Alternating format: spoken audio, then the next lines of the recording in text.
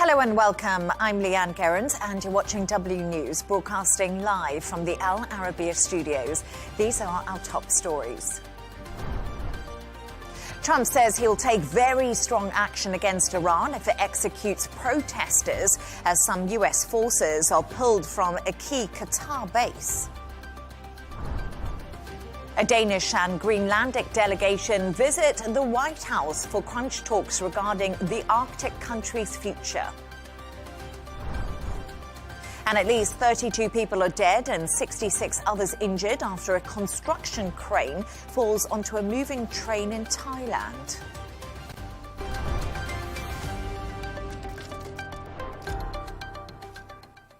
Now, President Trump says the US will take very strong action against Iran if it executes protesters. The family of 26-year-old demonstrator Irfan Soltani has said he will be put to death today. A US rights group believes over 2,400 anti-government protesters have been killed by Iranian authorities so far. Speaking to reporters, President Trump set a warning to Iran. Iran is on my mind when I see the kind of death that is happening over there, we think. So we're going to get some accurate numbers. I'll have it in about 20 minutes. We'll get some accurate numbers as to what's happening with regard to the killing. The killing looks like it's significant, but we don't know yet for certain. I'll know within 20 minutes, and we'll act accordingly. Yeah, Iran said that the last time I blew them up with the nuclear capability, which they don't have any longer. So Iran said that the last time. They better behave. I'm now joined by former U.S. Deputy Assistant Secretary of State for Iran, John Limbert. John, thank you so much for joining me. Ambassador Limbert, according to reports, the U.S. is pulling some personnel from its Al-Udeid air base in Qatar as we do see these regional tensions really ramp up. What is behind this decision from the U.S.? As I did say, military movement appears to have begun. Well, thank you, Leigh Ann.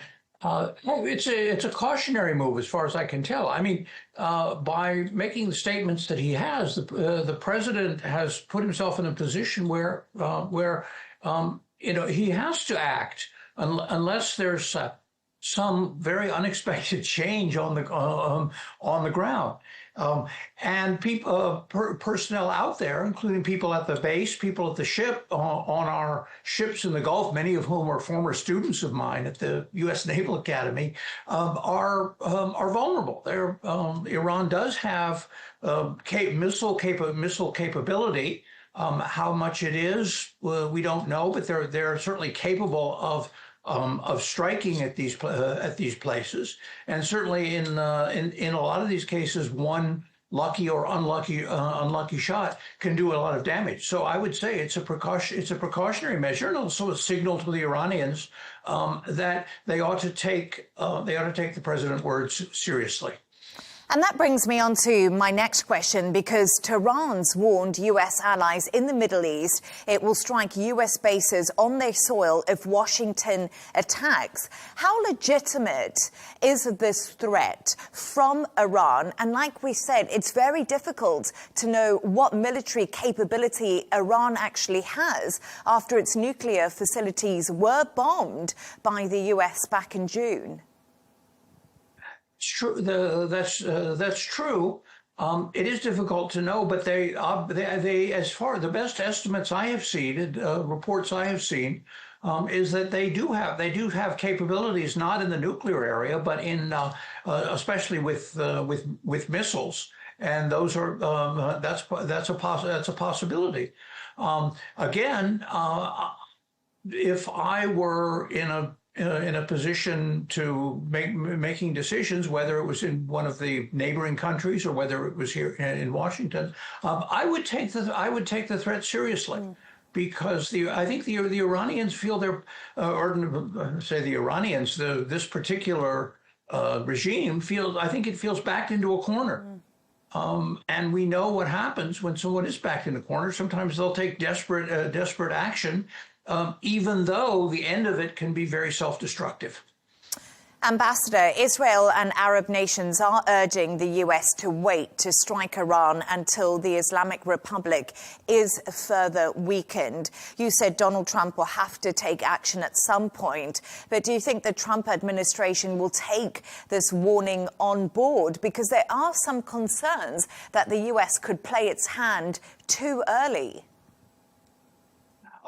Well, that's possible. These countries are looking to their own interests, and if there is a conflict in the Middle East, obviously they're the ones who are going to be attacked. The U.S. homeland, I don't think will be, but again, President Trump has made these statements about supporting the protesters, and the protesters have listened, and the protesters have gone out in the streets and faced the machine guns and the weapons of this very brutal regime, and they've taken his word seriously. So if he delay, how long can he delay in a situation like this? How many people were killed? I mean, it's clear that those in power in Tehran are not going to give up easily, and they're not going to go without a fight.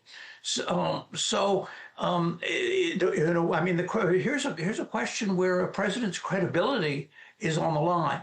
And how long can he wait? How long can we watch these powerful images coming out of Iran? I know there's an internet blackout, there's a blackout, but still the images, the pictures are very powerful and very distressing. And I hear some terrible stories from my Iranian friends who are somehow able to communicate with people back in the homeland.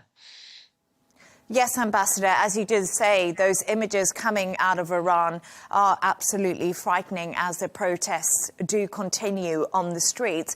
And you said that Donald Trump's credibility is on the line here. What military options does the US president have right now? Because that seems to be a question many people are asking. That's a very good question, and it's always a question you have to sort of before you make the threats, you have to sort of say, okay, or what? When you say or else, what is the else? I mean, think about it. President Trump ran and was very successful, running on a platform of no wars in the Middle East. He very much attacked his predecessors, including both Democrat and Republicans, for getting us involved in these wars, and it was a winner for him. Now, does he want to backtrack on that and go back and say, "Oh, well, wait a minute, I really didn't mean that"? So again, it's a question of what options does he have, and what options will actually help. Yeah. That's another problem. That's another question. Do you do something that? Unfortunately, what happens in these situations is the victims of these conflicts are very often innocent people, people who themselves detest the Islamic Republic and everything it stands for. So, what do you do? Do you have some way? Again, not being a specialist in the area, but do you have some way of degrading the communications of getting at the Revolutionary Guard or the besiege force, making them incapable of moving and getting their headquarters? I don't know, but how do you do that? You have the capability of doing that, and I think that's a very much a question that's on everybody's minds, and I'm glad, and it's good that you asked it. Ambassador John Limbert, as we've just been discussing, it seems to be a lot of questions now as we do wait to see what unfolds in the coming days and hours. Thank you so much for joining me. Thank you, Leigh Ann. Now, the son of Iran's last Shah has urged the US to take action as he continued to hint at a potential succession plan. Here's what he told Fox News. We have come to the point where people are just fed up with this regime. They are saying death to the dictator. They want to liberate themselves. And their demand for freedom is met with the most brutal reaction by a regime that is waging war on its own citizens. How else can we liberate ourselves when there's such degree of pressure without having, at some point, an element of backing and support from free nations that stand on the right side of history. Do not throw us under the bus by trying to negotiate or appease a regime that for 47 years has brutalized our nation. We can now get into this further with Nizar Zakir, a former hostage in Iran. Nizar, thank you so much for joining me. So we just heard a clip there from Reza Pahlavi encouraging anti-government protesters. Do you think he is a potential successor that could bring change to Iran? Hello, thank you for having me. Yes, I believe Mr. Pahlavi is definitely currently the most is the best candidate to follow the regime, to lead Iran in the future. Obviously, as you can tell from the first few days before the internet was cut, the viewers of his broadcast was 15 million persons. And when the internet went down in Iran, it dropped the viewers to 1.5 million, which shows that he has a huge number of viewers and followers in Iran who's following him, and this is very important. But at the same time, I believe it's too early to start this competition inside of Iran about who is going to succeed this regime, because it's going to divide the opposition. And I believe it's time to keep the focus on the change and in the near future, in order to make sure that nothing will happen at this time. That they stay aligned, because there is different factions. There is Azaris, there is Kurds, there is different people, and it's important to keep everybody united at this time. President Trump has threatened a very strong action if Iran begins executing protesters. Is the US president the only person who can save lives in Iran right now, or do you think it's too soon for US intervention?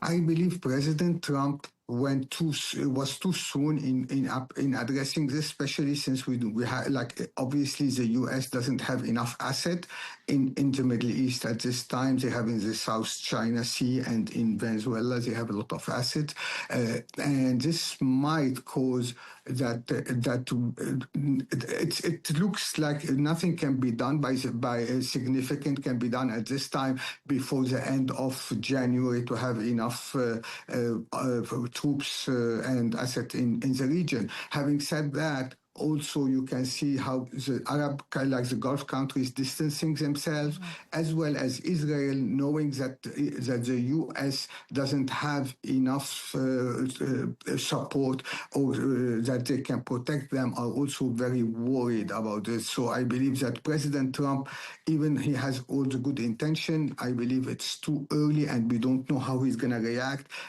at this time. So we have a lot of Iranian people went to the street. I believe the regime is gathering as many prisoners as possible, and I believe these are, after what happened to us, I believe these people are going to be somehow hostage to the regime and to negotiate they're going to negotiate and to try to stop this campaign, to stop these demonstrations by having as many people round up and as many people killed. And Tehran has begun fast-tracking the trials of anti-government protesters. You are a former hostage who was held in Iran. What will the arrested protesters be experiencing in detention right now? Currently, this is the worst time. The first when they're rounded and they're blindfolded and they don't know what's going to happen to them. And definitely, the regime is going to start fast-tracking, charging, and executing as many detainees as possible in order to scare the everyone to stop this protest. And I believe that they are going. This is a very hard time, and the world needs to stand up with these people. This is very important, that these people who are arrested and rounded up, to know that everybody know about them and knows them by name and supporting them, and they're not being left. This is very important for their survival. That's a very hard time. The Iranian, as you know, the regime in Iran has different tools against the protesters, and currently one of the major tools he has Tehran itself has approximately 1 million refugees who the only way to stay in Iran is by the support of the Revolutionary Guard, and these people are left in Tehran just because to help the regime in case any protest go any further. And this is what we believe. And we heard lately that even the regime has been trying to round up, to ask Hezbollah like fighters to go to Iran to help the regime in case the protests go any bigger. And what they do, but doing that, it's something. It's in a way to because the Iranian at the end of the day will not shoot against another Iranian. They will have a family concern. The soldiers might shift side, might go to support the protester, and that's why the only hope is to ally on foreigners or refugees who are in country to support in bringing down the protest at this time. Nizar Zakir, thank you so much for your time and for joining me today. Thank you.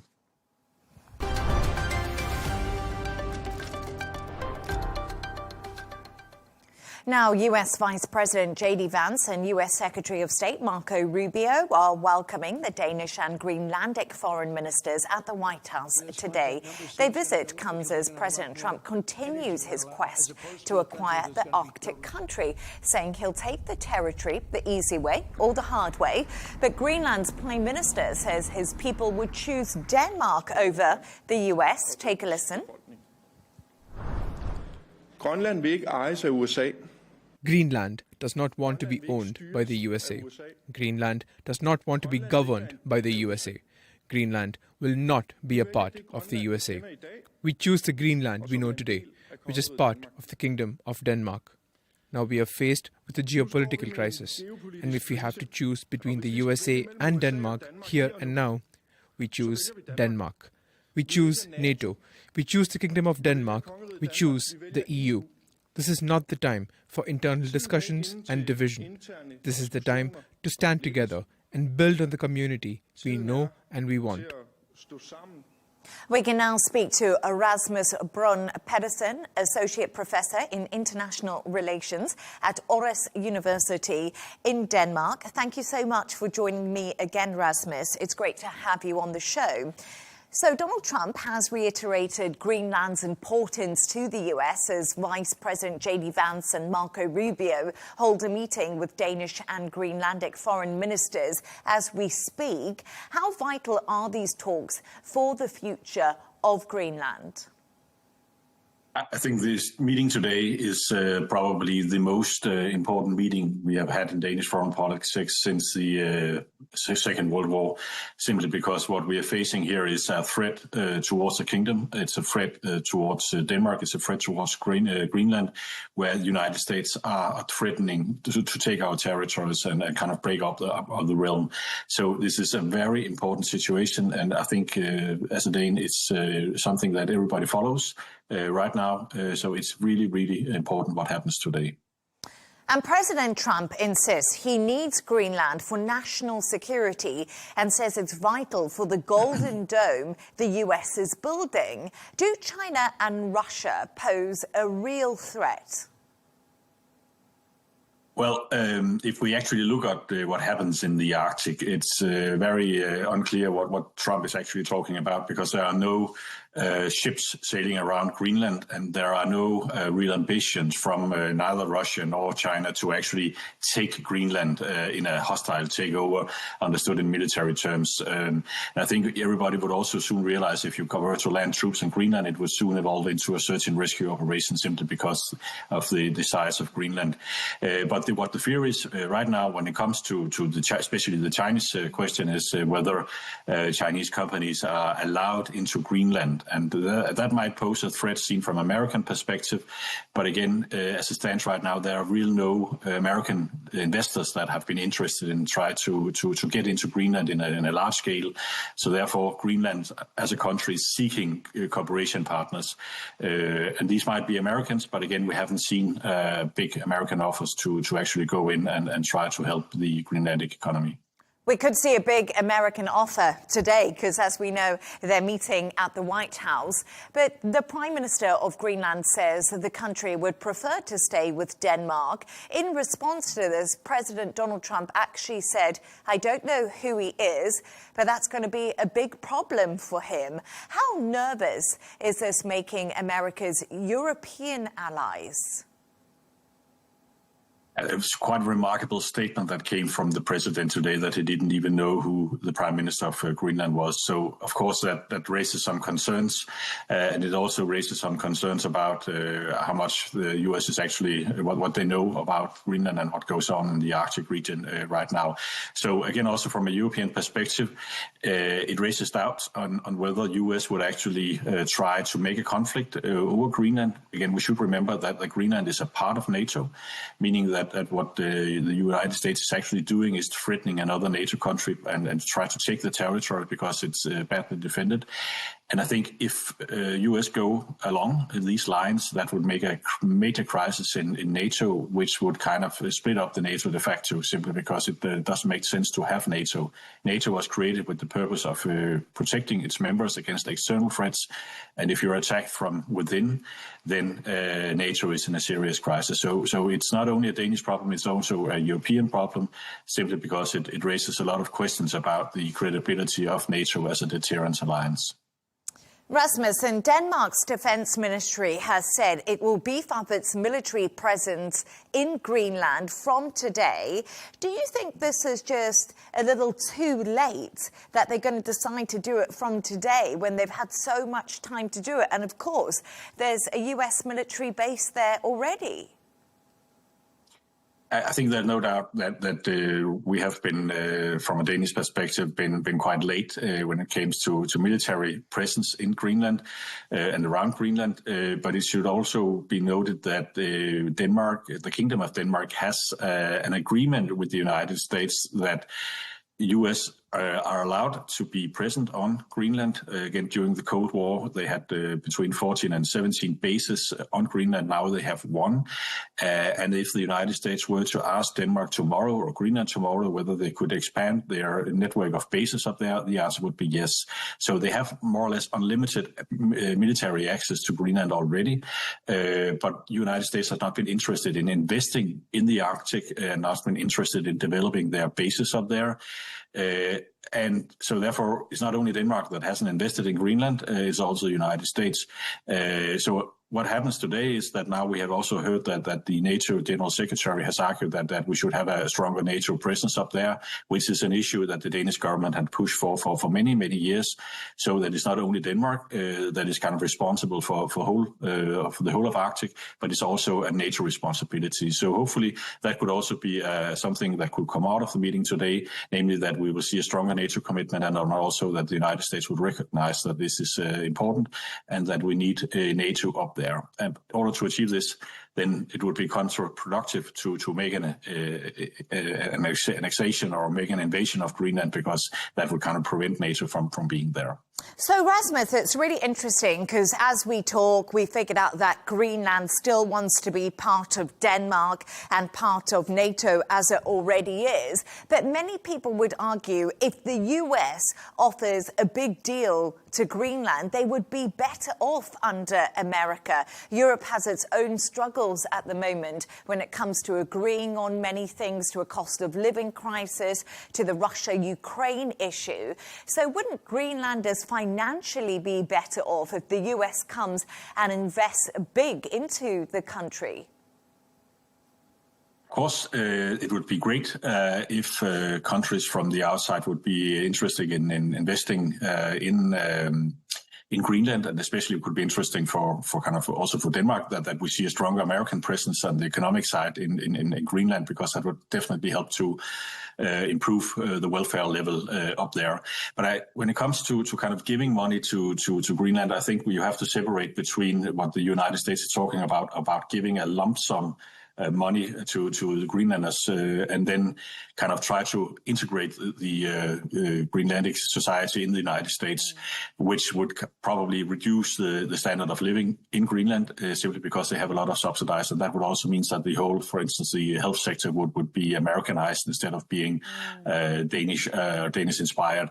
So there are a lot of questions about how to create financing and also how to create a long-term investments in Greenland that could kind of secure their standard of living up there after the day of tomorrow, so to speak. We'll have to wait to see what comes out of that meeting today at the White House. Rasmus Brun Pedersen, as always, thank you so much for joining me. Thanks for having me.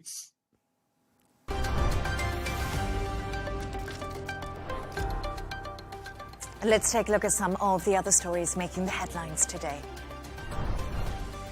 President Trump will announce the official administration that will run Gaza under the second phase of his 20-point plan. The 14-member technocratic body, led by former Deputy Minister Ali Shatha, will be overseen by an international board of peace and exclude Hamas. Despite the Israeli strikes and stalled disarmament talks, Trump is moving ahead with Gaza's transitional governance.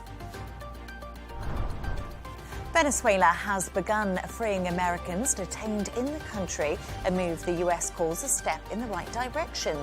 It's as a result of the US military operation which seized Nicolas Maduro in Caracas earlier this month. President Trump claims the releases led him to halt further airstrikes, calling it an early test of US influence in Venezuela. A Republican lawmaker is set to pursue contempt of Congress proceedings against former President Bill Clinton after he skipped a House committee hearing on Jeffrey Epstein. Chairman James Comer said proceedings could also target Hillary Clinton if she fails to testify. The Clintons' lawyers called the subpoenas unenforceable and politically motivated, while Bill Clinton has denied any wrongdoing or knowledge of Epstein's crimes. And the actor Kiefer Sutherland has been arrested in Hollywood after allegedly assaulting and threatening a ride-share driver who was unharmed. That's according to police. The 59-year-old was also released on a $50,000 bond and is due in court in early February. Sutherland has a history of arrests, including for DUI and assaults.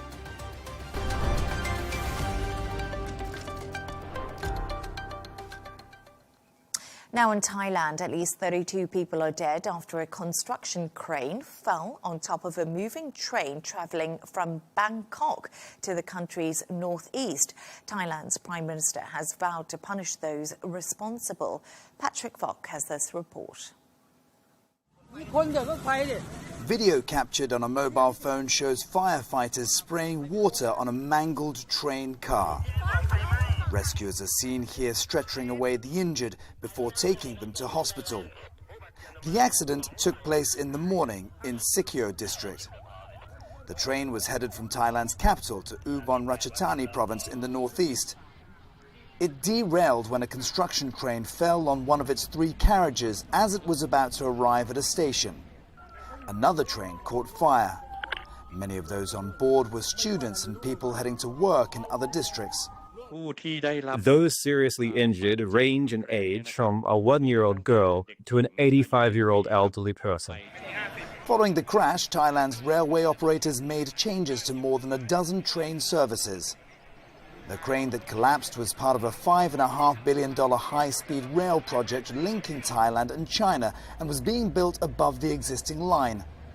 Reports say it was slated for completion in 2030.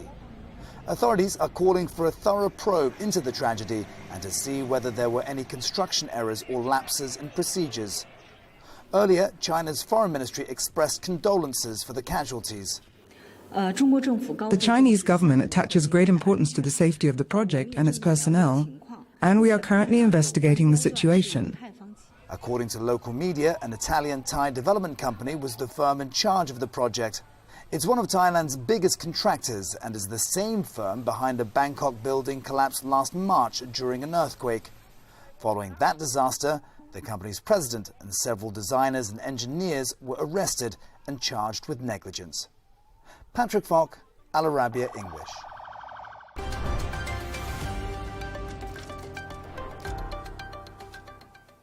India and Germany have finalised a series of agreements this week spanning industries like defence, technology and education. During the two-day visit, the German Chancellor also announced visa-free transit for Indian passport holders.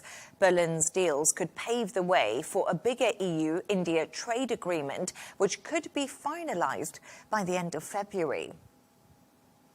Let's get the reaction of Professor Dr. Shanti De Souza, founder and president of the Mantara Institute for Strategic Studies. Thank you so much for joining me, Doctor. First of all, what political message does the meeting between Merz and Modi send in an era of geopolitical uncertainty? I think it's very important to understand the times we are in terms of the geopolitical uncertainty, as you pointed out. So the message is very clear in terms of strengthening the rules-based order, countering the global instability, and more importantly, diversifying supply chain from dependency on countries like China, Russia, and US. So I think it is more about building a secure and resilient raw material supply chain and prevent the use of raw materials and trade as instruments of political leverage and control. So the German leader is urging India to reduce its reliance on Russian energy and also arms.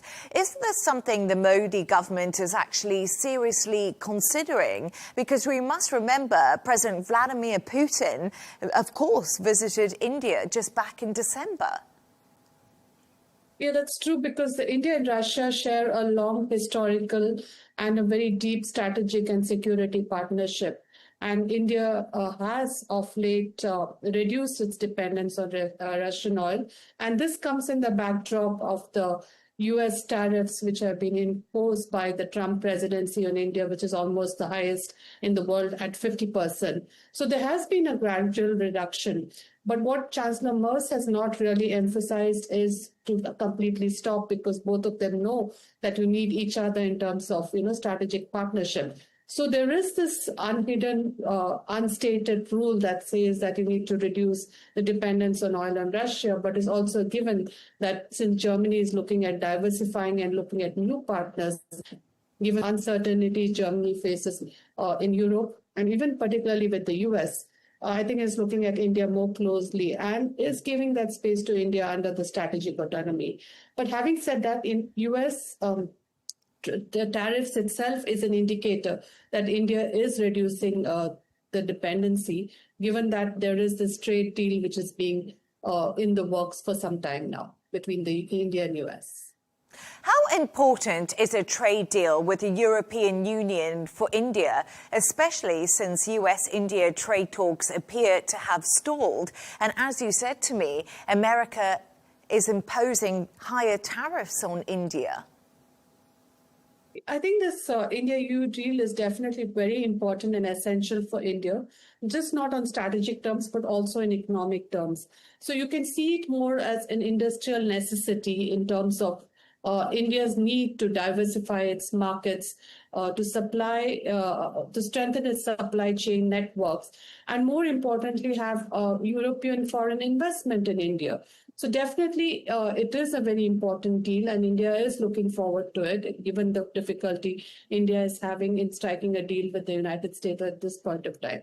And if you look at the statistics per se, India is EU is one of the largest trading partners, and it's more than $136 billion, which is the numbers which are showing for 2024 and 25, which shows that the India and the EU have tremendous potential of increasing their trade. And that itself will generate a lot of goodwill between India and EU, which is needed at this point of time. And given the fact that the president of the European Commission, Ursula, will be in Delhi for the Republic Day celebrations in January and what will come out of this deal. I think it's very important to understand that this agreement itself will be a hallmark and could be a catalyst for India and US to come around their own trade deal. And what is the EU pushing for from a trade deal with India? EU is definitely looking at reducing a lot of tariffs and a lot of protectionism from India, particularly in the sector of cars, medical equipment, wine, spirits, and some of those access to the markets, and also protecting his intellectual protection on various issues. So basically, it's looking at the services sector in India, and it's also looking at how to expand its investment in Indian manufacturing sector, particularly, looking at areas where India and EU can work together, particularly with EU's carbon management agreement mechanism. So there is a wide scope and wide range of areas where India and EU can cooperate. And this deal will definitely set the footing for expansion of that kind of cooperation and diversifying EU's dependence on China. Professor Dr. Shanti De Souza, as always, thank you so much for your time with us today. Thank you for having me. Let's take a look at the top business news now. And the US has given a formal green light to China-bound sales of NVIDIA's second most powerful AI chip. Washington had restricted the semiconductors over concerns that it would give China's tech industry and military an upper hand over the US. President Trump said last month that he would allow the chip sales and collect a 25% fee. Luxury retailer Saks Global has filed for bankruptcy protection after struggling to manage its debt since purchasing Neiman Marcus in 2024. The firm, which filed in Texas, has become the first major retailer in 2026 to register for insolvency. As part of that filing, Richard Baker is stepping down as CEO of Saks Global, and former Neiman Marcus chief will assume the post through bankruptcy proceedings. Turning to all the sports news now, when Manchester City's head coach is demanding an explanation from referees on why new player Anthony Semenyo goal was denied at the Carabao Cup. Pep Guardiola's squad recorded a 2-0 win over Newcastle in the first leg of the game. The disallowed goal would have been Semenyo's third for his new side. And Britain's Emma Raducanu has claimed her first victory of the season as she completed a straight sets win over Colombia's Camila Osorio at the Hobart International. Yesterday, the pair were forced to suspend the game due to heavy rain in Tasmania. Raducanu's win comes 5 days before the Australian Open kicks off in Melbourne.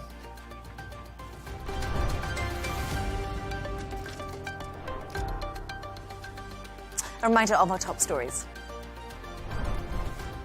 Trump says he'll take very strong action against Iran if it executes protesters as some US forces are pulled from a key Qatar base.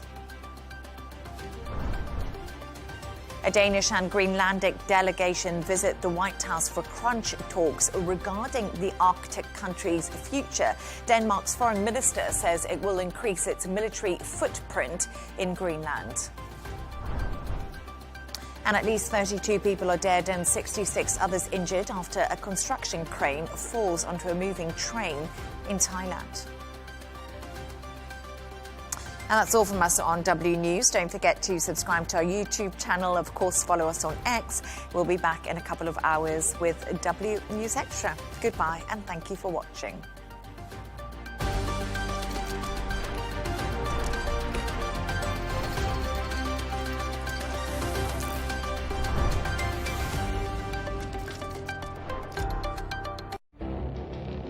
It feels like decades are passing by in a matter of weeks. seismic shifts in the world order. Never, ever will be part of America. With so much happening and so much noise. Whether it's political upheaval, Canada has been ripping us off for years. Economic shifts or social movements. And no one wins from tariffs. I think America can be more friendly to the rest of the world. For in-depth analysis and all the latest developments across the globe. To have an inclusive policy together. The meetings with Hamas gave me some hope. We're in another nuclear arms race. The most important development straight to your screen. Welcome to the dressing room. I'm on my own. I need backup. And an insightful look at the issues shaping our world today. It was not going to happen, that war, and it happened. Join us on Al-Arabiya News, where the world talks.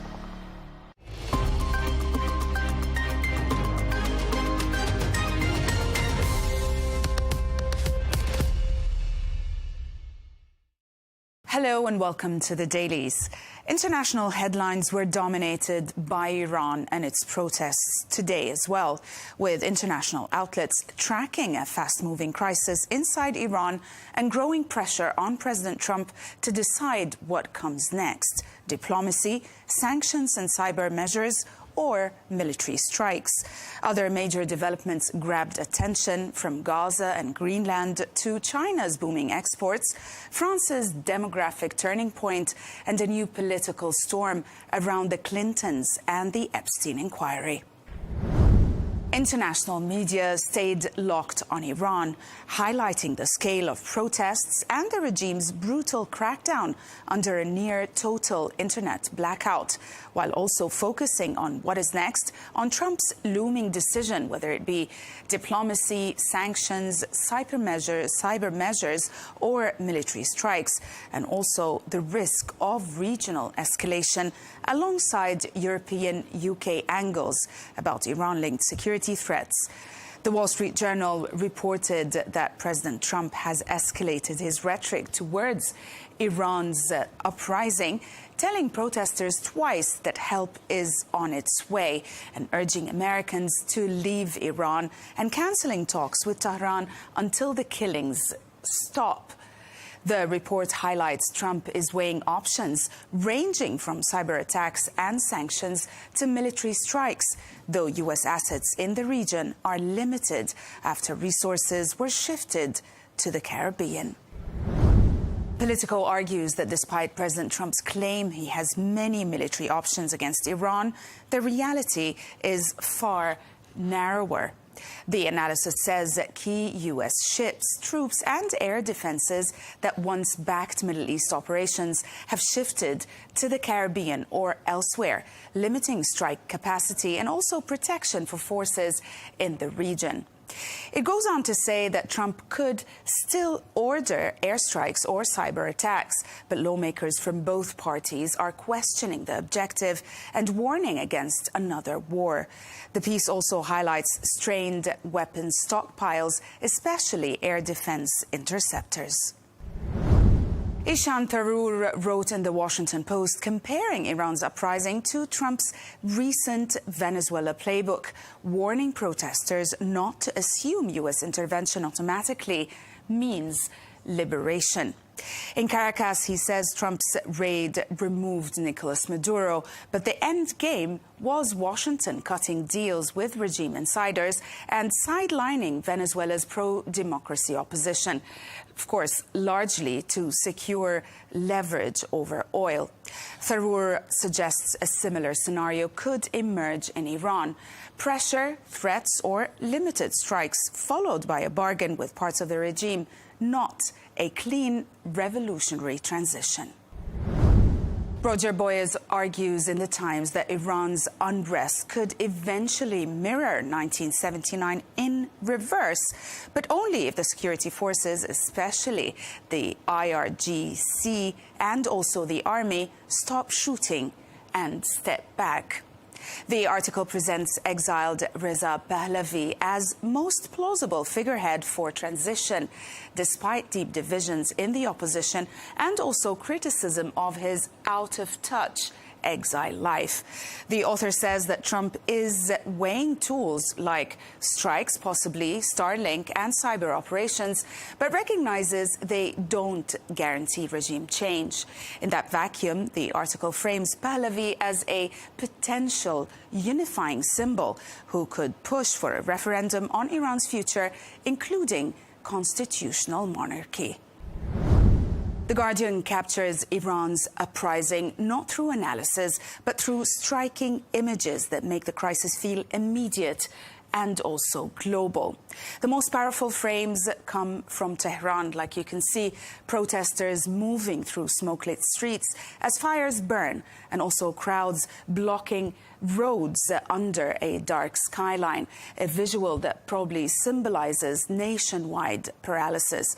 Another standout is a damaged tax affairs building, as you can see, symbolizing rage turned into destruction. Also abroad, one of the most striking images were shots that show protesters in London burning images of Ayatollah Khomeini, as you can see, and also this picture over here, which shows crowds holding Reza Pahlavi's photo in Berlin, all highlighting both fury and a search for an alternative. Israeli media also remained focused on Iran. Israel Hayom argues that while Israeli leaders may welcome Iran's unrest as a chance to topple Khamenei, regime collapse could backfire badly for Israel. The piece warns that any successor might be more nationalistic, authoritarian, or IRGC-dominated, potentially less cautious on missiles or even nuclear escalation, and also less cautious on confrontation with Israel.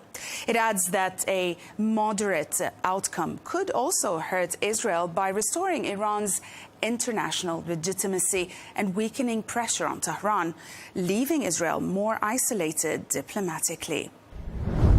The Times of Israel reported that Israeli and Arab officials are reportedly urging the Trump administration to delay any strike on Iran, arguing that the regime is not yet weakened enough for military action to help topple it and could instead unite Iranians behind the leadership. The report notes that while Israel is believed to support regime change in Iran, it is urging Washington to prioritize non-military pressure first, such as sanctions, cyber measures, and support for protesters' communications before escalating to direct military strikes.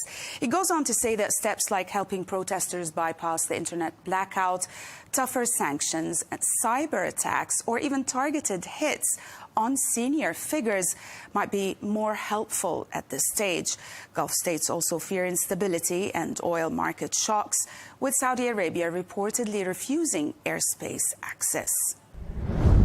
Regarding Gaza, the New York Times reported that the U.S. is close to announcing a Palestinian technocratic committee to manage day-to-day life in Gaza. Former Palestinian Authority official Ali Shaf is expected to lead the panel designed to provide services and weaken Hamas's grip without formally empowering the Palestinian Authority.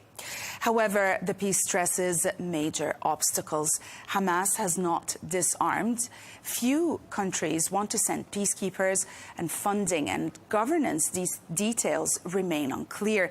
And also, the committee's credibility will depend on reconstruction access, which is controlled by Israel. In America, Greenland is back in focus. Politico reported that European governments are urgently trying to craft a negotiated deal over Greenland that lets President Trump claim a win without triggering a catastrophic rupture inside NATO. The report cites diplomats who say proposals include using NATO to boost Arctic security, expanding European investment in Greenland, and also offering the U.S. greater access to the inlands or the islands mineral wealth. It also notes that Denmark and Greenland's leaders are meeting U.S. officials. And according to the piece, Europe's priority at this stage is avoiding any military confrontation, which EU and NATO figures warn would effectively end the alliance, even as leaders admit they lack a clear playbook for handling pressure from Washington. Another story that was reported widely in America is the striking surprise in China's economy. Instead of being slowed by tariff pressure, China's export machine powered ahead.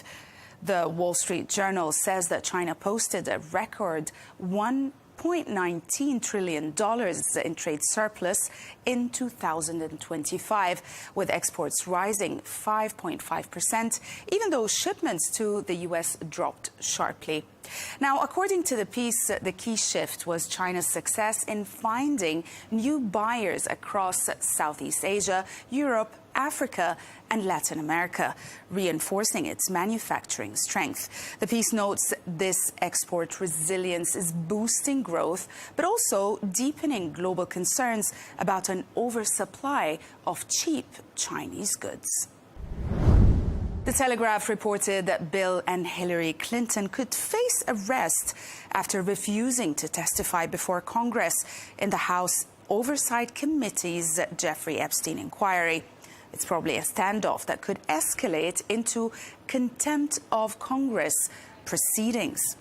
The report explains the Clintons' argument that they are being politically targeted by Republicans and insists they have already provided sworn written statements, as others have done. The piece also notes that the committee chairman, James Comer's allies, insist the couple must appear in person, raising the prospect of a criminal investigation and possible jail time. And we'll end with Le Monde, which presents France's 2025 demographic report as a historic shift, as for the first time since the Second World War, deaths exceeded births, producing a negative natural balance of about 6,000, driven all by falling fertility and rising mortality as the baby boom generation reaches advanced age. The piece also includes key graphics that show births trending steadily downwards while deaths climb, with a shaded area flipping from a positive to a negative as the lines cross, visually, of course, capturing this reversal. The piece also warns that this accelerates aging pressures on pensions, healthcare, and also care work, while making migration the main driver of population growth. That's it from us today. Thanks for watching the dailies, only on Al-Arabiya English.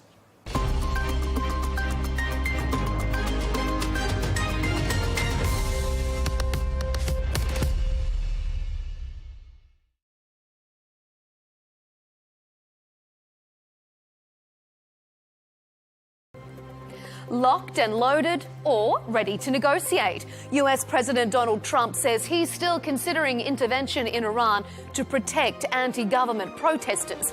But will that be in the form of bombs or a big, beautiful deal? Either way, many regional analysts say it's the beginning of the end of the Islamic Republic.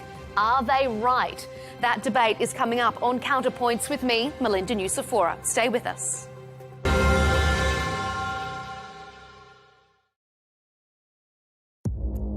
Our allies, in many cases, are worse than our enemies. Stay informed and connected with the latest international headlines.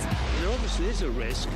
From breaking news to in-depth analysis, it would appear that this war is coming to an end. Who buys this stuff?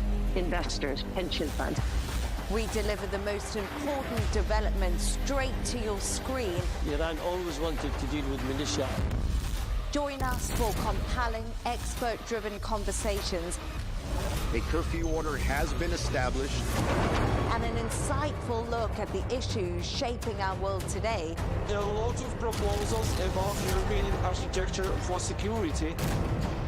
I'm Leigh Ann Gerrans. and this is W News. We dealt with this when I was Chief of Staff in the first term. Where you don't just hear the headlines, you get the full story.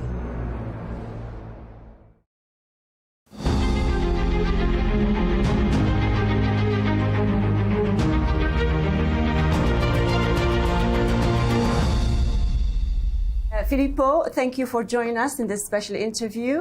And let's start in with your reading for this year. We're at the beginning of the year, and you sit at the center of global capital flows.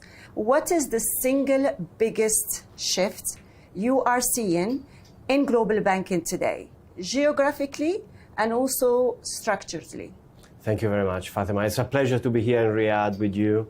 So 2026, in our mind, will largely play out most likely as the last 4 or 5 months of 2025.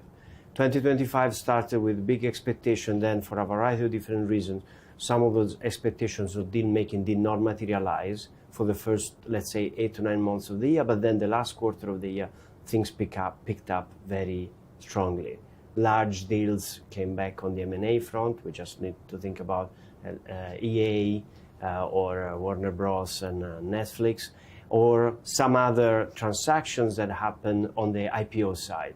So we expect, to a certain extent, 2026 to be a continuation of that theme, whereby deals will be at the forefront, large transactions will be possible, some cross-border transactions should be doable for a variety of different reasons. One, financing costs are still very low. The credit spreads are at the tightest ever in the history. There is a large backlog of transactions that we have been working on now for months, if not years, that most likely will come to market. And then I think there is a sense also, especially in the US, that the deregulation will facilitate transactions that otherwise might not have been possible. So all in all, we expect the year to be exceptionally active.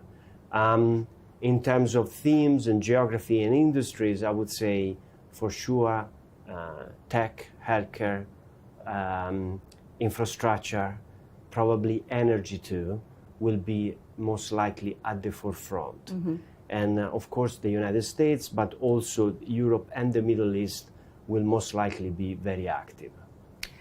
Geopolitics have been the breaking news since we kicked off 2026, and it is increasingly intersecting with finance. Venezuela is a clear example. From a global banking perspective, how do you assess today sovereign and country risks in markets where politics can quickly override economics? Before moving now to New York, I spent 12 years in Asia. And you quickly realize that every time we operate outside of the United States, as a firm, we are host, we are guests, in the countries in which we operate. And therefore, we have learned to, that the geopolitical winds at times blow in one direction, at times blow in a different direction. So what is important for us is that we don't react too quickly in one sense or in the other. But we try to form a long-term strategy that makes sense for our clients, for the communities, for the stakeholders, in the countries in which we operate, and try to follow that strategy over the long term. We have never left any country since ever, because whenever we enter the country, it's not that you enter and then if you don't like it anymore, you can exit. You bring a commitment to the clients, to the employees, to the local governments that you cannot rescind. Are we underestimating how geopolitical changes or sudden changes can actually affect capital outflow in emerging markets? I think the markets are not properly pricing the geopolitical risks globally. That I agree with you. Whether those geopolitical risks will have a disproportionate impact on emerging markets, honestly, I would not be able to say. I think there is an overall statement that the markets right now, especially the equity markets, are pricing things to perfection. And every time you price things to perfection, every bump in the road can have an impact. In that sense, geopolitical risks are probably at times not fully priced. Mm-hmm. In emerging markets, in certain countries, things could go in a direction, and other countries could go in a different direction. How do you assess the impact of what's happening in Venezuela today on oil prices? It is too early to say. Initial assessment was that the impact was going to be limited, and that's the research that we published at the beginning of last week. But as things become clearer and things will play out in the next few weeks and months, they might have a slightly larger impact than we currently understand. On the impact also on investments from U.S. oil companies. Most of the U.S. companies have sat down with Donald Trump, and they've all agreed that going back to Venezuela necessitates a huge amount of investments. And the current reports are saying they need probably around $100 billion. If we're talking about increasing production from 800,000 to what it used to be, around 3.5 million barrels a day. Is that doable today, considering the carefulness of how these companies have shared their opinions for the past few days? I would go back to the point I made. It's a little bit too early to assess the situation in Venezuela, which I think is still largely developing. And therefore, right now it is premature, I would say, to just make an assessment. Things are not stable enough to be able to say, will there be an opportunity? How much will that cost? How should we consider it? The impact to neighboring countries, and so on and so forth. So you don't see an immediate impact on oil prices, considering the situation for today? the moment, we believe it's too early to assess, and therefore we don't think the oil price will react. Will that apply also to impact on U.S. economy, on U.S. markets, even investors being quite confident starting the year with such breaking news? Yes, if you look at it, the markets barely reacted. So the U.S. economy is definitely doing still very well. It's still exceptionally resilient. And rates most likely, we saw the labor report last Thursday, which was surprisingly very strong. So we think the rates probably will remain stable in the US. We think the rates will remain stable in Europe too. So there is a sense of stability that is kind of coming along for the rest of the year that should be positive in terms of ability for deal making. When it comes to the US, inflation has not yet gone back down to the 2% original Fed target. It's still lingering around the 3%. There are questions of whether some of the trends that we are witnessing are inflationary in nature. And therefore, is there a risk probably that doesn't play out this year, but we could see more in 2027? What kind of risks? Related to inflation, that inflation comes back. Is that something that currently we are not seeing, but towards the end of this year, beginning of next year, could we see inflation coming back up a little bit? That's a question. On the other side, oil prices coming lower could be positive from an inflation standpoint in the US. And the other question is productivity-led improvements coming from AI are not yet fully priced in. So do you think that we are still entering a more predictable interest rate environment? For the rest of the year, yes. We think we started the year with a view that there could have been a couple of cuts. At the moment, we seem to think that probably the Fed has done its course. Should CEOs prepare at some point to higher for longer at some point mindset? The higher for longer mindset is something that we have on the back of our minds because of a variety of trends that we are witnessing, whether it's the deficit the US is currently running, whether it's other global consideration, natural bias of treasury versus others, and so on and so forth. It will not play out this year. It is something that will probably play out later in the course of this decade. Powell mission is about to end May this year. 4 or 5 names are at the forefront of who's going to be leading the Fed in the next few years. Who do you think is most suitable? I honestly don't have a view. Who's the markets? I would never dare to comment. It's for you to make suggestions. I don't have a view. Mm-hmm. Do you think the current situation when it comes to rates, lending, and the whole finance capital flows reshaping corporate borrowing, especially when we talk about M&A appetites? So what you have witnessed over the last few years is the growth of the private lending, private credit initiatives, which definitely play a role, important role in sense of providing capital to borrowers that might be otherwise might be impossible for them to borrow. Mm-hmm. So there has been definitely a development in the US of these opportunities for financing that are outside of the traditional banking sector. This is one of the things, like for JP Morgan, we have announced last year at the end of January our $50 billion direct lending initiatives, which comes on top of the 15 billions that we have already done. And therefore, our strategy, for instance, in facing clients is to offer them an holistic approach, Mm-hmm. agnostically, in terms of we can do anything that you need as a client, from a direct loan to a syndicated loan to any other form of capital raising that could be helpful for you. There is definitely, in my opinion, there is a trend which is private and public markets are coming closer together compared to the way we used to think about it in the past, which was a little bit black and white. Mm-hmm.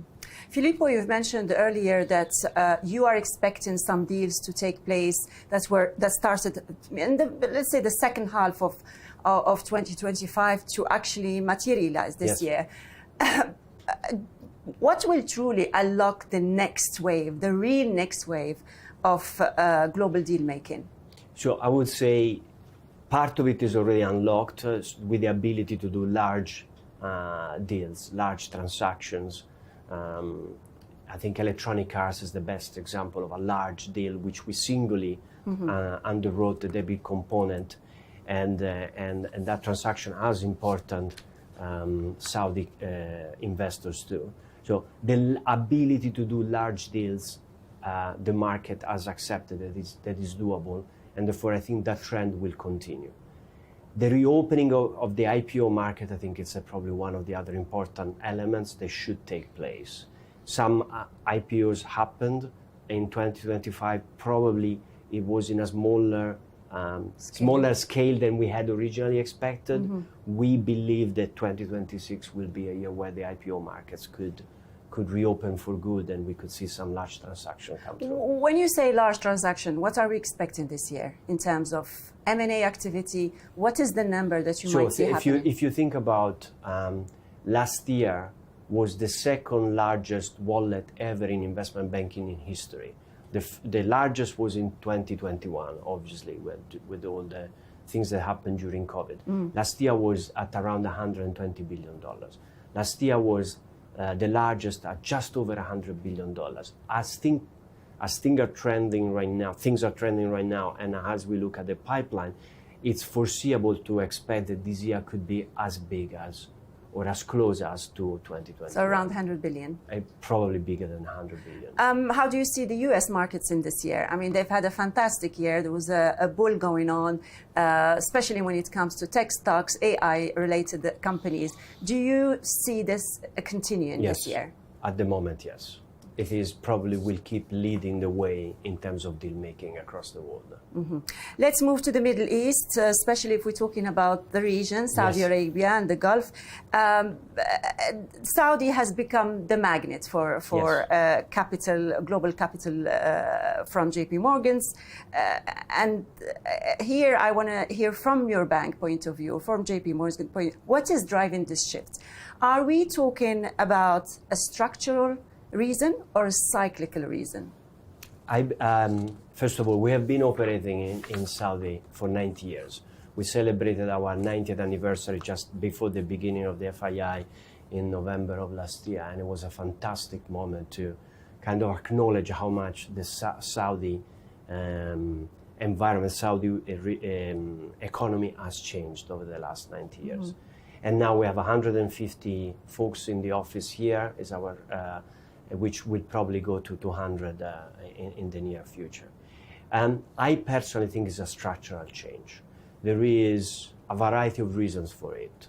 Number one, the important infrastructure investments that are going on in the Saudi space are definitely shaping an interest, a global interest in this part of the world that unseen. I also think that there is a global South narrative. And from a global South narrative, I think that the Middle East could be the winner for a variety of different reasons. Ability to attract foreign direct investments, being appealing to the rest of the world, being logistically placed in the right place, geographically placed in the right place, and also the richness in natural resources. So I think it's a structural more than a cyclical change, and we are preparing it, and we are investing in the Middle East because we believe it's structural. Do you think that global banks are adapted to have this, let's say, adapt a model that can be sovereign-led for a long time financing?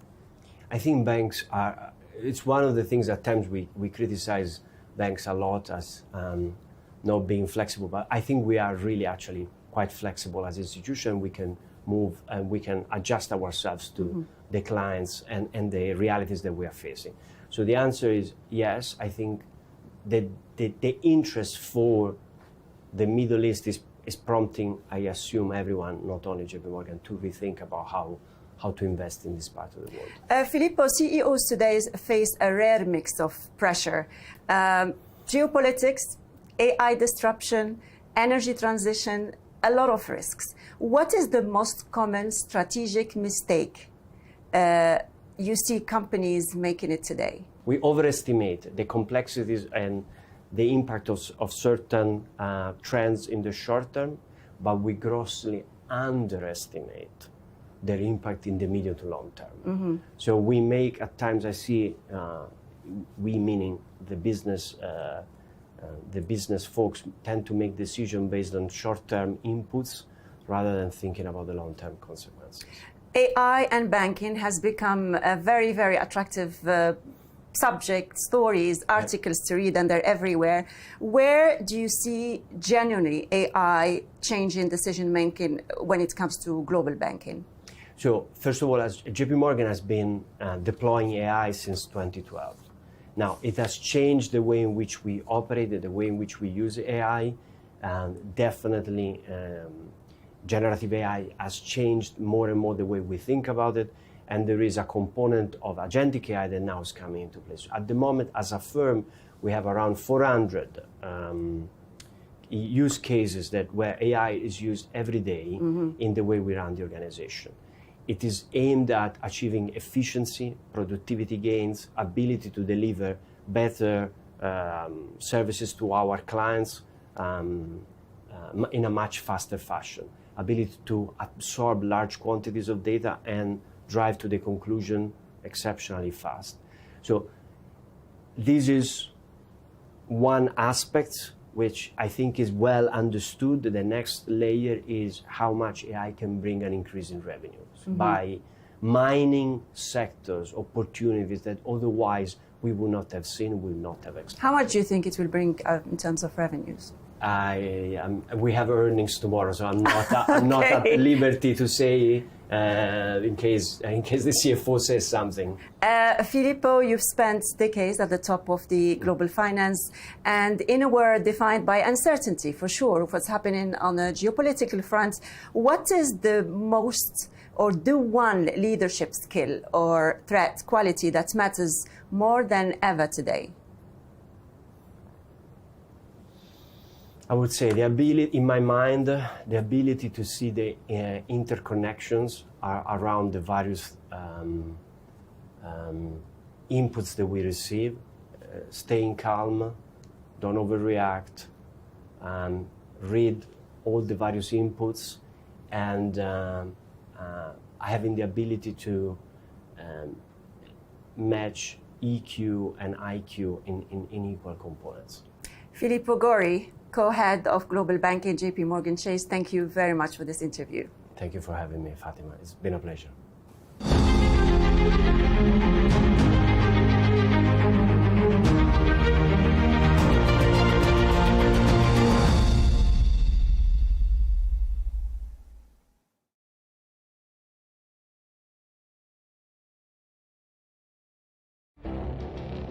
It feels like decades are passing by in a matter of weeks.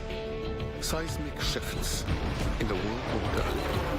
Never, ever will be part of America. With so much happening and so much noise. Whether it's political upheaval, Canada has been ripping us off for years. economic shifts or social movements, And no one wins from tariffs. I think America can be more friendly to the rest of the world. The in-depth analysis and all the latest developments across the globe.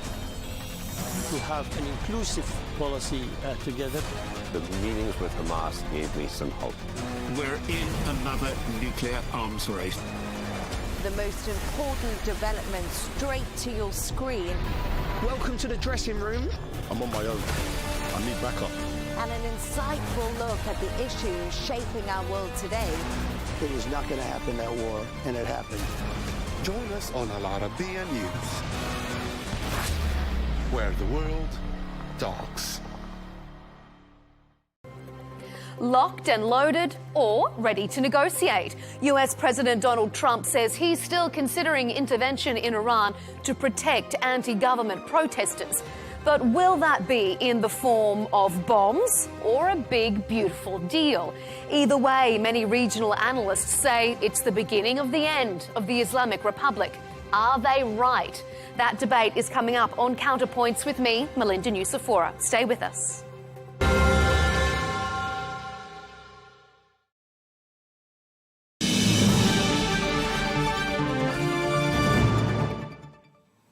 Hello and welcome to the programme. Now, Antonio Guterres has been the UN Secretary-General since 2017, but the politician and diplomat who previously served as Prime Minister of Portugal is due to hand over the reins later on this year when his term ends. Well, the formal selection process begins at the end of July, and according to the polls, at least 94 states intend to nominate a woman for the job.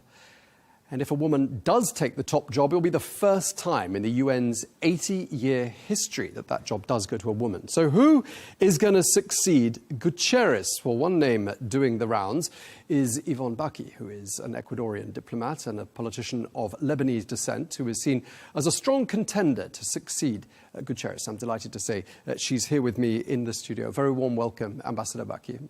Thank you, my dear Tom. It's a pleasure to be here.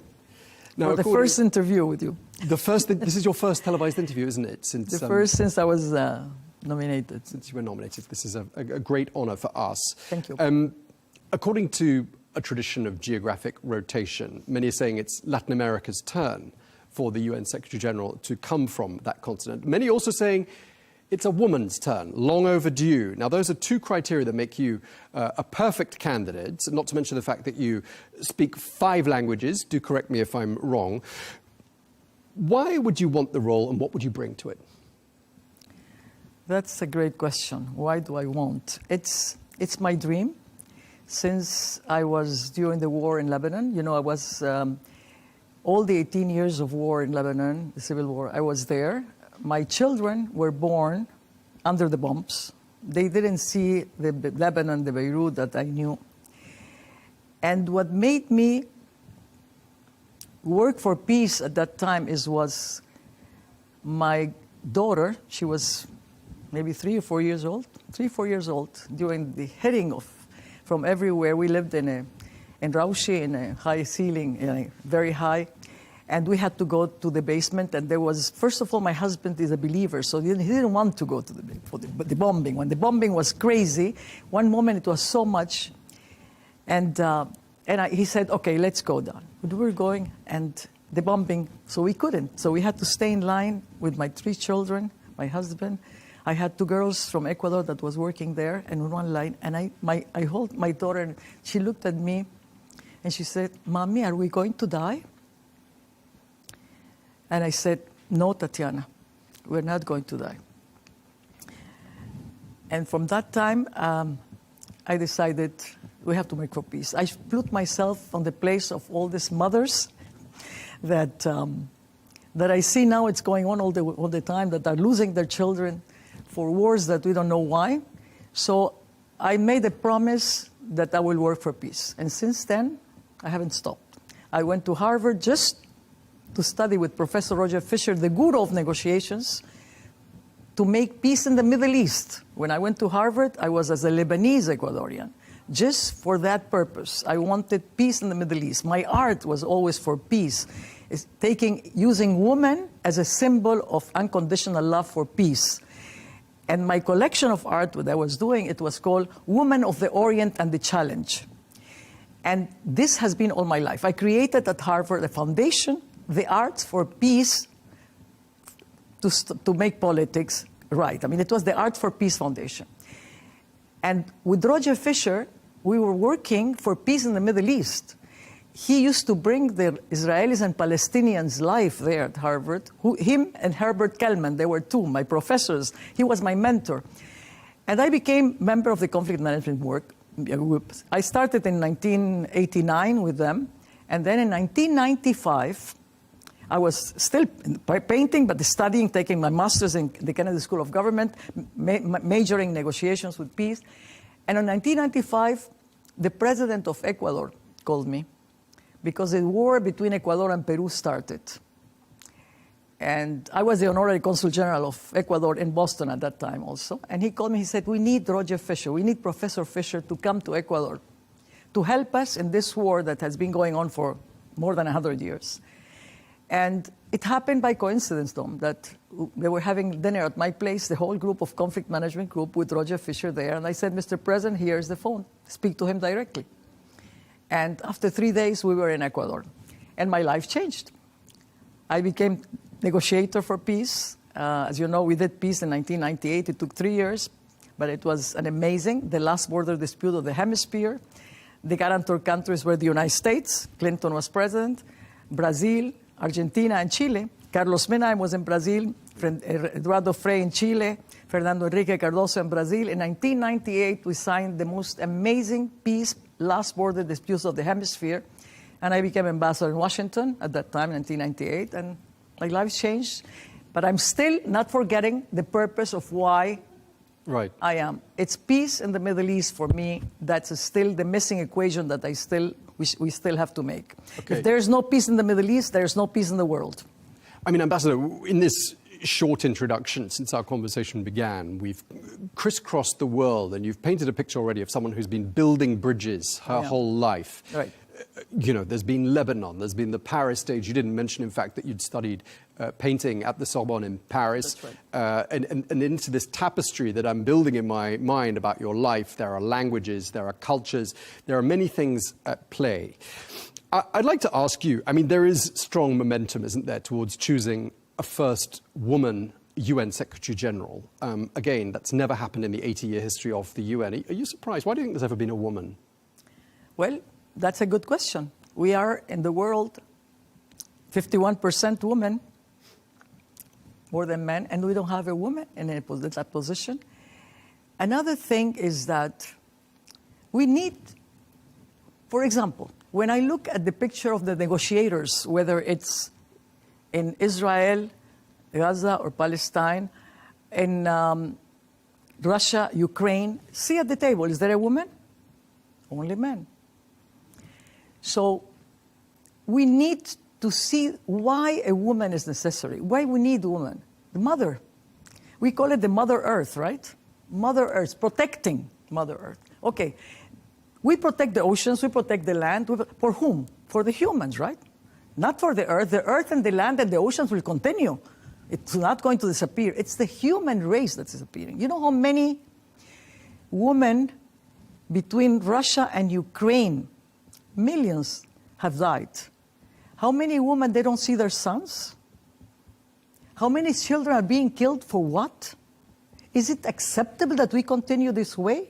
You know why the UN was created after World War II? In 1948? It was created by all the countries. The United States, the United Nations, was created to to prevent a third world war. We were almost at the blink of having a third world war. Thanks to President Trump. He came and he said, we want peace. I mean, all the message, it's for peace. I mean, he says peace to strength because we have to have it. But I believe that he believes that we have to stop the killing.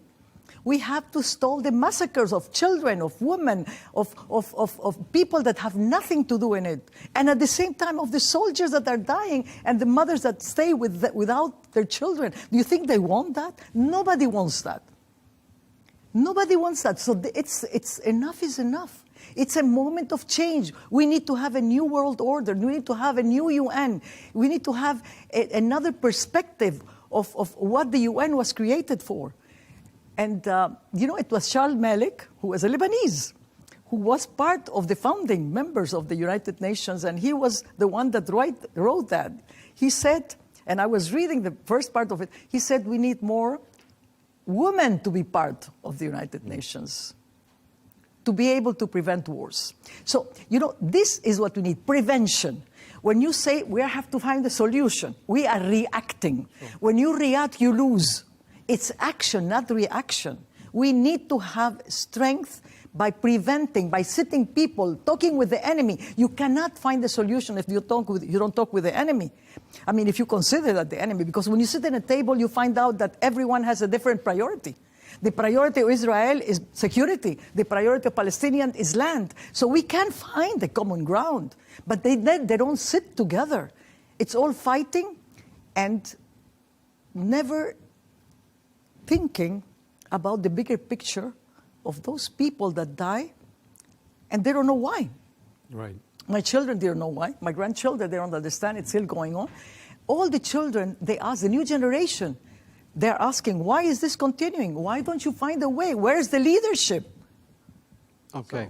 And I mean, obviously the UN is going through a period where it is under scrutiny, perhaps like never before. Yeah. President Trump, who you've mentioned a few times, has not been, he hasn't held back, shall we say, when it comes to calling out the UN on certain issues. So clearly there is a sense that the UN requires something of an overhaul, a big spring clean, you might say. Do you think you're sufficiently, do you think you are well positioned to carry out that overhaul, to breathe new life into an institution that 80 years old, that perhaps needs a major overhaul? Nobody can do anything alone. I always work in a team, and leadership is not about a person. It's about a group of people that have the same vision, with the same purpose of making a difference, of preventing wars, of preventing the things that will happen. So I have a great group, and that's what President Trump wants. That's why he created the group that he has around him also. I mean, I'm not saying that everything is perfection, but he is right about the UN. I mean, the UN was supposed to prevent the war between Russia and Ukraine. Why didn't they? Why did it have to happen? Because they arrived too late. You have to bring them to the UN. The UN had to be the place like this table, a round table. They have the round table. Put everyone there, not delegates. Put the real presidents, the people that make a decision, not we'll take it to the decision maker. And it goes forever and it turns around. So, yes, I personally, not alone, we can make a difference if we get like-minded people that believe in what we want to make for the world a better place. And one of the bridges that you've built during your career, 2 terms in the United States, is of course a bridge you've built with President Trump, and you've got to know him well. And that relationship's going to be really valuable and something you can really bring to the table, isn't it? Yeah. At the UN, showing them that you can reconcile his view of the UN with perhaps the views of other UN member states. Absolutely. This is exactly what the purpose of us women that we have, you know. When the mother wakes up at the home and she's not in a good mood, the whole home is not in a good mood. The thermometer of, like you find at home or in the city, or a woman always feels for her children and tries to negotiate with her children and her husband to find a solution, to find preventing problems. It's not so difficult. It's just sitting and understanding the other. you have to understand why the other person is doing what they are doing. I will tell you a small story about something that happened with me when I married very young. I was maybe 17 or 18 years old when the first issue happened that I had to negotiate with a group of people that were coming. My husband was very much involved in politics. They were coming, I don't know, to kidnap him. I was in Lebanon, in Beirut, of course, my home. And they came and they were with Kalashnikovs and all this and all. And my husband was not at home. And the girls that I told you, the Ecuadorians that were working at my place, they said, Madam, there is a group of like 15, 16. And I said, don't open the door, I'm coming. I opened the door. And there were all of them. What do you want? Well, we want to take your husband. We have orders. Orders from whom? Orders. Well, he's not here. My husband's not here. But you have a son. You have a young, just born, 1, 2 years, I don't know. I said, well, you want to take my son? Over my body. You have to kill me first. And then I look around. They were 18, 19 years old, this old. There was nothing more than that. Just like my age, those that were there. And I look at one that seems to be like the leader. I told him, can you please just come, let's talk. And leave your arm outside and leave the rest. And I want to speak to you. To make the story short, we spoke for 1 hour or more. And he told me that he lost his parents in the war. It was, I don't know in what part of the mountains or the southern, but he lost them. And he had 5 brothers and sisters that he had to feed. So he stopped school and he started work. He couldn't find a job. So they offered him a job to do what he was doing. So they were paying him. And to make his brother and sister go to school. So I told him, me and my husband have a foundation for education in Lebanon. Regardless of religion, it has nothing. And I will take your brothers and sister, and you too, if you want, to come to the foundation. Come and see me tomorrow, and I will give you a job, and I will give you your education for your brothers and sisters. And this is what I was negotiating. I understood. You know what kind of society we are creating with this? A society of those that have nothing to lose. So they become human bombs. They become terrorists. So you have to put yourself in the place of the other if you understand. So my life has been always about listening. I want to listen at the UN, what everybody wants, why this war is happening, what is the reason. You have to listen, not decide on a bureaucracy, no bureau, in français, vous parlez français, bureau. They sit in a bureau. They think that they know what's going on in the world. You have to go and see what's happening, why these people are desperate, why these refugees are desperate, why these people they will do anything. If I'm a mother and I am seeing my children, they don't have anything, I will go maybe and steal, I don't know. But you have to listen what the problems are for the people. We are here to serve the people, not to serve ourselves. As you've been talking, I was reminded of an expression by the former British Prime Minister, Margaret Thatcher. Oh, I love Margaret Thatcher. I thought you might, and I wanted to ask I love her because I see something that I feel very much. And, President Reagan, I met him also, and I know that they were very good in relations together. And I was an artist at that time, but I used to follow them. And I met President Reagan personally when I was in Washington. The first time I was going to make an art exhibit there. So, yeah, I was always Margaret Thatcher, and look what they did. She thinks... Is she someone you compared yourself to? Because with the expression I had in my mind... I don't compare myself because I think everyone has something different and different moments in time. Her time was in a different moment. Our time now is in a different moment. We have to take into consideration now we are living in a moment where there is a lot of technology that can change a lot of things. And I think that our enemy now is going to be artificial intelligence. If we don't control it, as humans, for the purpose of the good, not the evil, because it could turn both sides. So we are creating another big enemy if we don't do a control of what we want from artificial intelligence. So we're living in a different moment now. But what made me think of her in your context was that she inherited a country in 1979 that needed a lot of, as she likened it to, dusting behind the furniture and a spring clean of the country, which she did. And it sounds as though if you are to become the UN Secretary General, you're going to have some of that very same work to do, which is to perhaps move some of the furniture and sweep underneath it. And break some furniture too. And break some furniture too. You have to break eggs to make an omelette. We need to do things for change, and we need to do it together with understanding. efficiency, the right way to what is important to implement. I mean, I'm not saying that we are going to change the world, but we have to work together with the different countries and listen to the different countries, what their needs are. You have in Africa, big problems in Africa, big problems in Latin America, big problems in Asia. Everywhere in the world that you see now, in the Middle East, everywhere there are big problems, and all the problems are of lack of jobs. People, they want to be dignified. They want to have, what do you ask in person? They say, what's happiness for you? I ask a lot of people. I love to talk with people. I love to talk with the driver. I love to talk with everyone to see their stories. Everyone has a great story to tell. And you know what everybody says happiness is? Is to be accepted in society as a human being with a dignified job. That could be having for him dream to have his children be better than him or her. So if you have that kind of dialogue with people, the UN is made for that. They can be open. UN should be open for the people to come and let's talk with them. I would love to invite everyone, the different groups, the different sectors, to come with the people, not just the leaders, but the people, to have a dialogue with everyone and say what their needs are. There are different needs, but Africa is one of the richest areas, like Latin America, the richest minerals, the richest everything. You know, in the Amazon alone, it's the water for the world, it's the lungs to the world, the lungs to the world. So I've done with Galapagos.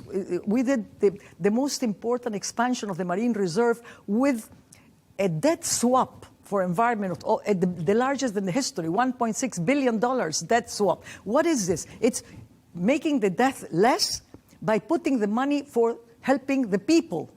So conservation of the land, but for the people to live there and to be able to have a job and to do something. So you can make it. There are a lot of solutions now. And as I said, with technology, with AI, there are so many solutions that you can find and preventing problems that you can do. So it is the moment. Now is the moment. And if we don't do it now, it will be too late. You've been brokering peace, it sounds like, your whole life, including that example you gave in Lebanon when you were newly married. Again, you brokered peace in Ecuador and between Ecuador and Peru in 1998. Your peace brokering skills would obviously be in great demand were you to become the UN Secretary General. There are flashpoints all around the world. And since we've talked about Lebanon already, let's zero in on Lebanon a little bit more. I mean, 2026 could be a really important year for the country. President Aoun has a very tough job. Right. Disarming Hezbollah is something he's been tasked with doing. How do you rate his progress, and do you feel like Washington thinks he's done enough? Yes, I think, and I thank President Aoun really very much, first for nominating me, but also for his vision. Don't forget that he was the general, for the head of the army. And he understands the problems very well. And he has created a great cabinet, also the cabinet. I also admire very much Prime Minister Nawaf Salam. So both of them have done a good group of people from different things that they are working together. And they have this kind of a mission. I think it's working. I believe that it needs more from the Lebanese in general. Because you put two Lebanese and they don't agree. So you have to put them together. You have to bring them together and say, what do you prefer? It's Lebanon before religion. It's Lebanon before your personal interest. It's Lebanon that its mission, like the Pope Paul, what he said, Lebnan al-Risala. It means the Lebanon of the mission. It's not just a country. It's a mission. It's an example to the world of 19 different religions living together in a small place. When I arrived to Lebanon in the 60s, late 60s, it was, I wouldn't have changed Lebanon for anything. It was paradise. It was, you can go at night at 2 in the morning, drive everywhere in the mountains. And I love driving. And I used to go in my car and go everywhere. And I was a teenager. And you feel safe and everybody loves you. The mountains, they were living together, all religions. It was an example to the world. Tourism was, everybody wants to go to Lebanon. You never ask anyone. Until now, they all want to go to Lebanon. So tourism, the banking sector, everything, you name it. Well, the civil war happens. And when you start something and you don't put the past at rest, nothing changes. You have to turn the page, put the past at rest, because when something stays there and the parents teach their children and their children to hate, the hatred becomes more hate, and there will never be again. It's difficult. But now I assure you, the new generation of Lebanon, they all want peace. I'm talking about my children, and I'm talking about the children that I speak with the youth. I used to take advice from my children. Now I take advice from my grandchildren, because they know even more. They are born with a chip inside. And you speak with the young generation, Lebanese generation, in Lebanon and outside Lebanon. We have the success of the Lebanese outside Lebanon is immense. Why not in Lebanon? So when you talk with the young generation, they all want peace, and they all want to have Lebanon free and take the decision as Lebanese, supported, of course, by that, but not dependent just on that. And that's what also President Trump, you're saying if they are agreeing, he wants to make every country should be doing the same. Make America great again? I said the Americas, which I know they are doing it, thank God, all the Americas with Venezuela and what's happening in the rest. But also, every country should be thinking of making strong the country, depending on themselves, not depending on the others. Lebanon could be blooming again. They will, and I'm sure it will. I'm sure it will. So you sound optimistic for the future. Very optimistic for Lebanon. If you don't make it now, you cannot make it. But now it's the time to make it, yes. Right. The momentum is there. The momentum is there. And you mentioned Venezuela. I know Ecuador is not immediately next door. There's Colombia in the middle, but it's not far away. An unprecedented situation there. But are you optimistic that if the Caracas and Washington can mend their fences? And do you think the consequences of that will be a positive result for the entire continent? Absolutely. It's amazing what they are doing. It should have been done before. That's what I'm saying. We have a great president in the United States also, with a great cabinet. Marco Rubio is an amazing, he's Cuban background. And they did an amazing thing, because Venezuela, it was contaminating all the Ecuador. We are invaded with, you name it, cartels, mafias, terrorism, everything from all over the world. Our president now is doing a great job helping. President Obama is helping, trying to, it's not an easy job for him to do. He has a lot of inheritance of what happened and what's going on. And I used to put Ecuador as an island of peace, to example to the world. When I came to Lebanon, when the war started in Lebanon, I used to put Ecuador as an example of the island of peace, that you cannot have something like that. And why Lebanon, if it was like that, why changing? And now Ecuador is worse. So, yes, by taking the thing of Venezuela, what's going on, you can create, again, the momentum of all the other countries. And we're seeing the change from the extreme left to the center, center-right, on all the countries there. So, yeah, things are moving forward. So we've talked a bit about your motherland, Lebanon. We've talked about Venezuela. Iran, another country on the precipice of major change, potentially. Where do you see things heading? Again, I tell you, mothers, I'm seeing all these women. I was watching that kind of revolution of people going out, and you see more women than men.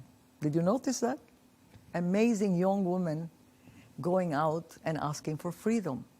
Freedom is not just a word, Tom. Freedom is, look, it makes me feel, because freedom is a state of mind that motivates you to dream. And if I read something when I was entering here, hope. It's written outside here. It says, we see hope everywhere. Yes. If we don't have hope, we are dead. If you don't wake up in the morning and you are happy and feeling hopeful of making a better day and giving up, and Anna, if I do a day, make a child smile, and make hope is what's missing. And that's what Iran wants. They want freedom and hope. It was an amazing country before too. It's coming back. And Gaza, another country which is a very long-standing and tragic situation there. Progress, but it's been slow progress. And the United Nations agencies in Gaza face a major challenge, which is somehow regaining the trust of Israel. Do you think that can be done? I think so. I mean, we are not saying that everything can be done overnight, but I think, as I said, with Russia and Ukraine, it shouldn't have started. The same thing I will say about this, but October 7 happened, and it was terrible, and this is the reaction. We have to deal with what's going on. I believe that they should sit and talk again. The leaders, where are the leaders of Gaza? Who took over? Hamas. Why Hamas took over? Because there was no leadership. So when you don't have leadership in a place, those that take over, they are doing it for themselves, not for the people. I'm sure that the Palestinians in Gaza, they don't want that. They want peace. See all the women when they're crying, the children. I can't look at this that's happening, and it could be avoided. Well, it's done now. We have to find a solution for it. And the solution is happening. It's taking some time, but it's happening. And it's happening quicker than Russia and Ukraine. Do you think on your watch, were you to be the next UN Secretary General, there could be this very long, dreamt of scenario of a two-state solution? Yes, that's my dream always. And I'm sure that Israel and Palestine, they want the two-state solution, I'm telling you. It's the extremes that they don't want. But the majority of the people, I have great friends in the Jewish community and great friends on the other side. I mean, I see that both they want the two-state solution because, as I told you from the beginning, Israel wants security. Palestine wants the land. You can arrange for both. I mean, you can arrange for everyone, but you have to have security, and they have to feel safe. That's why trust building is so important. If you don't have trust, Ecuador, Peru, they were enemies. I was raised in Ecuador in the school to hate the Peruvians because they took half of our land.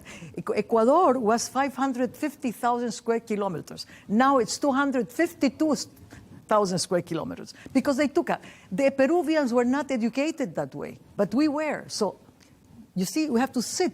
When we did the negotiations, the Peruvians and the Ecuadorians, Roger Fisher made us exchange places. We became Peruvians, they became Ecuadorians. You have to put yourself in the other. Everyone wants peace, but we have to arrange what the priorities of both. And they can. There is land for everyone. There is land for everyone.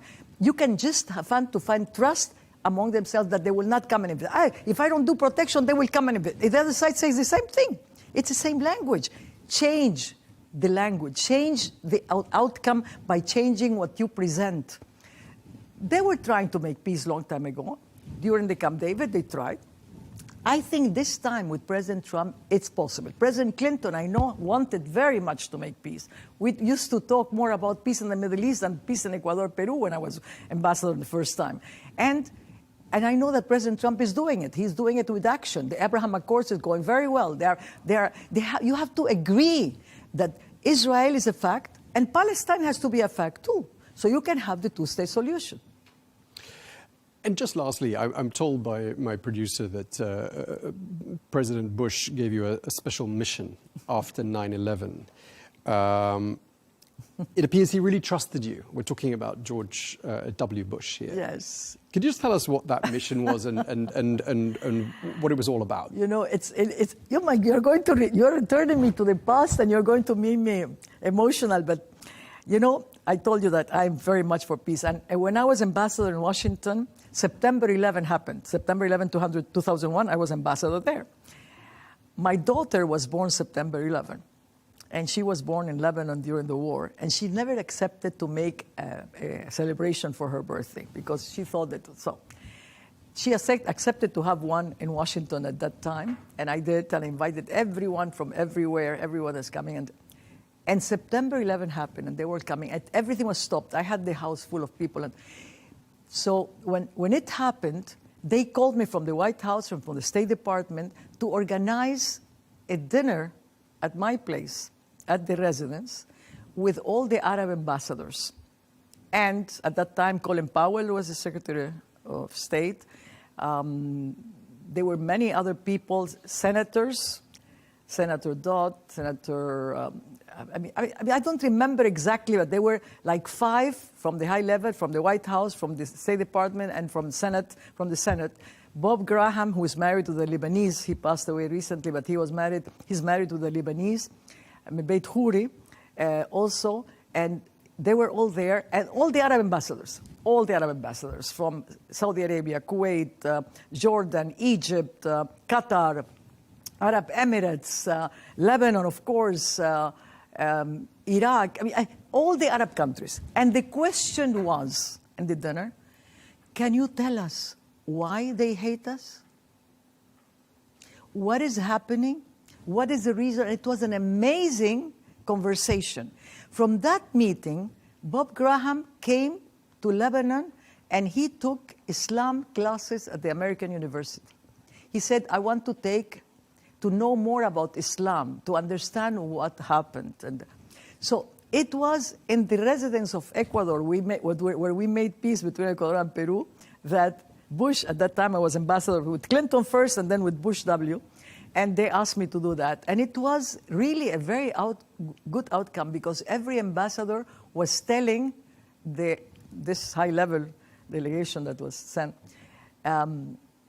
why our cultures are different, how we have to understand how to treat every Arab country in a different way. I mean, it's not the same culture, it's a different one. And so it was, I cannot say details of what happened, but it was very helpful. Okay, well, we're going to have to leave it there because we're out of time, but we really appreciate you taking the time to share that and all your other anecdotes with us. Thank you very much indeed, Ambassador Yvonne Baki, Ecuadorian diplomat and politician, seen as a strong contender as UN Secretary General. Thank you very much indeed for your time, madam. Thank you, Tom. It's a pleasure to be here at Arabiya. Thank you.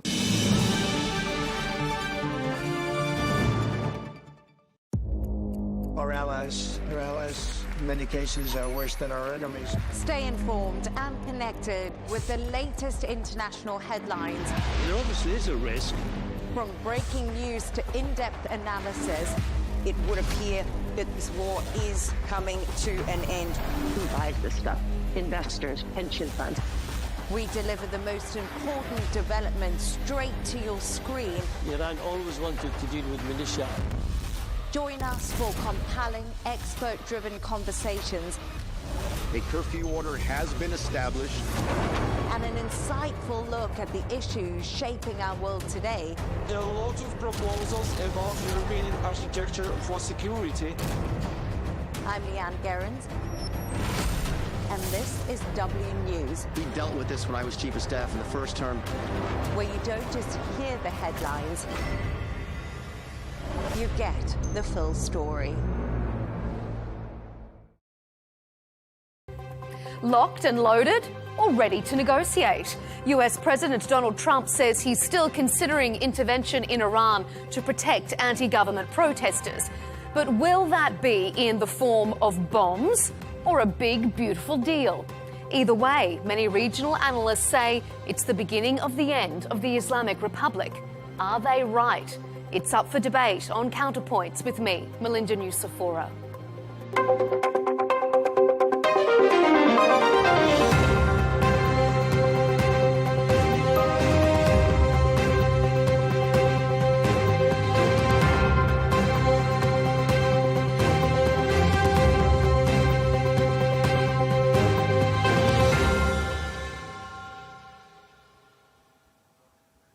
They're the largest anti-establishment protests in Iran in years, and they're also the most deadly. Verifiable information out of the country is hard to come by because leaders cut phone and internet access for days. But a lot of regional analysis points to one outcome. If a regime can only maintain its power through violence, then it is effectively finished. I assume that we are now seeing the last days and weeks of this regime. But that's far from a certainty. Authorities have, for now, managed to contain the demonstrations. And a weekend visit from Oman's foreign minister, a one-time mediator in this crisis, has raised speculation that there's the potential for a deal with the US. What you're hearing publicly from the Iranian regime is quite differently from the messages the administration is receiving privately. And I think the president has an interest in exploring those messages. However, with that said, the president has shown he's unafraid to use military options if and when he deems necessary. And nobody knows that better than Iran. So coming up, we'll ask our panel, is this the beginning of the end for Iran's leadership? Will the US intervene, and what would that look like? And what regional fallout is on the horizon?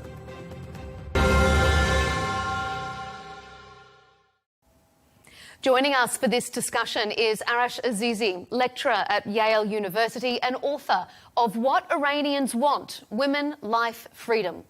Jake Wallace-Simmons is back with us, a Daily Telegraph columnist and presenter of The Brink podcast.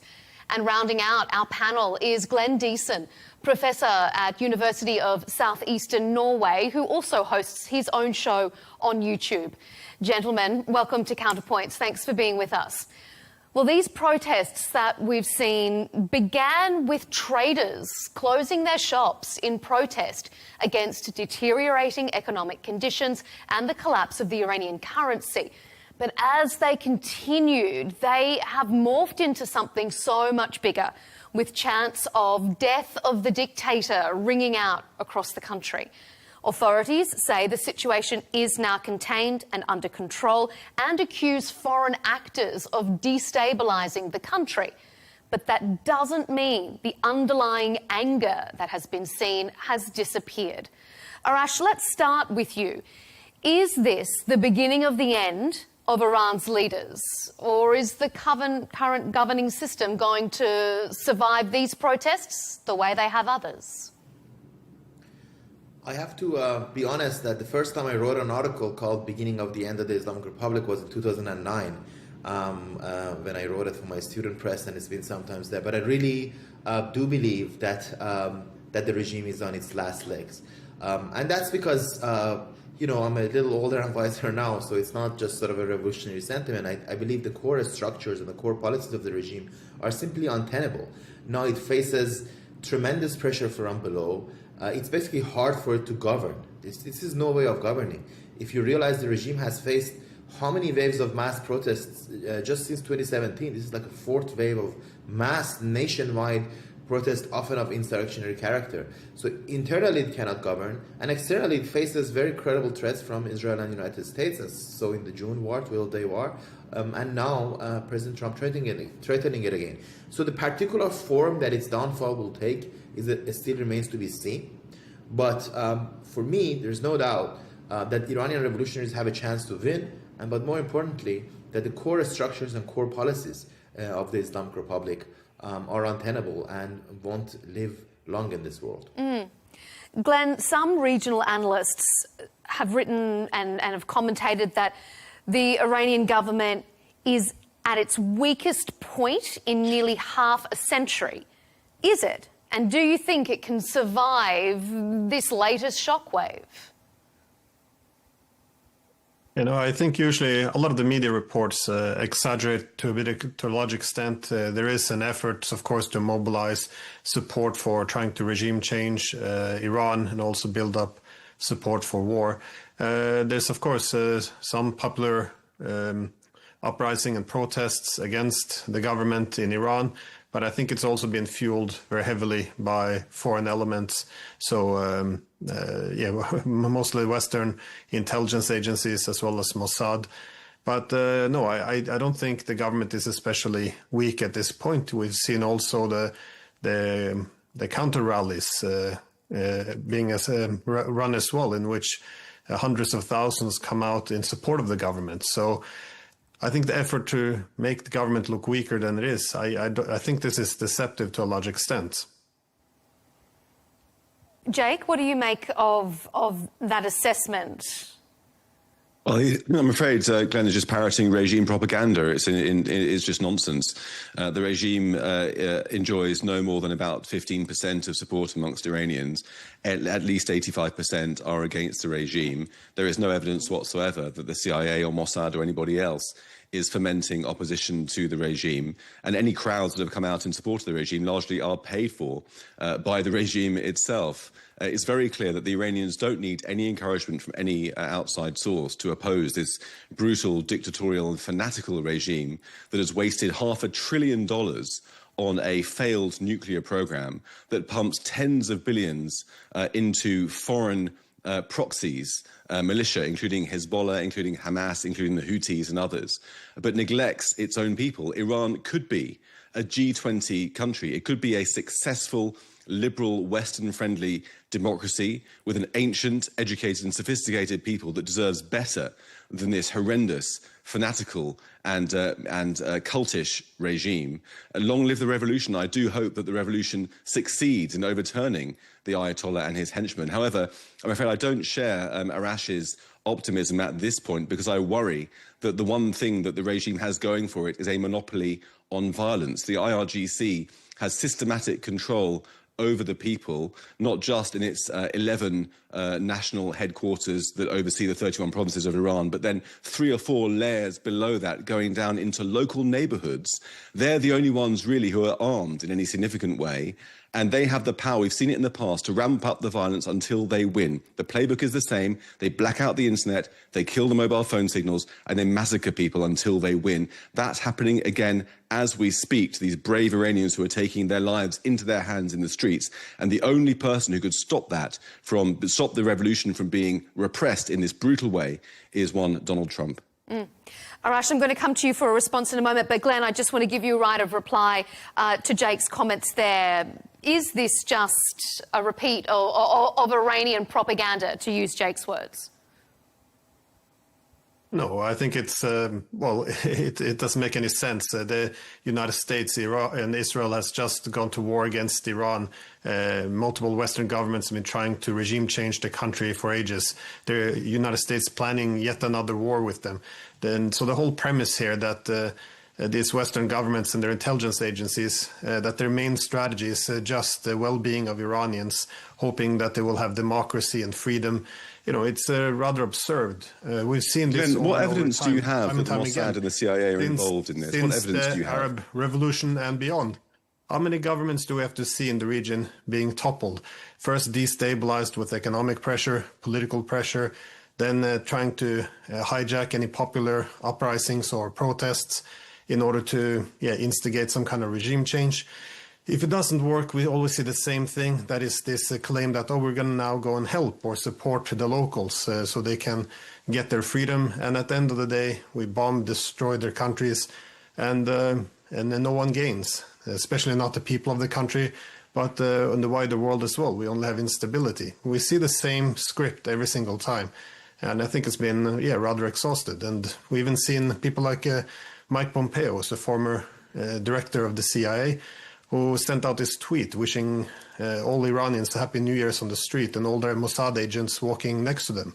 I mean, it's very strange to argue that this is Iranian propaganda to suggest Western intelligence agencies are operating in Iran. So let me look. Western intelligence agency, I'm sure, are operating in Iran. But first of all, let me tell you this: I'm an Iranian socialist, and all my life I've fought not just against the Iranian regime, but I oppose imperialism, whether it comes from America or Russia or anywhere else. And I've never been a fan of even sanctions imposed on Iran, for example. I'm not a fan, particularly of sort of Israel's regional actions and all that. But opposing it's quite silly. You would have to believe that Iranian students, Iranian workers, Iranian young men and women who have their daily oppressed by this regime, who now have seen the destruction of their economy, have seen the total destruction of our country, would need some sort of a foreign motivation to revolt against it. So it's fine to do propaganda for anybody, but I hope you're not actually silly enough to believe it yourself. If you actually, teach university, if you really think about it, and you think that, for example, an Iranian nurse who now with her monthly salary is not able to afford a apartment, 100% of her salary is not able to afford an apartment in Tehran, would need CIA or Mossad to tell her to go out to protest. Or that thousands of Iranians who have been killed Why do you think so many Iranians come out despite the threat of being killed in 2017, in 2019, in 2022, in 2023, and now 2025, 2026? Which foreign agency can help pay people enough to go out and to get killed? So this is quite silly. Of course, all Iran's agencies try to operate also in the West all the time, and they use propaganda in the West. They have channels. Everybody has channels of mass communication and try to bank on each other's sort of popular movements and all that. But there's a reason they're not toppling governments in the Western world. The way the Iranians who access information from free channels, learn about their own government and come out against it. Now, as for the to Jake and the question of optimism, I want to be clear. I have no illusions that we are near victory or that this is very easy. I agree that the important, for me, there are two missing elements. One is a unified leadership coalition that really can claim to represent majority of Iranians, and we don't have that, unfortunately. That's on us. We haven't been able to build that yet, partially due to the regime's repression, because some of our best candidates are in prison, partially because abroad we haven't been able to get our act together. The second element linked to that is the the defection of security forces, but which you need the leadership in order to bring about the defection, and that's how you win a revolution. But the reason of my broader optimism and the reason I'm ready to write the obituary of the Islamic Republic is that even if you're not able to advance the revolution forward at this stage, the untenability of regime's core policies and structures are too much to bear. And in fact, I believe if you asked me, if you had this interview like in November, I would say that internal elements in the regime, in fact, will bring about some of these changes, cut a deal with the United States indirectly with Israel, try to bring a deal that also placates the Iranian people in some way. Won't be the best case scenario. I'm going to fight for democratic transition all my life. I'm going to fight for democracy all my life. But even short of a democratic transition, Ayatollah Khamenei, who will die at some point, he's turning 87 by April, it's very likely to be the last leader of the Islamic Republic as we know it. The core policies, and let me just very quickly say, what are the core policies? So the domestic sort of Islamist repression, but also the anti-American, anti-Israeli policy that has really brought our country under all these sanctions and confrontation are going to be replaced. We're going to replace those, instead of death to America or death to Israel, with long live Iran. And I think that is where our country is headed, regardless of whether we win in the revolution or not. You've all been bringing up this idea of outside interference, perhaps, in these protests. Before I ask my next question, I just want you to have a listen to Foreign Minister Abbas Araghchi. This is what he said just a couple of days ago. We have a large amount of documents and evidence indicating the involvement of both the United States and Israel in this terrorist act. We don't seek war, but we are fully prepared for it, even more prepared than before the previous war. Jake, I also referenced the social media post on X that Glenn brought up from Mike Pompeo saying, every Mossad agent walking beside them. Is Israel operating inside Iran to inflame these protests for their own benefit? Is this less organic and more outside orchestrated?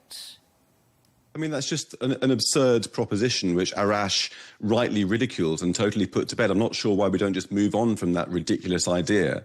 Glenn should hang his head in shame for spreading the regime propaganda in that way.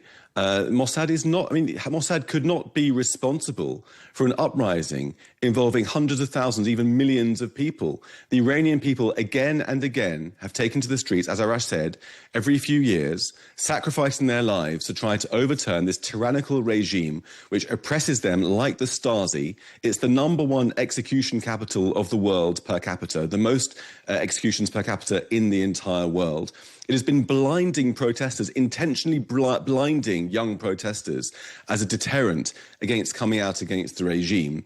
It's fanatical, it's millenarian, and it seeks an apocalyptic war based on some absurd theology. Now, they don't need any encouragement, as Arash rightly points out, from the Mossad or CIA or anybody else to come out and try to oppose this regime. I would oppose this regime if I was on the streets of Iran. I dare say Glenn would oppose the regime if he had his head screwed on properly, if he was living under that kind of regime. He wouldn't want his kids going out and being blinded by the regime. He wouldn't want to have to go to a morgue to go through body bags to find the bodies of his own children who'd been protesting for freedom and democracy in their country.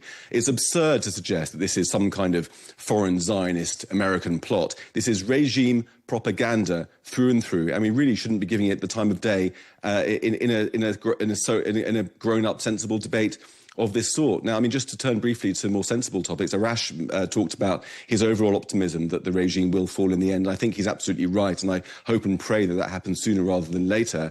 My worry is that it has that monopoly on violence and is willing to use it, as we've seen, ramping up the violence in a brutal and unacceptable, appalling way until it wins. And I think defections, Arash brought up that point, is vital as well. We do need to see security forces of whatever sort beginning to defect to the side of the protesters in order for this regime to work. In order for those defections to happen, they need to have a sense that defection is possible and there's a life post the regime, that they can be part of a security force that actually is working for the people rather than against the people. And that really needs proper strategy, a proper leadership, and a proper combined effort, organisation of the protesters, which, as Arash said, so far has been lacking, although I've noticed that recently, in recent weeks, the figure of Reza Pahlavi has become far more popular and far more enjoying far more unified support than ever before. So it could be that we see him as being the spearhead of a new Iran, and I hope and pray that's the case, but I worry about the level of violence the regime still has up its sleeve. Glenn, do you want to jump in there and defend your assertion as to why you think that these protesters maybe don't have enough autonomy of their own to want to stage a civil uprising of their own accord? No, I'm sure many do stage protest on their own accord. Iran, like any other country, would have people are unhappy with the government and who would protest. I think there's many ways, though, you can try to instigate and manipulate the opposition. That is, first of all, Iran. One of the reasons why they have a lot of economic problems is because Iran's been under crippling sanctions for decades. And this is, of course, intended, which is very openly stated, to destabilize the economy, destabilize society, create a lot of unhappy, miserable people. And once there's riots or protests, then you have foreign intelligence agencies introducing some more violent elements into this mix, and also why do we have sanctions for this? If I may ask you, why does Iran have sanctions? Why doesn't Algeria face sanctions? Why does Pakistan not face sanctions? What does all the, and I'm talking about countries that are, kind of anti-Western in their policy, actually. I'm not talking about countries that are West-friendly. Algeria is as anti-Israel as it comes, is a big critique of the United States and the West. It's a proud member of the Global South. How come Algeria doesn't face global sanctions? Iranians ask themselves, why is it that Iran needs to be next to Russia, the most sanctioned country in the world? Where do the sanctions come from? A job of a government is not to give speeches, about who is doing us harm. It's to be able to secure a good existence for its people. Iran is a country that was never colonized. It's one of the only few countries in the world that was never colonized. But every country faces superpowers. Even if we accept that U.S. has malign interest on us, all superpowers always have malign interest. Russia surely are next door superpower. But the question is, how can a government keep itself away from this? So Iranians ask themselves, why us? Why are we facing the sanctions? And the reason are the policies of the regime that have made it an enemy of pretty much every country in the world. It's a kind of an art. Australia and Canada, usually nice little countries that are nice to everybody. Some of them even have ties with North Korea. Now they have cut diplomatic ties with Iran. Mm-hmm. So why is that? This is the nature of the regime that we are fighting for. So to say that the economic problems are due to the sanctions misses the point that why is it that Iran faces the sanctions in the first place? Okay, Glenn, I'm going to let you quickly respond, and then I'm going to move us on to our next point. Yeah, Iran is a key regional adversary. This is not a small country. It's a big power.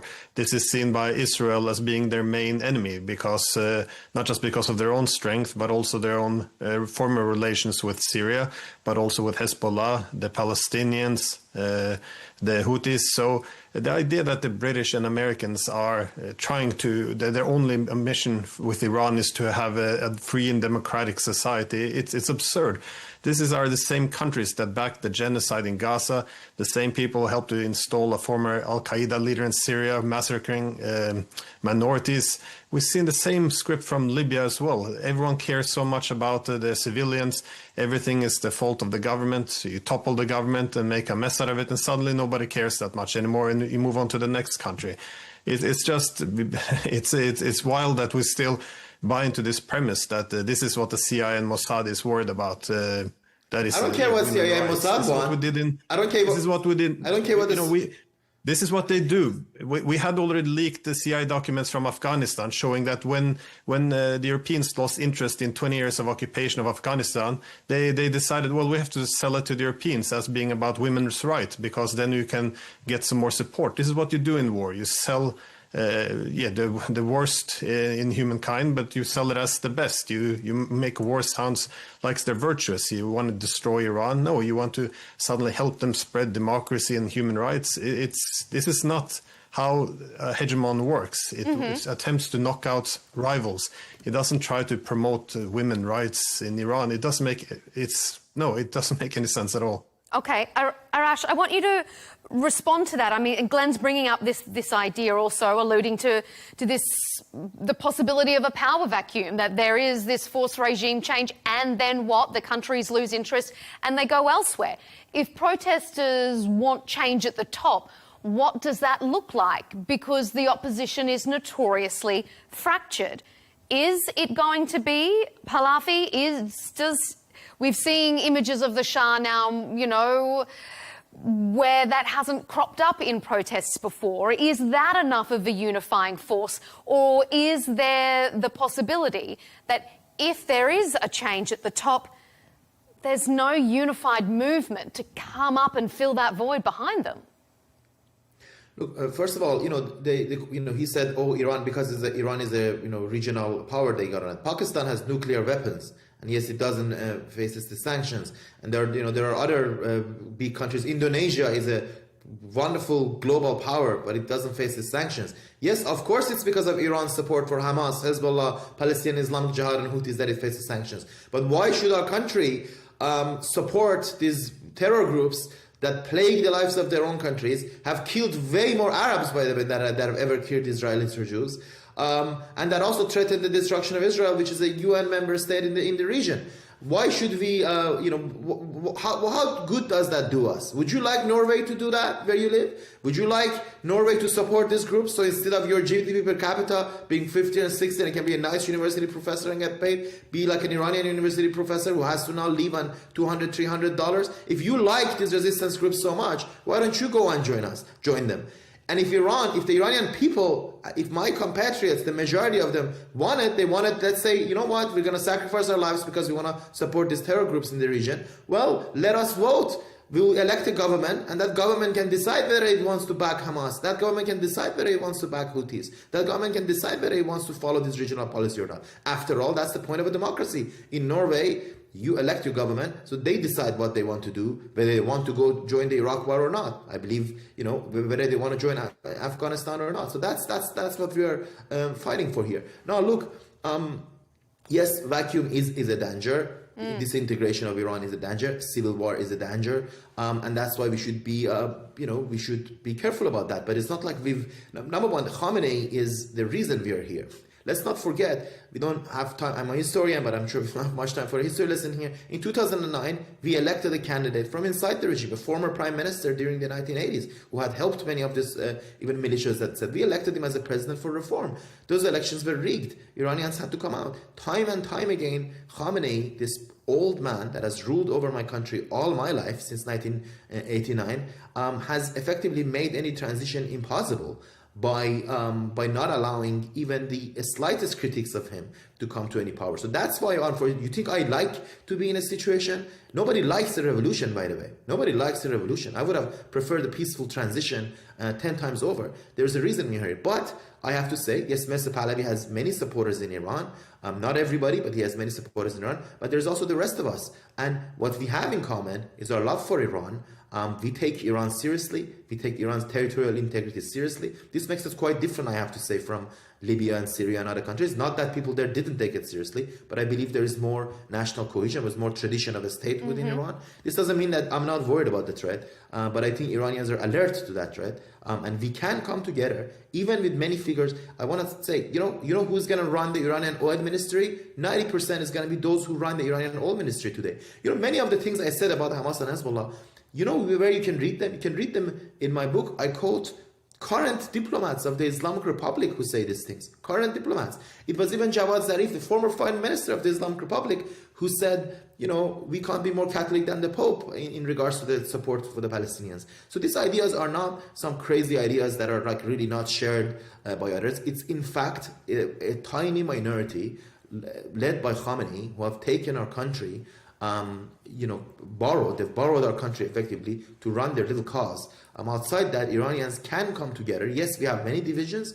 Yes, we are divided on many issues, but we can definitely come together over a plan for a democratic transition that would safeguard Iran's territorial integrity and brings us back to a tradition of having balanced relations with the rest of the world. Whether it's Russia and China, the West, Israel, Arab countries, Iran wants to be a powerful, confident country that has friendly relations with all countries in the world. Okay.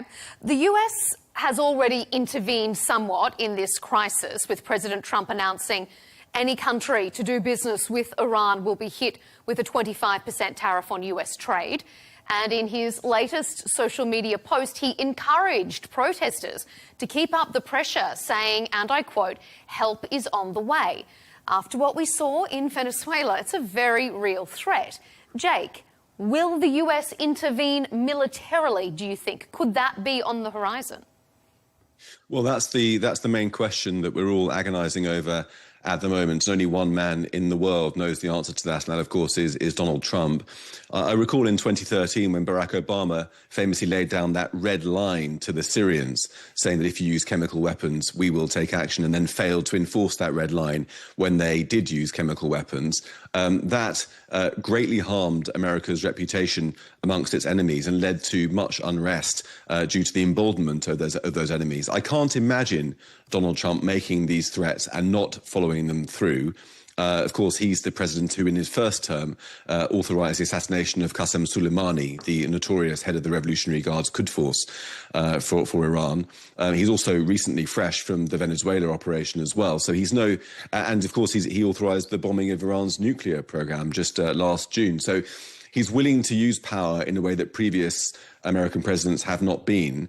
It remains to be seen whether he will do it, but I live in hope that he will, targeting those perhaps 11 regional bases of the IRGC, targeting the Ayatollah's personal office, which is a sprawling network of repression, personality cult, aids in the enforcement, perhaps some other domestic targets as well, enabling the protesters not to be mowed down in the street and able to overwhelm and topple the regime. But I do worry about what may happen next, because you'll have 150,000 members of the Revolutionary Guards on the streets without leadership. The Ayatollah has decentralized command of the Revolutionary Guard since the 12-day war.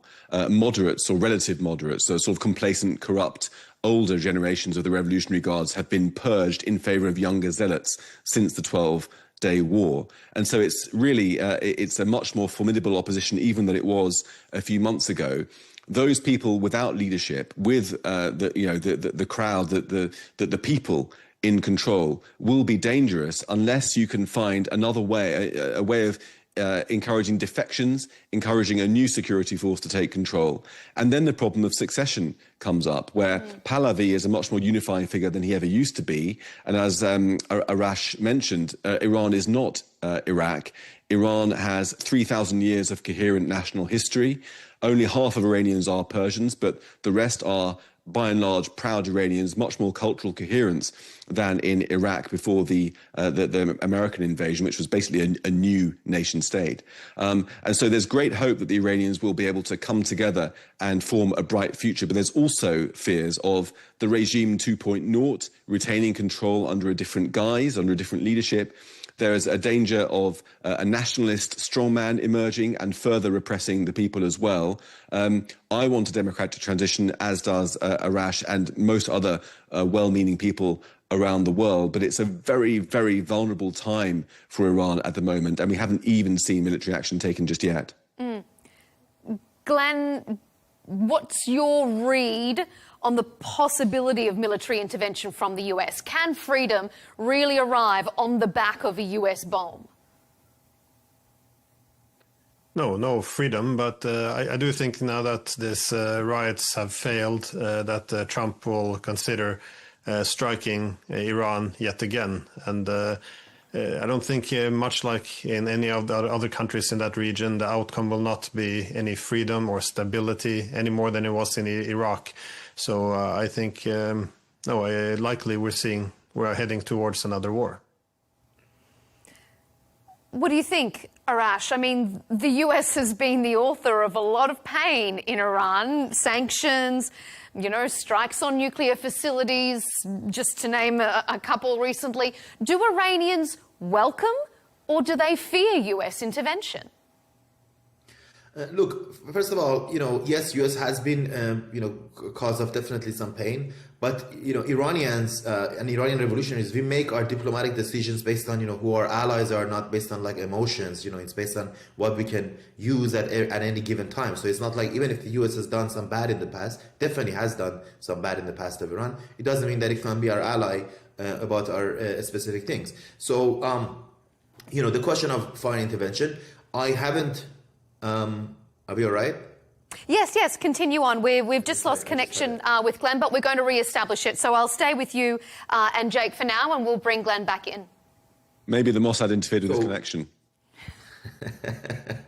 So I'm skeptical, frankly, on foreign intervention, just because at the best case scenario, I think it has unintended consequences. So I'm not sure what, and the president, look, it's true, President Trump, he's done a great deal of good in this world. I'm his political opponent. Look, I'm a lefty. I'm a socialist. I'm his political opponent. But he's done some good in the world. Bringing up the ceasefire in Gaza was one. Hey, he freed my friend Elizabeth Surkov, who was held by an Iraqi militia for more than 900 days. So I definitely believe his bold decision making sometimes can bring good things. But it really does depend on what kind of intervention is going to be and how is it going to help us. But at the end of the day, though, it's Iran that has brought itself to these conditions. I mean, a speaker of the parliament in a rally on Monday threatened Trump, said they're going to attack U.S. warships, said we're going to burn the region in fire, actually, literally, and this is a direct quote. So it's unfortunately they that have walked us into this conflict, United States, and with Israel, by the way. Why do we have to fight Israel? There's no reason, there's no national. Do we have borders with Israel? But sure, Israel does very bad things to Palestinians, but how is that, again, why is Algeria not fighting Israel? Why is Pakistan not fighting Israel, right? It's not in our national interest to be in conflict with them. So what I'm trying to tell you is that the conflict with the US and Israel is what this regime has picked. It's out of our hands. But the job of democratic transition in Iran ultimately belongs to us. No matter whose planes are flying over whose skies, it's the Iranian political figures, Iranian civil society leaders that need together to work on a transition. And we will face different countries in the world, assess our interest based on how they serve us. By the way, when Ayatollah Khomeini was leading the revolution against Shah in 1979, you know what he did? He sent messages to Americans. He made sure he made channels open to the Americans. He presented himself to Americans as a sort of an anti-communist in order to make sure that there won't be so much against him. Every revolution needs a diplomatic approach to the world, and we will have ours. Not just to the US, but as I said, to Russia, China, Turkey, and others. It's in fact our job to tell the world that we don't want to turn Iran into another sort of now extremist country of the other side, but we want to be politics of good neighborliness, good relations with the rest of the world, and there's no reason for us not to get help from the US and other countries in the region when we can. We're still having trouble re-establishing a connection with Professor Glenn Deason. So I'm just going to ask another question to you, Jake, and we'll see how we progress. We saw Oman's foreign minister visit Tehran on the weekend, and the widely held belief is that ahead of his visit, he would have spoken to the US about options for negotiations. He was, of course, a mediator during this crisis with the US early on. Could US intervention look more like a new Trump deal as opposed to a bombing campaign? Or do you think that that page has turned and there's now no more room for negotiation? I think that moment has passed, frankly. I mean, we've seen the regime desperately trying to play for time by requesting talks with Donald Trump. He initially seemed to entertain the idea, but then earlier today he tweeted that he wasn't going to take any meetings with the Iranians and instead said to protesters, keep going, help is arriving soon. I think Donald Trump hasn't been fooled by the Iranians. Their strategy, particularly with the nuclear negotiations, has long been to string out talks, to add talk after talk, negotiation after negotiation, to delay the process and put off the West, all the while pursuing its nuclear ambitions under the surface. President Biden fell for that hook, line and sinker. President Trump did not. They tried it on with him, and eventually he gave them 60 days. On the 61st day, military action was conducted on their nuclear sites. So I think that he won't fall for that again. And I don't think that there is a negotiated solution, a diplomatic solution here to accommodate the regime, because the regime, I think people often don't realise just what it has at its core. It is a fanatically millenarian, apocalyptic cult which wishes to bring global apocalypse, starting with eliminating the Jews, so that a figure called the Mahdi, a 12th Imam, will emerge from invisibility and gather 313 loyal fighters to wage war on the world, dominate it, turn it into an Islamic theocracy with broken up into 313 dominions, each ruled by one of his key fighters. That's what it wants. It wants an apocalypse. All of its strategy for years, for decades, the ballistic missile strategy, the nuclear strategy, the proxy militia strategy, has been organised around trying to evoke this apocalyptic vision. It doesn't even recognise its own borders. It recognises a world divided into the Islamic faithful and then the unbelievers. And so that explains why it meddles across the region and even in the West. I mean, a friend of mine who was telling me yesterday was stabbed 4 times by the regime in London because he's an Iranian dissident journalist. He eventually couldn't be kept safe in Britain. He had to flee and fled to Israel to keep him safe. We've had numerous assassination and kidnap plots in Britain on our shores, across Europe and in the United States. The Iranian regime is a global menace, not just a regional menace. You cannot come to an accommodation with these people. You have to defeat them. And I think that the only way, sadly, I'm no fan of military force in general, but sadly sometimes that is the only way forward. And I hope that Donald Trump will have a plan to do that. Arash, wrap us up there. Is there option for negotiation? Would the protesters welcome some kind of negotiation, or do you agree with Jake that that time has now passed? The protesters obviously won't welcome negotiations. By and large, they'll feel that they've been betrayed. But I do believe there is possibilities for negotiations. But the question is negotiations over what? The time where Iran would offer something like, we're going to suspend enrichment or something small is over. They would have to, I think look, I said at the beginning of the show that I believe Islamic Republic is out, that it cannot, survive. And I said, I was careful. I said it needs core policies and core structures. Like even the name might be able to stand for a while, but it would have to give up some of its basic core structures. And this is, so it is possible that a faction of the regime sidelines Khamenei effectively, pushes him aside, comes to an agreement, with the US, and that would buy them some time. No, this won't be welcomed by most protesters. But I do think it's a possibility if we look really. But I also do want to say something. This whole thing about Mahdism and millenarianism and all that. Look, it's true about some. Some version of it is true about Khamenei. I wouldn't put it in those terms, but he's definitely an Islamist ideologue who who would sacrifice any rational interest for this ideology. And I think you alluded to that as well earlier, Jake. This is not true for much of the leadership cast at the Islamic Republic. This is not true of Ghalibaf, the Speaker of Parliament, who was giving that biggest speech. By the way, some advisors, some keen sort of observers rightly said that actually Ghalibaf's very anti-American biggest speech was a bit of auditioning in many ways, putting himself as a possibility to lead. So the fact, to make the long story short, there are many figures in the regime who actually are pretty transactional, and they will sell Khamenei down the road in order to make some sort of a deal with Trump that would sort of, that would keep them in power. But that would include them, that would, on the side of the president, would probably likely they would have to give up on, their core anti-American, anti-Israel policies, and it won't be a sort of an easy deal. Mm-hmm. We haven't been able to re-establish our connection with Glenn Deason, so we will leave our debate there. It's been so interesting. It will be interesting days to come, hopefully less destructive. But Arash Azizi, it's been a pleasure to have you on Counterpoints, lecturer at Yale University and author of What Iranians Want, Women, Life, Freedom. Jake Wallace-Simmons, thanks for being with us, a Daily Telegraph columnist, I beg your pardon, and presenter of the Brink podcast, and our guest who we lost a little bit earlier in our debate, Professor Glenn Deason, the professor at University of Southeastern Norway and host of his YouTube channel. We thank him for his contribution.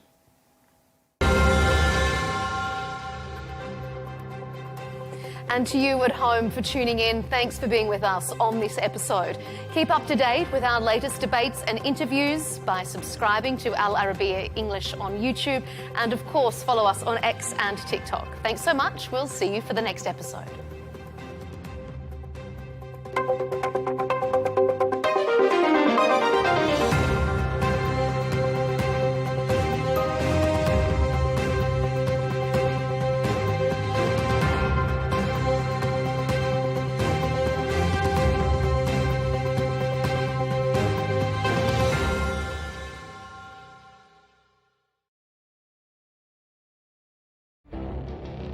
It feels like decades are passing by in a matter of weeks. Seismic shifts in the world order.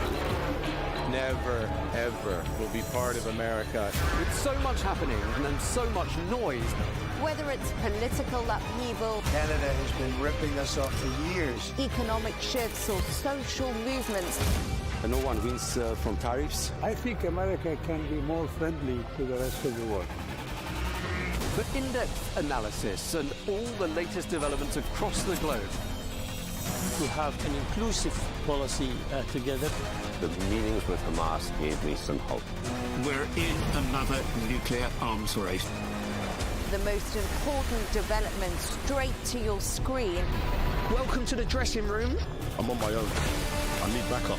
And an insightful look at the issues shaping our world today. It was not going to happen, that war, and it happened. Join us on Al-Arabiya News, where the world talks.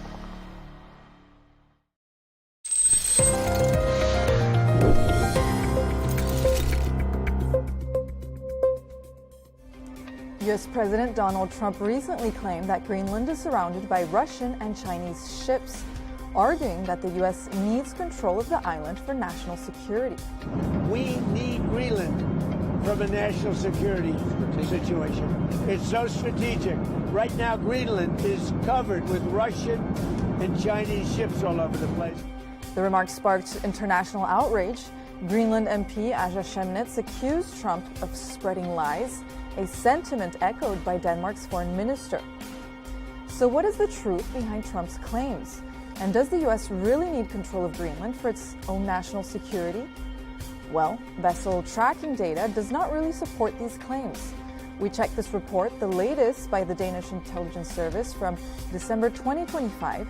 It states that China currently has no military presence in the Arctic, operating only 4 civilian icebreakers and a research vessel, however, none near Greenland.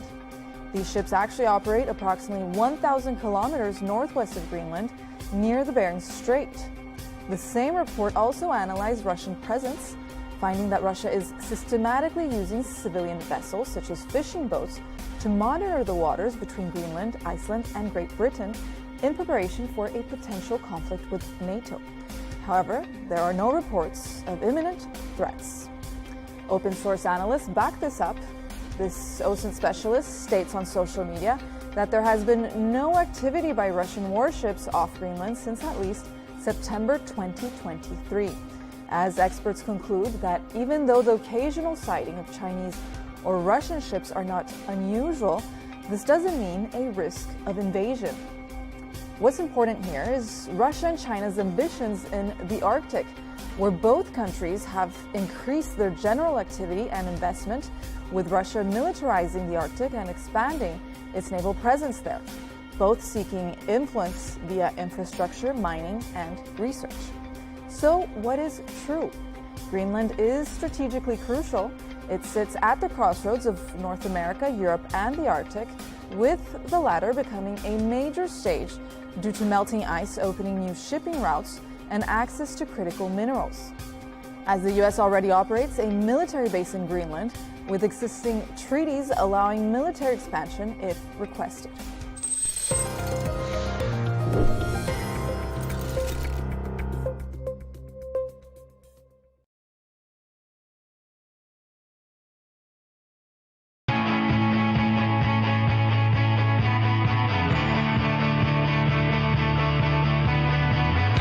Welcome to the metropolis, the big city.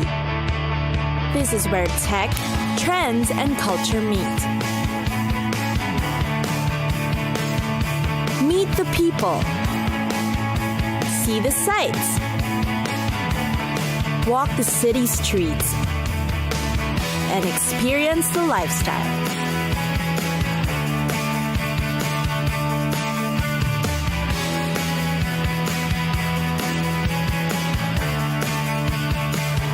This is your first-class ticket to the cities of the world.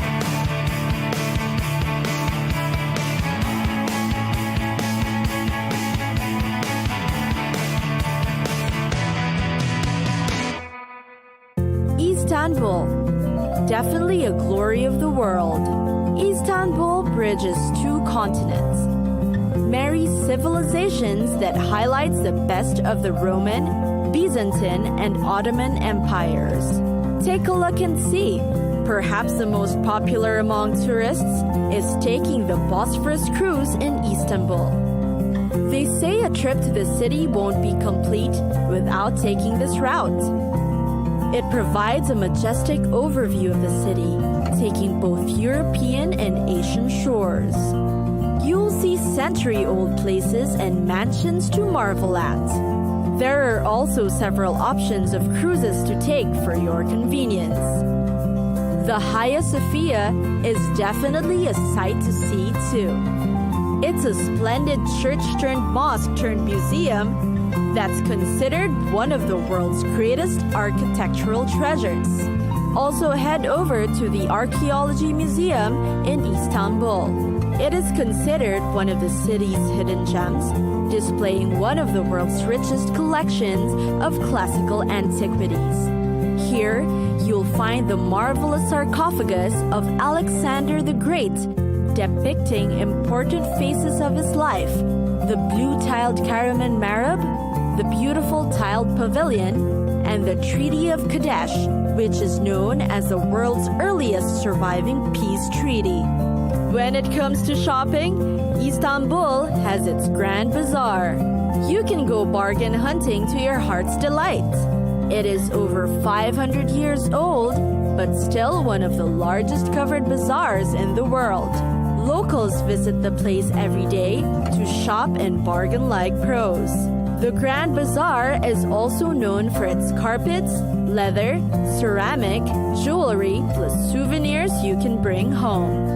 Not to be missed are the local markets that will allow you a taste of different cultures of continents. Turkey's kitchen is in fact known to be the richest of all. Their dishes are known to be made with only fresh produce. Plus, you can buy the ingredients firsthand at the local markets. Then, of course, you can't miss the Galata Tower. It is one other way to see the best of the city.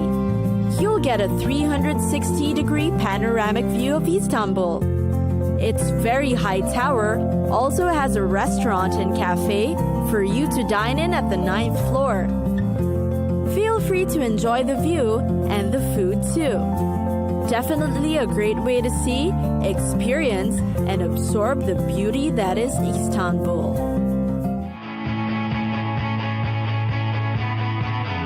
It's time for us to go. Pack your bags and get your tickets ready.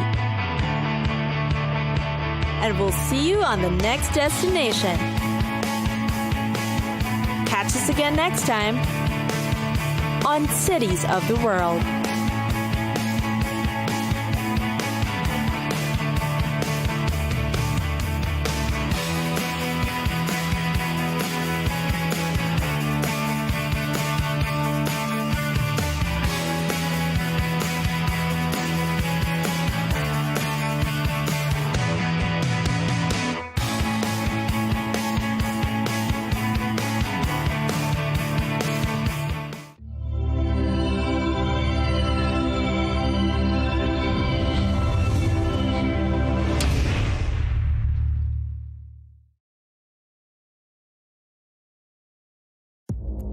Our allies, in many cases, are worse than our enemies. Stay informed and connected with the latest international headlines. There obviously is a risk. From breaking news to in-depth analysis, it would appear that this war is coming to an end. Who buys this stuff? Investors, pension funds. We deliver the most important developments straight to your screen. Iran always wanted to deal with militia. Join us for compelling, expert-driven conversations. A curfew order has been established. And an insightful look at the issues shaping our world today. There are lots of proposals about European architecture for security. I'm Leigh Ann Gerrans, and this is W News. We dealt with this when I was chief of staff in the first term. Where you don't just hear the headlines, you get the full story.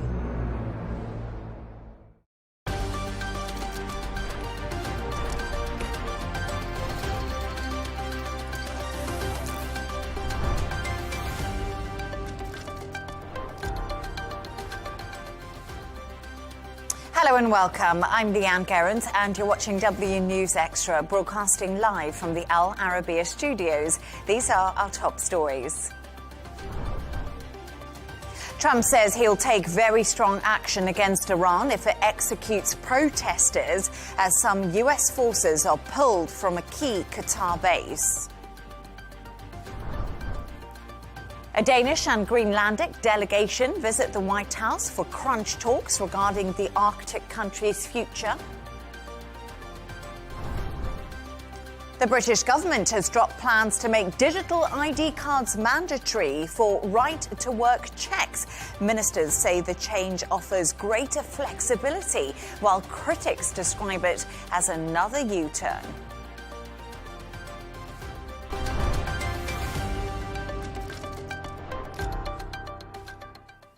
President Trump says the US will take very strong action against Iran if it executes protesters. The family of 26-year-old demonstrator Irfan Soltani have said he will be put to death today.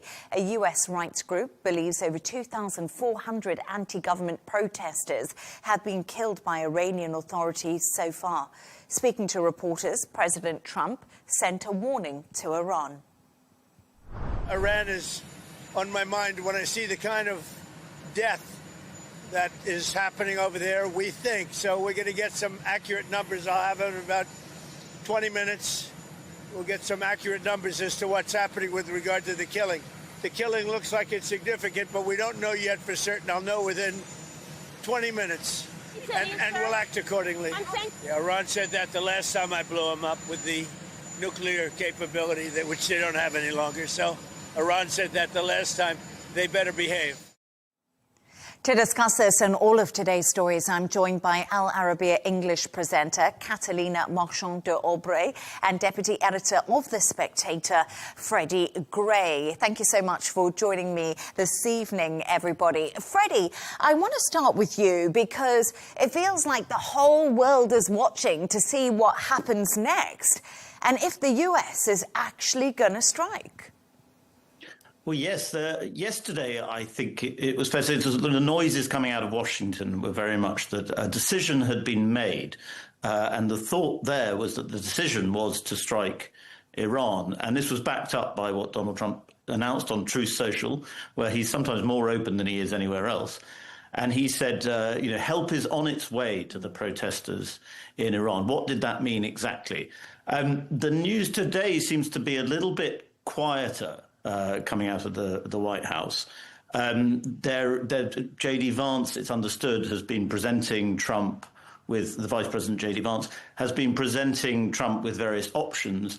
And it's thought that Vance is sort of pushing him more towards either other courses of action, sort of ways in which America can help the protests without military action, or perhaps sort of pursuing diplomatic routes. The Iranians, Trump has confirmed the Iranians have reached out to America in recent days. Mm-hmm. And so it's possible that a sort of bombing campaign, which is what a lot of people thought might happen yesterday, is off the cards for now. And a crucial factor in that, it seems, has been Gulf states and it seems Israel, very interestingly, Israel, telling the Americans that now might not be the right moment because a strike from America now might play into the regime's hands by making it look like an American-orchestrated coup, which would, of course, galvanize the Iranian government and its supporters.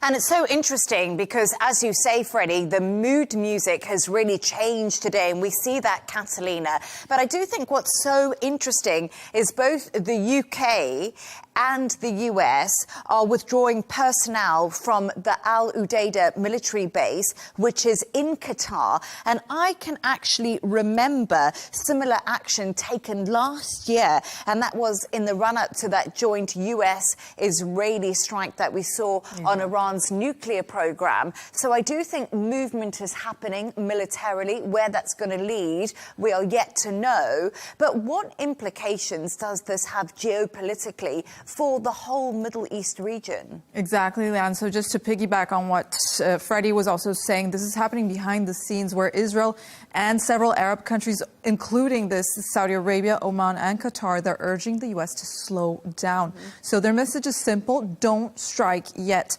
So the consensus has been that Israel also believes that Iran's leadership is under pressure, but not weak enough for a military attack to actually be decisive and successful. So instead, U.S. allies are pushing for a slower approach, tougher sanctions, cyber pressure, and targeted steps to further weaken the regime. So on the other hand, we also have the Gulf states that are also worried about a wider fallout in the region, fearing that unrest could also spread at home, and also this would also cause disruptions to the oil markets. So according to reports, Saudi Arabia has actually gone one step further, and they've told both Washington and Tehran that it would stay out of any type of U.S. action, military or not, and would not allow its airspace to be used. Meanwhile, Iran is also warning that if it's attacked by the U.S., U.S. bases across the region from the Gulf all the way to Turkey would be targeted, creating these obvious obstacles for peace in the Middle East or the region's peace as well. So stakes are high here. President Trump hasn't ruled out military action yet, so key partners still urging for caution over speed. And Freddie, we look today across what's been happening, and it's been 17 days of protest in Iran, and we obviously don't know the extent of what's happening in the country today, but because there's been a big internet blackout, but it appears that the protests have died down in the country. And I don't know what your thoughts are on that, if things have gone a little bit quiet. Well, it certainly seems as though they've quietened, but I think it is, you point towards the internet blackout, Leigh Ann, and that's one of the most interesting aspects of this story is just how little we know. We are relying on snatches of videos, glimpses of reports, and human rights organizations' sort of assessments. And these are greatly varying. I mean, the death count is a mystery at the moment. It's varying anywhere between 1,000 to 17,000. So we don't actually have a clear idea of where we are with these protests. We also don't know quite how successful the counter-protests have been. But it does seem, speaking to Iranian experts today, it does seem as though the government in Tehran has gone past a tipping point that perhaps it hasn't gone past before.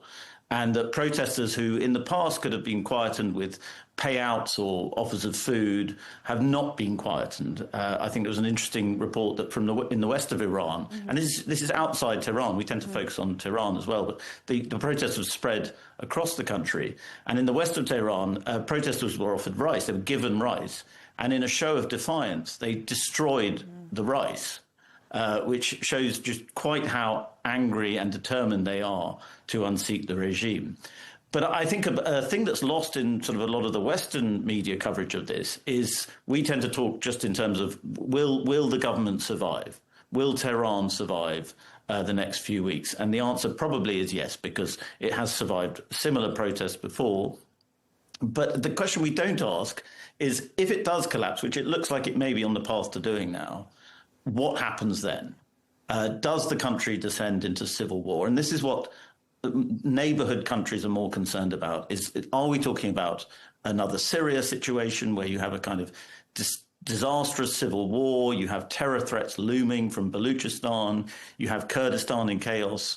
Does it spread across the region? These are the questions that I think more perceptive observers of the Middle East are asking that perhaps don't get asked enough in our kind of Western discourse. And I think that's such an interesting point because lots of people I've been talking to have said that's the problem. You know, what is the alternative? And of course, the son of Iran's latest Shah has urged the US to take action as he continues to hint at a potential succession plan. Let's just have a listen to what he told Fox News.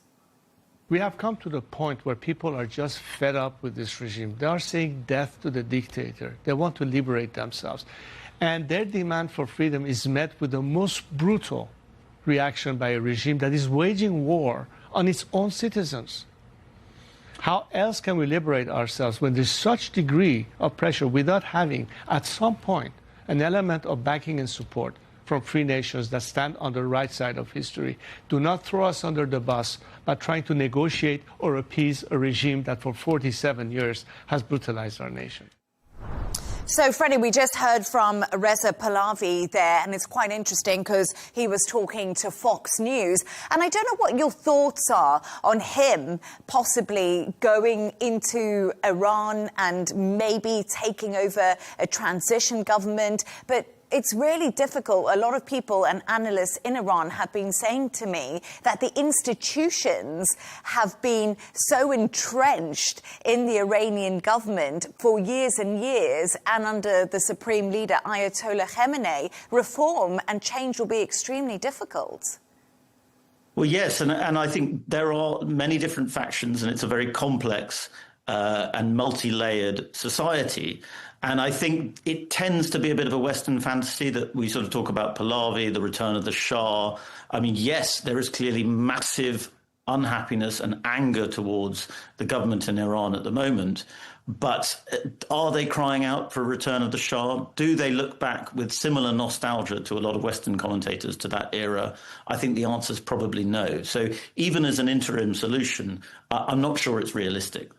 And it's really interesting because when we look back at the Shah, that was almost 50 years ago by my recollection when that happened. But the median age in Iran is actually 34. So the demographic there is quite young. But I do hear what you're saying, Freddie. Thank you so much, Catalina and Freddie, for your thoughts on that.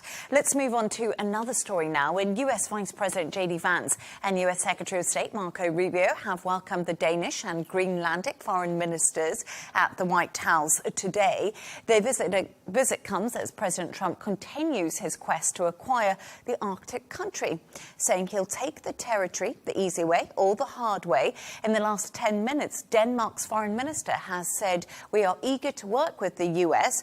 We had a frank and constructive discussion with officials, but our perspectives continue to differ." So there we are, Freddie. We heard a news line coming out there from some of the talks that have been held. How vital, though, were today's talks for the future of Greenland? They said we had a frank discussion, but obviously things do differ.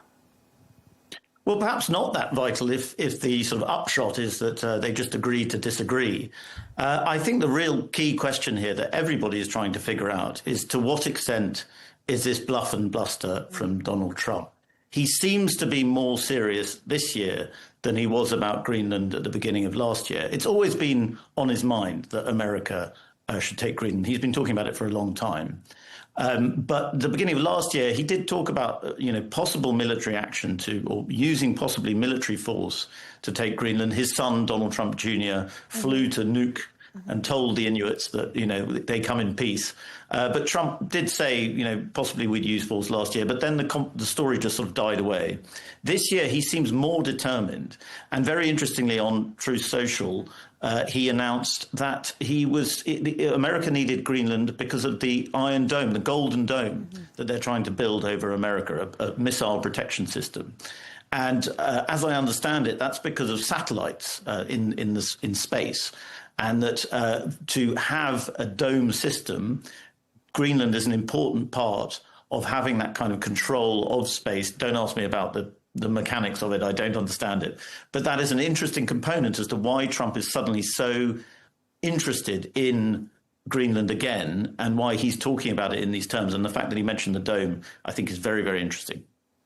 It is such strong rhetoric, and that's something that we've been hearing coming out of the US President Donald Trump when it comes to Greenland, like Freddie just said to us. And some of his foreign policy is done on Truth Social, of course, mentioning the Golden Dome today. But why might Europe and Greenland have to actually compromise with Donald Trump right now? Exactly, Leigh Ann. Maybe we've been seeing other sides here of the story because as this U.S. debate over Greenland military action or purchase or otherwise, there's actually been some European capitals that may be quietly, let's say, recalibrating their approach towards the whole situation. So analysts actually say that a practical reality may actually be forced, both sides may be forced to actually see a practical reality towards a compromise. So Europe, particularly Denmark and Greenland's government, they don't want to hand over the control of Greenland. We know this. At the same time, they do have to balance the stance that they do need to keep some type of ties with Washington. Of course, they have an alliance. So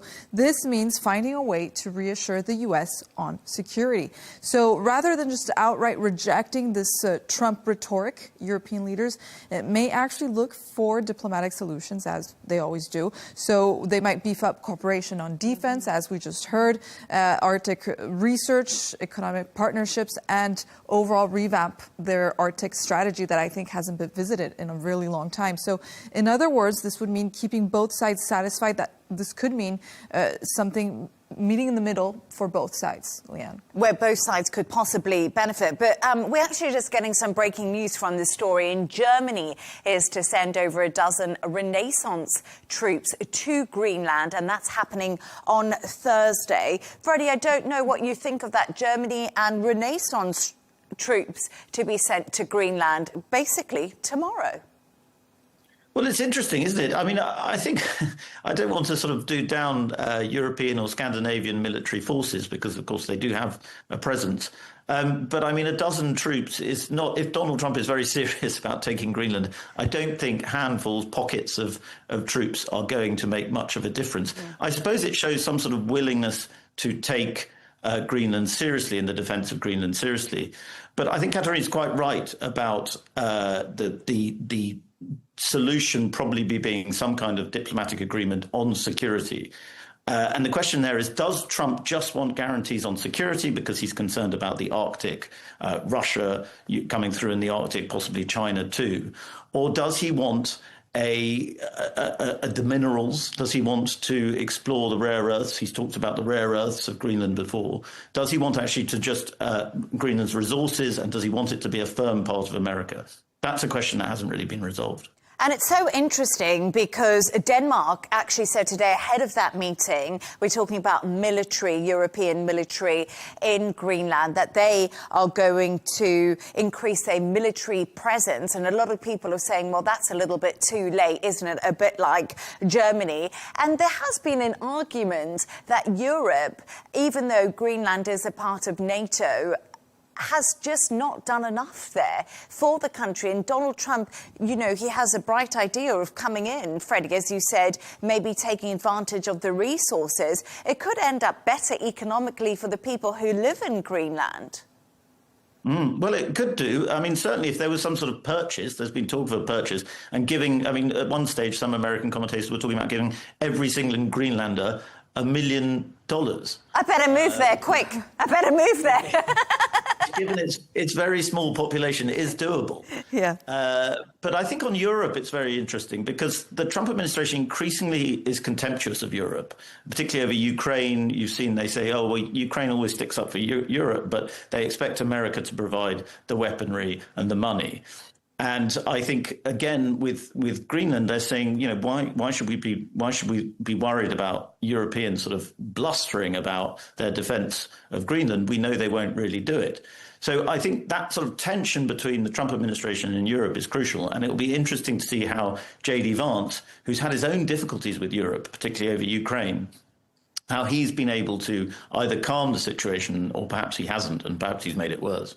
And Catalina, we were saying earlier, we wonder if Donald Trump's doing this just to get Europe moving, get some momentum in Greenland, because he hasn't seemed to stop talking about it, has he? Yeah, and I think he's been doing this since the war in Ukraine, where he actually stepped over Europe and he said, hey, I'm going to talk to Ukraine on my own. You guys could figure it out yourselves. Yeah. And I think this is a moment when Europe really said, OK, maybe we have to start revamping. We have to start reconsidering our alliances. We have to start, you know, just wake up.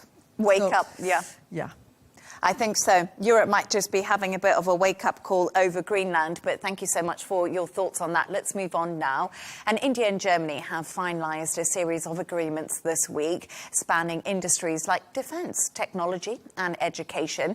During the two-day visit, the German Chancellor also announced visa-free transit for Indian passport holders. Merz called India the fastest-growing economy of the G20 and a pivotal partner in the Indo-Pacific region. Catalina, this is so interesting because what political message does this meeting between Merz and Modi send to the rest of the world? I think that the message it sends is that Germany does see India as a key partner, this for both trade and security purposes. So here they signed a number of agreements. They signed a defense cooperation, technology, mobility, and as you just said, this visa-free transit for Indians. So this shows more than just like an opportunity for a handshake photo op, Leigh Ann. Economically, it signals a push for closer ties between both countries. And on the security side, Germany is also stepping up this partnership in defense and strategic issues with India. So it shows that India isn't just an economic partner, but a strategic one too. In short, this meeting is also building about long-term and multi-purpose strategies and partnerships. So it's a signal that Europe and Asia are finding new ways to work together. We've been seeing this before. So beyond the old alliances that have been formed, these new alliances are also being formed as the status quo of alliances in the world are also being rattled right now. Yeah, absolutely, Catalina. That's a really good point because it's strategic as well. And Freddie, it's really interesting because the German leader is urging India to reduce its reliance on Russian energy and arms. Obviously, we've seen the US do this in a very different way. Is there something the Modi government, do you think, is actually considering seriously? Because Vladimir Putin actually visited him in December, which was just basically last month. Well, India is a huge country and a very powerful economy, but it's resource poor. And so the Russian oil has been very important for them. And as the Ukraine war is going on, India has been a country that has which Russian gas and oil has gone through to be sold to other parts of the world. And Trump's very angry about this, has been very angry about this. And there were real tensions between America and India over that issue. I think Germany and the EU have taken a much more softly approach. And they've said to the Indians, look, we are concerned about this, but we're not going to bully you because that's not what we do. And I think that has proved to be more, I think we're seeing with this possibility of this deal, that has proved to be more successful because Modi doesn't take very kindly to being bullied. I think another very interesting aspect of this on the European side is farming. Europe's about to sign this Mercosur deal, has signed this Mercosur deal with South American countries, which has really angered a lot of EU farmers who are already very angry and feel mistreated by their governments. If you throw in an India deal on agriculture into that equation, you're going to get European farmers who have, look at the farmer protests in Paris of the last few years. They are seriously furious because they feel they are being throttled by a European Union that doesn't take them seriously. You throw India or Indian agricultural exports into that, and you could see some real rage in Europe. Yeah, absolutely. And we've even seen the farmer protesters in London, different reasons. But Freddie, what I find quite interesting is over the last 6 months or year or so since Donald Trump did take office and the White House, and things became more protectionist when it came to the US. We've seen so many leaders go to India. We've seen Keir Starmer in India, of course, the British Prime Minister. We've also seen Friedrich Merz, we're just talking about him, the German Chancellor. We've seen, Vladimir Putin from Russia. We've also seen European delegations go over. Why is India becoming so strategically important to so many different countries at this time? I think it's really to do with the rise of China and a sort of understanding. I mean, we've had this from America since the George Bush era, was that an understanding that India is a democracy, it's our more natural ally, it's a sort of superpower that we should be able to work with better than we do with China. And I think that is an important part of it. I think since COVID, governments have been looking for ways to deal better with India and less with China and to decouple themselves away from China. So I think that's the key thing. I think different countries have had different successes. America, obviously, with Trump, is having a bit of a difficult diplomatic period with India. But Europe, I think in particular, the EU, sees a real opportunity to be the free trade power bloc in the world. Whereas the rest of the world is becoming far more protectionist on trade, the EU is going to try and reach out and strike these big deals that they hope will be very lucrative. And there are very big plus sides to trade deals, but bearing in mind the farmer factor. But it could be very, very lucrative for the EU and for India to have this trade deal. Yeah, and that's a really interesting point. It could be lucrative for the EU, and we obviously know Germany, they produce a lot of cars. But Catalina, as you did say, it's really a reworking of old alliances, and things are changing. Exactly, Leigh Ann. Things are changing quickly, and I think, Donald Trump has also...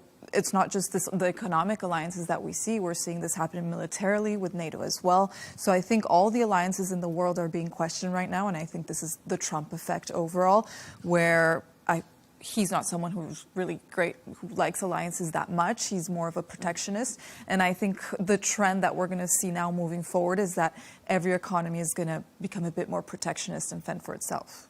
And it's so interesting because I'm sure Freddie would agree with what you just said there, that Donald Trump is not a fan of alliances. And he said that time and time again. And it's interesting because we were talking about Greenland and NATO, and it seems to be another difficult obstacle that all these alliances are facing under Donald Trump. Yes, the EU sort of modus operandi now is to take advantage of the political opportunities that Donald Trump opens or gives them elsewhere. And that's what you see in Latin America. That's what you see a lot with India, is whenever Trump falls out with a country, you'll see European figures emerging and saying, well, we can help here. And we saw that with Canada, too. When Canada had a tricky moment with Donald Trump last year, you saw European figures talking to Canada.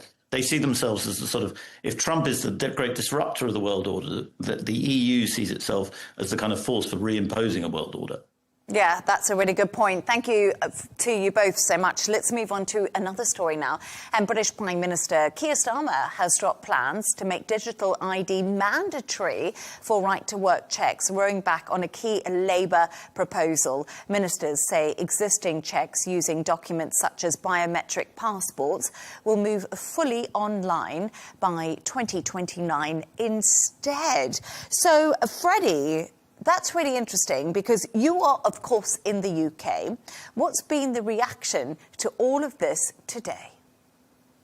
Well, I'm in Westminster, and admittedly I work for a right-of-centre magazine, so we tend to laugh at Labour as much as we can.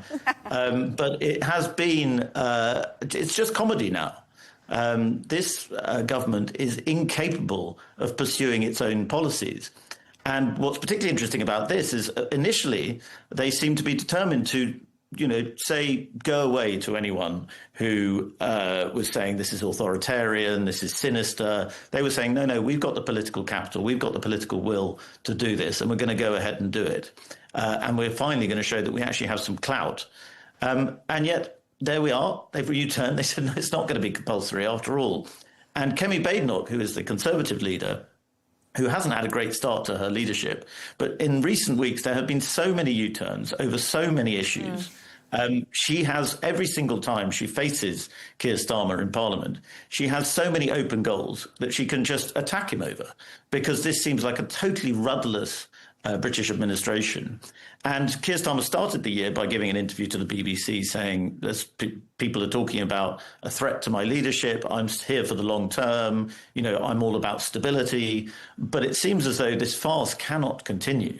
And we're hearing increasing disgruntlement from Labour figures, from figures within Keir Starmer's party, who are saying this isn't quite working. And it's expected that there will be some sort of leadership challenge this year unless Labour can somehow turn around the British economy, can somehow suggest that they are a government that knows what it's doing, because at the moment the opposite is very much the case. And it's really interesting, Freddie, because lots of newspapers over in the UK are trying to figure out how many U-turns Labour has done under Keir Starmer.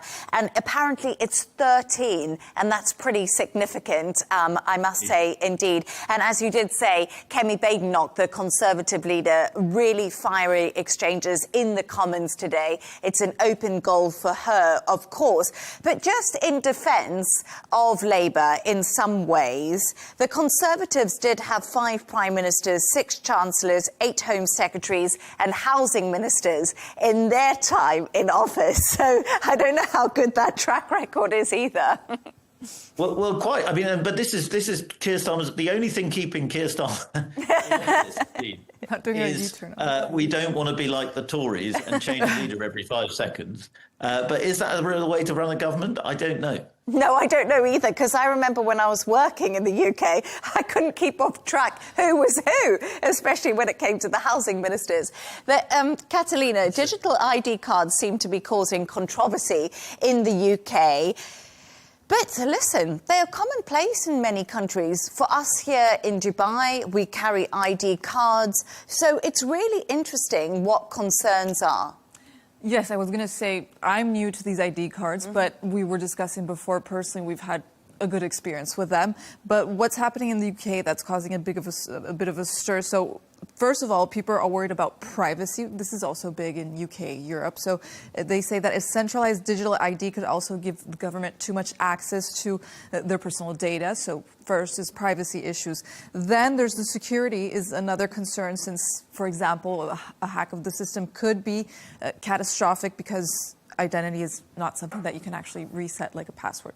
So there's also another thing, equality. There's this digital divide. So not everyone has easy access to technology. So some people, they say, could be left out of this technology. So there's been petitions, public as well as political petitions, forcing the government to make the system optional rather than mandatory. So the U-turn we've been talking about. So, but I was seeing there's also countries that this works, like Estonia, India, Australia, and as we said, here in the Emirates. So I know, it's such an interesting debate. And Freddie, that's something that I really want to ask you about, because we want to know why there was so much opposition to these digital ID cards in the UK. Like we do say, they do work well elsewhere. I know there was a petition with 3 million people who were opposed to these. Well, the British, I mean, we still have a kind of libertarian streak in us, and we're very keen on sort of personal freedom. And I think, I know, speaking for myself, I'm allergic to the idea of digital ID. It strikes me as, I can see the convenience. And as somebody who is pretty disorganized, it would probably be beneficial to have it all on one thing on my phone. But I tend to think we're already slaves enough to our phones as it is. And I wouldn't like a sort of official government reason to be a slave to my phone anymore. So I think there is a sort of instinctive British distrust of centralised power in that way. And I think that's a pretty healthy thing. And it's so interesting because I was just thinking, what would the backbenchers, maybe you're better at answering this question than I am, but Labour backbenchers have been disgruntled, obviously, with the Labour Party and its track record on U-turns and many other things that we can't get into now. But do you think that his backbenchers will be happy that he's rolled back on this idea? No, I think backbenchers are sort of shrugging, perhaps not on camera, but behind the scenes they are shrugging, raising their eyebrows and saying, what can we do? We seem incapable of doing anything. And I mean, there was discomfort among Labour MPs about the digital ID cards, particularly because it seemed to come from Tony Blair, who is, of course, a very famous Labour Prime Minister who still has some supporters in the party, but is also very controversial on the left of the Labour Party. So it wasn't something that Labour backbenchers were comfortable with. But at the moment, they just feel embarrassed, I think, because their government is so incompetent, and we keep having these resets where Keir Starmer comes out and says, yeah, well, this is a reset, we're going to start driving our agenda forward very firmly, and then within days it's fallen into kind of chaos, U-turns and humiliation. And it's so funny because he did do an interview with the BBC just a couple of weeks ago, and he said just that. But one other thing I want to ask you about quickly. I watched PMQs today. What I found interesting is Keir Starmer actually really seemed to go for reform, and Nigel Farage, not so much Kemi Badenoch, the Conservative leader. Do you think he is concerned there about the pollings and these upcoming elections that are happening across the UK?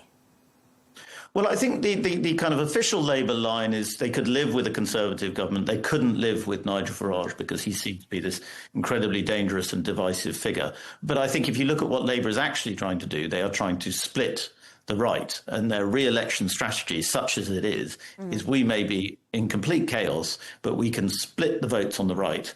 As they did. I mean, the reason why they have such a big majority was they've never been a tremendously popular, they have not in recent years been a tremendously popular party. On the contrary, they're pretty loathed by most people. But they did split the right, or the right split itself between the Conservatives and Reform. And I think they're hoping that they can do that again. The answer to that would be that they might split themselves. There's a large support now for the Green Party on the left of British politics. And I mean, Reform and the Conservatives may come to some kind of agreement come election time. So it's a big gamble of theirs to try and think that they can just win by dividing the right. But it's worked in France for lots of French presidents. So I think that may be the strategy. Absolutely fascinating, because it is interesting that Reform could possibly merge with the Tories. They said they wouldn't, but Nadeem Zahawi just defected from the Conservatives to Reform. So it's an interesting conversation. Freddie, so much thank you for that, and Catalina. Now it's that time of the show where Freddie and Catalina have chosen two of their quirkiest stories of the day. We're going to start with Freddie, because this is absolutely fascinating, and it's all about a K-pop drum duet that has gone down. Can you tell us more? Well, I love this because I increasingly think I find it fascinating the way political leaders use social media to try and generate interest, engagement, positive engagement, because they don't get much positive engagement elsewhere. And I think you see the clip now. This is a clip of the leader of South Korea and new leader of Japan playing drums together, because she was in a death metal band before. And I think there are a couple of things that are funny about this. Firstly, just how bad it is. I mean, normally when I watch kind of clips of people drumming on the internet, it's some child genius who is absolutely incredible at the drums. But this is just pretty incompetent drumming, and it sounds awful. And the other thing that speaks to me a lot is that it's K-pop Demon Hunters, which my daughter's into, and I loathe. So my instinctive reaction is to loathe it. Although it is quite sweet to see a South Korean leader and a Japanese leader, because they have had lots of problems in the past, trying to come together and working together. Well, Freddie, we've heard your assessment of it. Let's take a listen to it. So maybe those at home might actually enjoy it.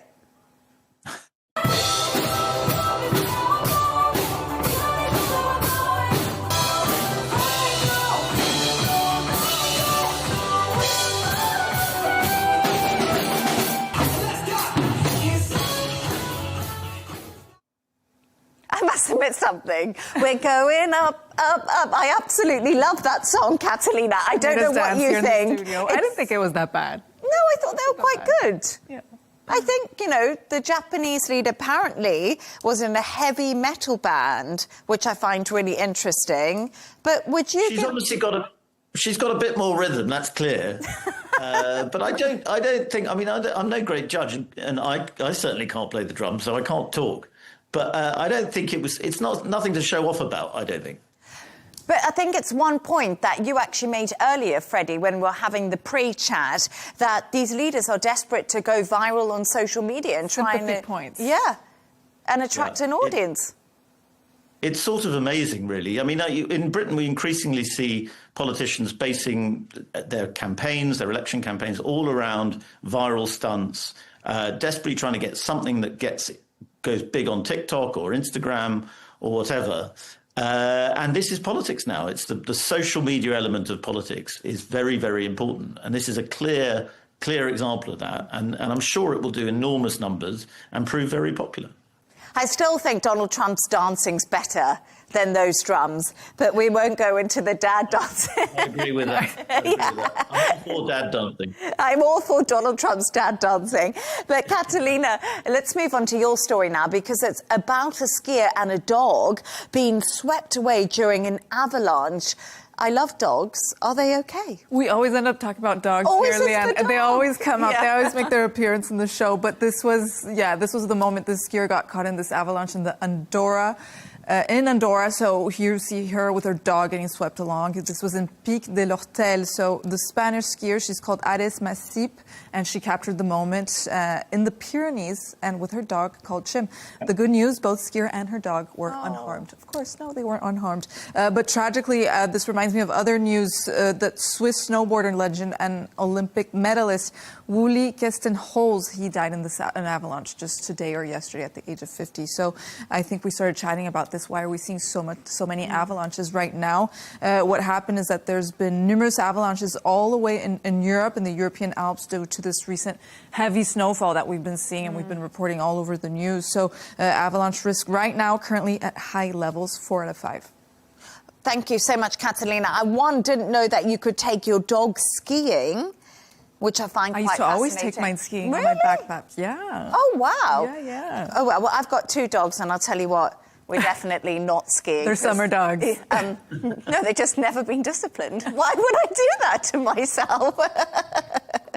You have to take care of yourself first, then you'll take care of the dog. But anyway, thanks to our guest, Al Arabiya presenter Catalina Marchand de Aubrey, who was joining me right here in the studio, and the deputy editor of The Spectator, Freddie Gray, who's in the Westminster action in London. And that's all from us on W News Extra. Don't forget to subscribe to our YouTube channel. Of course, follow us on X, GNQ.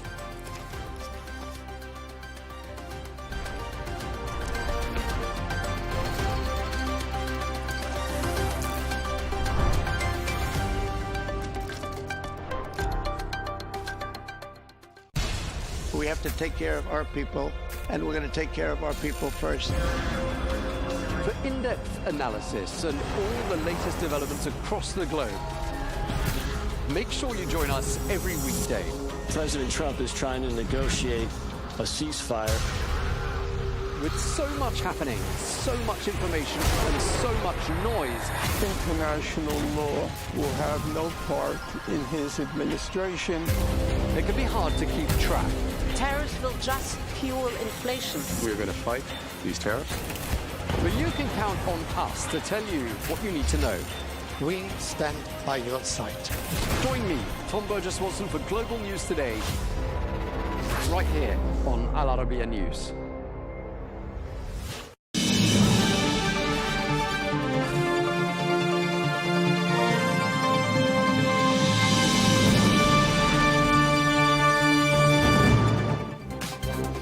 Hello and welcome to Global News Today, bringing you in-depth discussion with leading experts every weekday here on Al-Arabiya English. I'm Tom Burges Watson. Coming up today, President Trump urges Iranians to keep protesting, telling them that help is on the way. We'll be examining what form that help could take. And as the US Vice President hosts the foreign ministers of Denmark and Greenland, we ask, is there a compromise to be found over Greenland's sovereignty? And new figures show that 2025 was the deadliest year for civilians in the Ukraine war. We'll be finding out more on what's happening to broker an end to the war.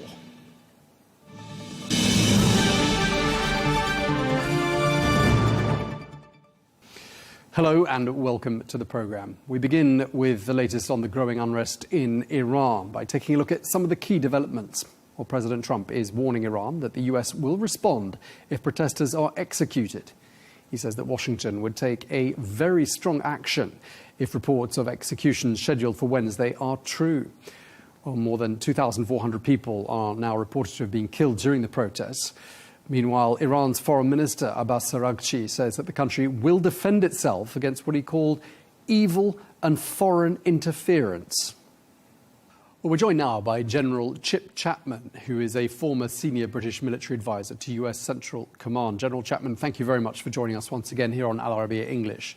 I'd like to start by asking you what you make of President Trump's latest messages. He's calling on protesters to keep up the momentum, to take over institutions, and he says help is on the way. What do you think that means?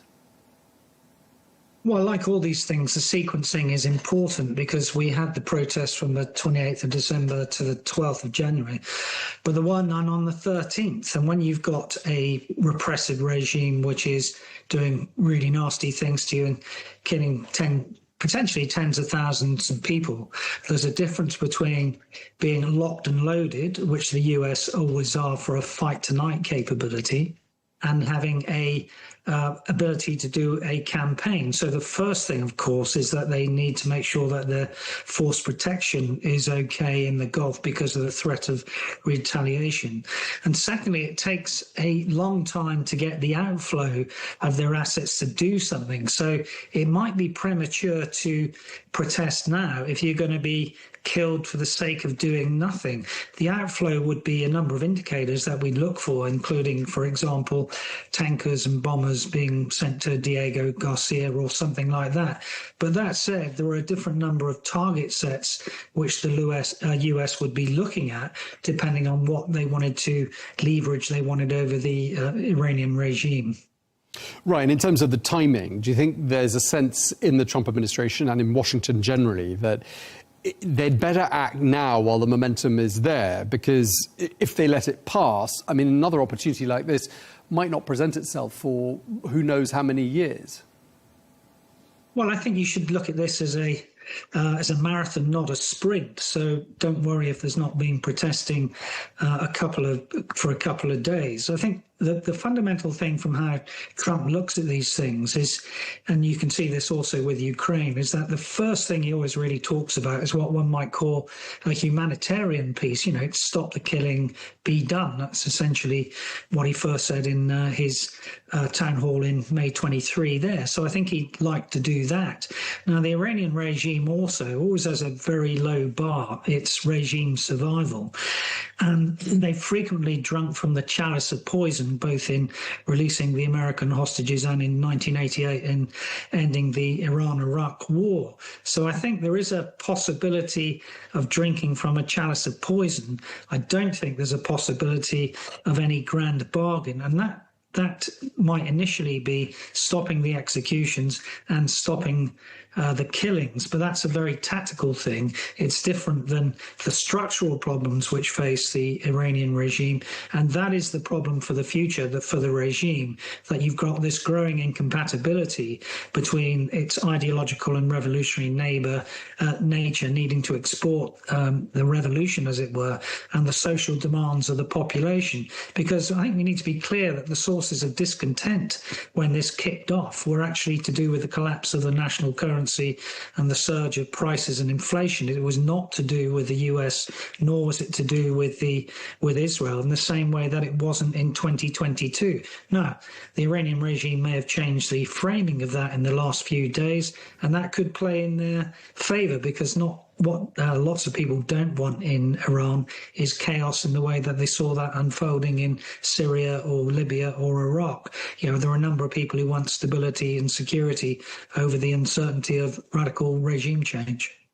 Right, and I'm just wondering, in terms of reading between the lines and looking at what sort of direction things could be heading in. I mean, it was announced earlier today that direct US-Iran contacts have been suspended. So it seems like diplomacy is effectively off the table, or maybe you've got a different opinion on that. Does that suggest to us that we are a step closer to some sort of military engagement on the part of the US than we were, say, yesterday? Yeah, I think it does. You have a triangle of pressure, reward, concessions.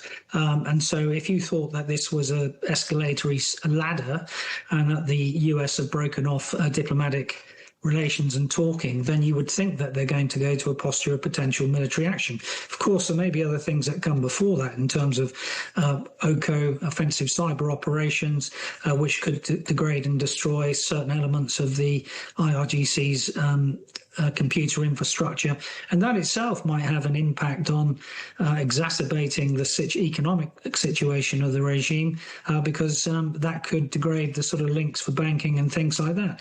And loyalty is often built by being able to pay your troops, or those that are loyal to you. If that doesn't happen, that could lead to a splintering. If, again, you get enough people out on the streets. Now, it's always been a metric, again, that if you can get 3.5% of a population on the streets to protest in a non-violent way, then a regime is in trouble.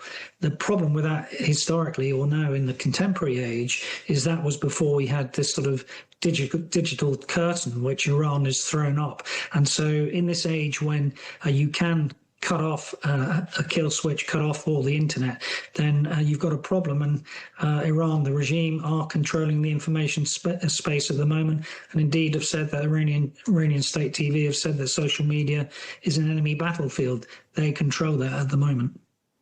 Right, and in terms of how we interpret where they think they are, I mean, the Iranian foreign minister said on Monday we're in absolute control of this situation, and subsequent analysts we've spoken to have said that if you have to say that, it probably means you're not in absolute control. I mean, have you seen anything or heard anything that sounds like a crack in the facade, or something that perhaps could be exploited by the Americans? Well, I think the regime media have been triumphalist, and that's fair to say that. There are ways you can crack this, though, by other means. So, for example, in 1988, it was an American kinetic action by a thing called Nimble Archer, which collapsed the Gulf, the gas and oil platforms of the Iranians. And you could do something that on Karg to stop the 2.2 million barrels of oil that are coming out. They'd have to calibrate that quite carefully in strategic terms, because it's always been that there have been three strategic objectives really for America and the West, and that includes keeping the sea lanes open and not having the Strait of Hormuz closed, alongside deterring regional war and preventing nuclear proliferation.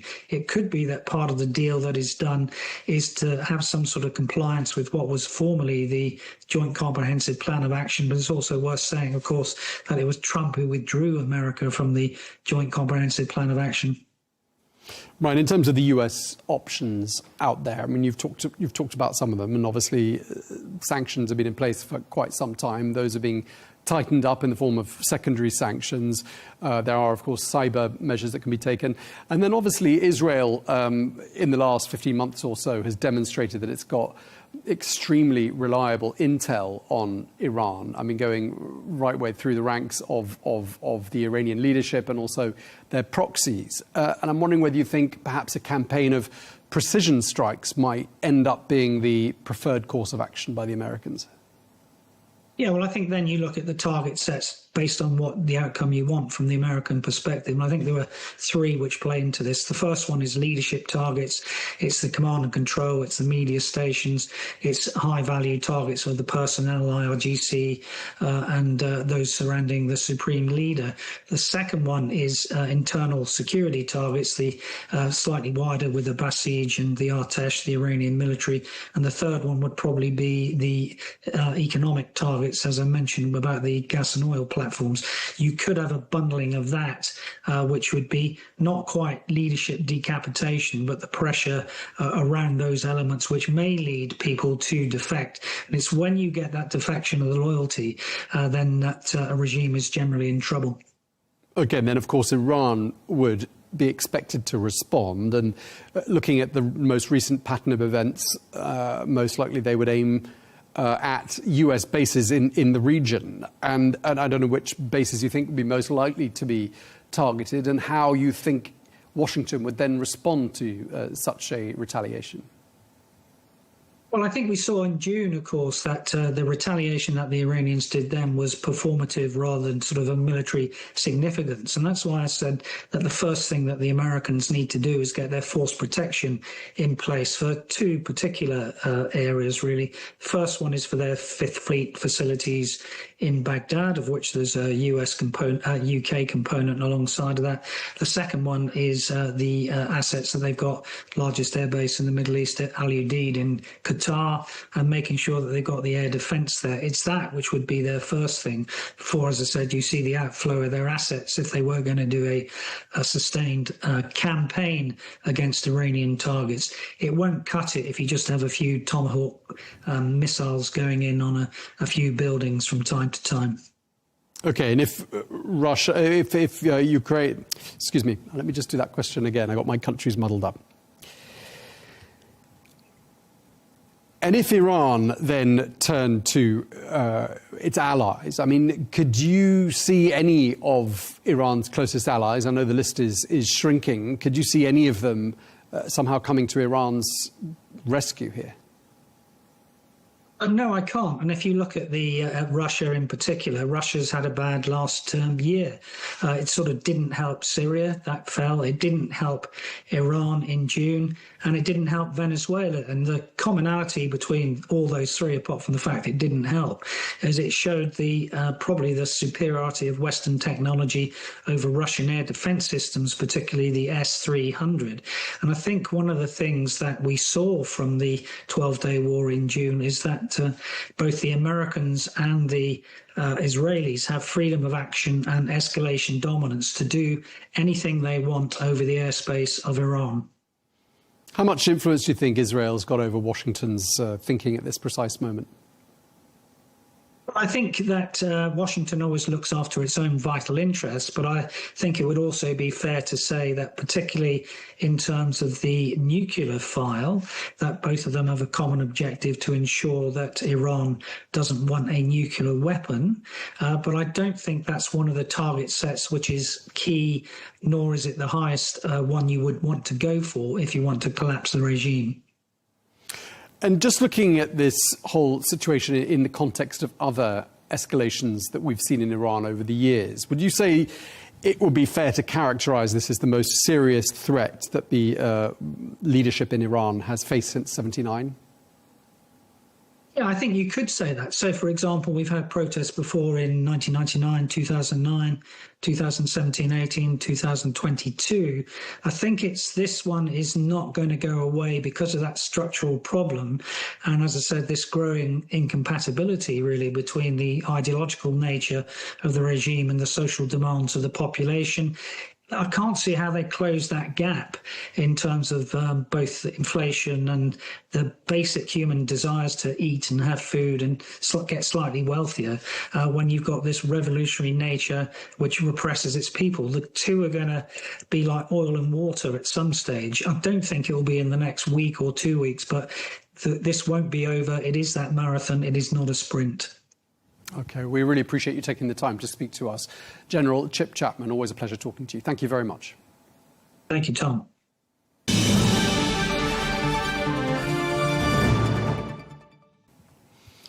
Well, we can cross now to Andrew Webber, who is former US Assistant Secretary of Defense for Nuclear, Chemical and Biological Defense Programs under President Obama, and currently a senior fellow at the Council on Strategic Risks. He joins us from Ohio. Thank you very much indeed for joining us, Mr. Webber.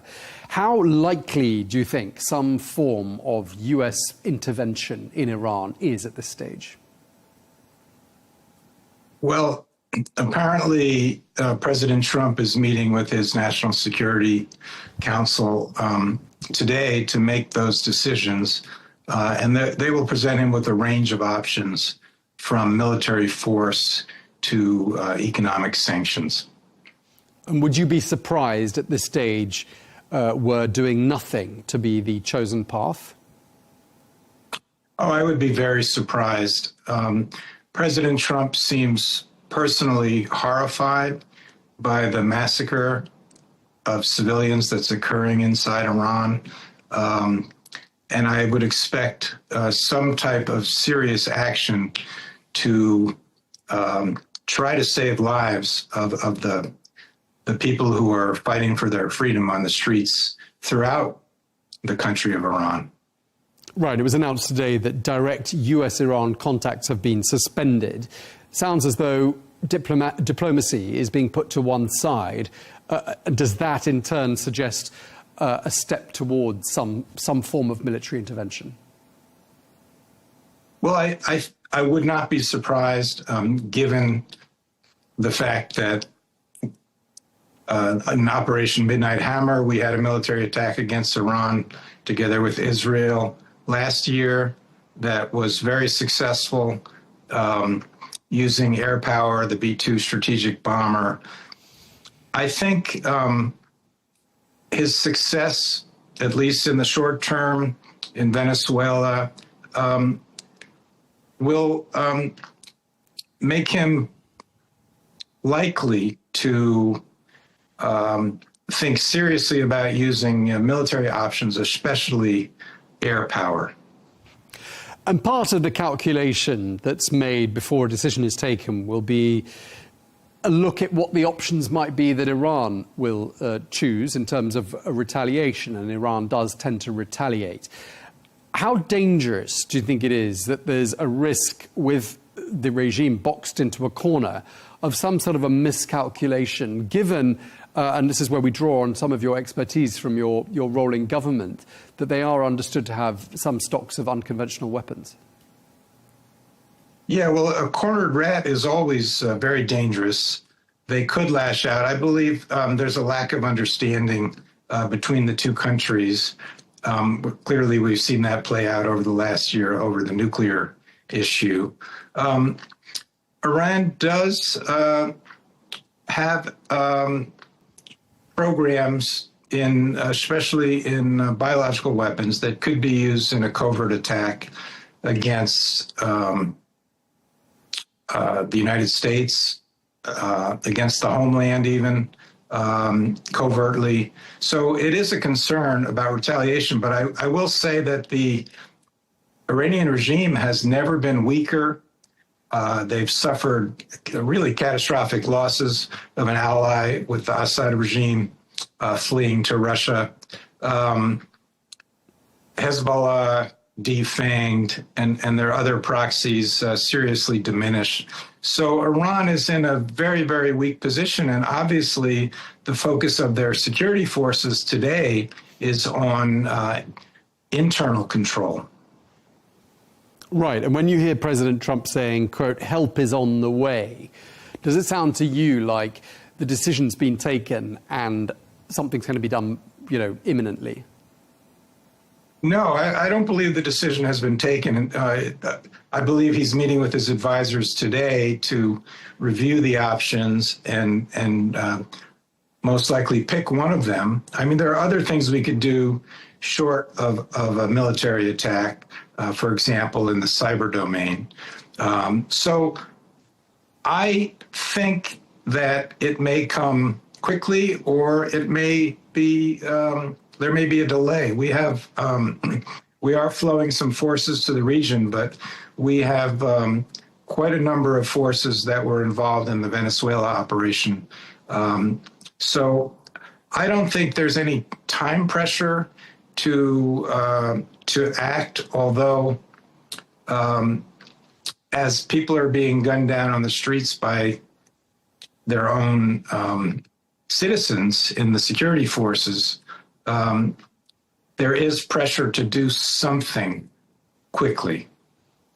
Quickly, because there's a concern that the momentum could disappear with the passage of time, or because the authorities may come down so hard on protesters that effectively puts a stop to the whole protest movement. Is that what you're getting at? Well, the regime is tottering. I mean, the supreme leader is elderly, weak, and the government, the president has sided with the security forces, so he's lost his legitimacy. I think this might not be the end of the theocratic regime in Iran, but it's certainly the middle of the end. Okay, and do you subscribe to the argument that some people have made to this channel that US intervention is risky because it could actually have the effect of undermining the protest movement and creating a rally around the flag moment? What do you make of that argument? A consideration that they'll have to take into account as they make these decisions. That would be especially true if Israel were involved with the United States in any type of military intervention. The regime has used this playbook for decades of blaming all of its problems on the United States, Israel, but I think the public is sort of numb to those accusations. They realize that a regime that can't even deliver water and gasoline to its own population is failing on its own account. The corruption, the endemic corruption of this regime that has been in power for most of my lifetime, about 50 years, they just aren't delivering for the public. The rial is plummeting. So it really is starting to look like a failed state. Right. And can you detect any signs of fractures within the apparatus that runs Iran? Well, certainly that's what we have to be looking for. But in these situations, at some point, if you're a member of the security forces or law enforcement, you have to think, what's the future? Do you really want to be shooting your own population? I mean, these are your brothers and sisters. So at some point, there may be a fracture in the security services as they start to think about their own personal futures. And maybe if they view the regime as a sinking ship, they will flee it. And in terms of just going back to the Iranian retaliation and what they might do next, I mean, are there any signs we should be looking out for here in the Middle East in terms of a stepping up of preparedness at US military bases, which are, of course, dotted all over the Gulf? What would you be on the lookout for? Yeah, in these circumstances, we always enhance the security posture of our bases. We have good cooperation with the host nations that, that provide access for our bases. So I do believe that we're prepared. We are in a defensive posture regarding our troop presence in the region. Okay, and just to wrap up this conversation, I mean, there are those who are speculating that the regime in Iran faces the real risk of collapse I wonder if you share that assessment or whether you think it's been perhaps overstated at this stage. Well, I'm not on the ground in Iran. There has been a blackout, shutting down the internet, so information is scarce. I don't have any direct information on what's going on inside. But I do think the trend line of this regime is towards trending towards collapse. I do. Whether that will happen this year or in 3 years or 5 years, it's very, very hard to predict. That's an unknown. I mean, we've looked at these situations over history. The Tiananmen Square, where the Chinese Communist Party was able to quell that uprising. But this is a major, major uprising and a threat to the survival of the regime because it's so widespread. Okay, well, we're going to leave it there. Really appreciate you taking the time to speak to us. Andrew Weber, former U.S. Assistant Secretary of Defense. Thank you very much indeed for your time, sir. Thank you.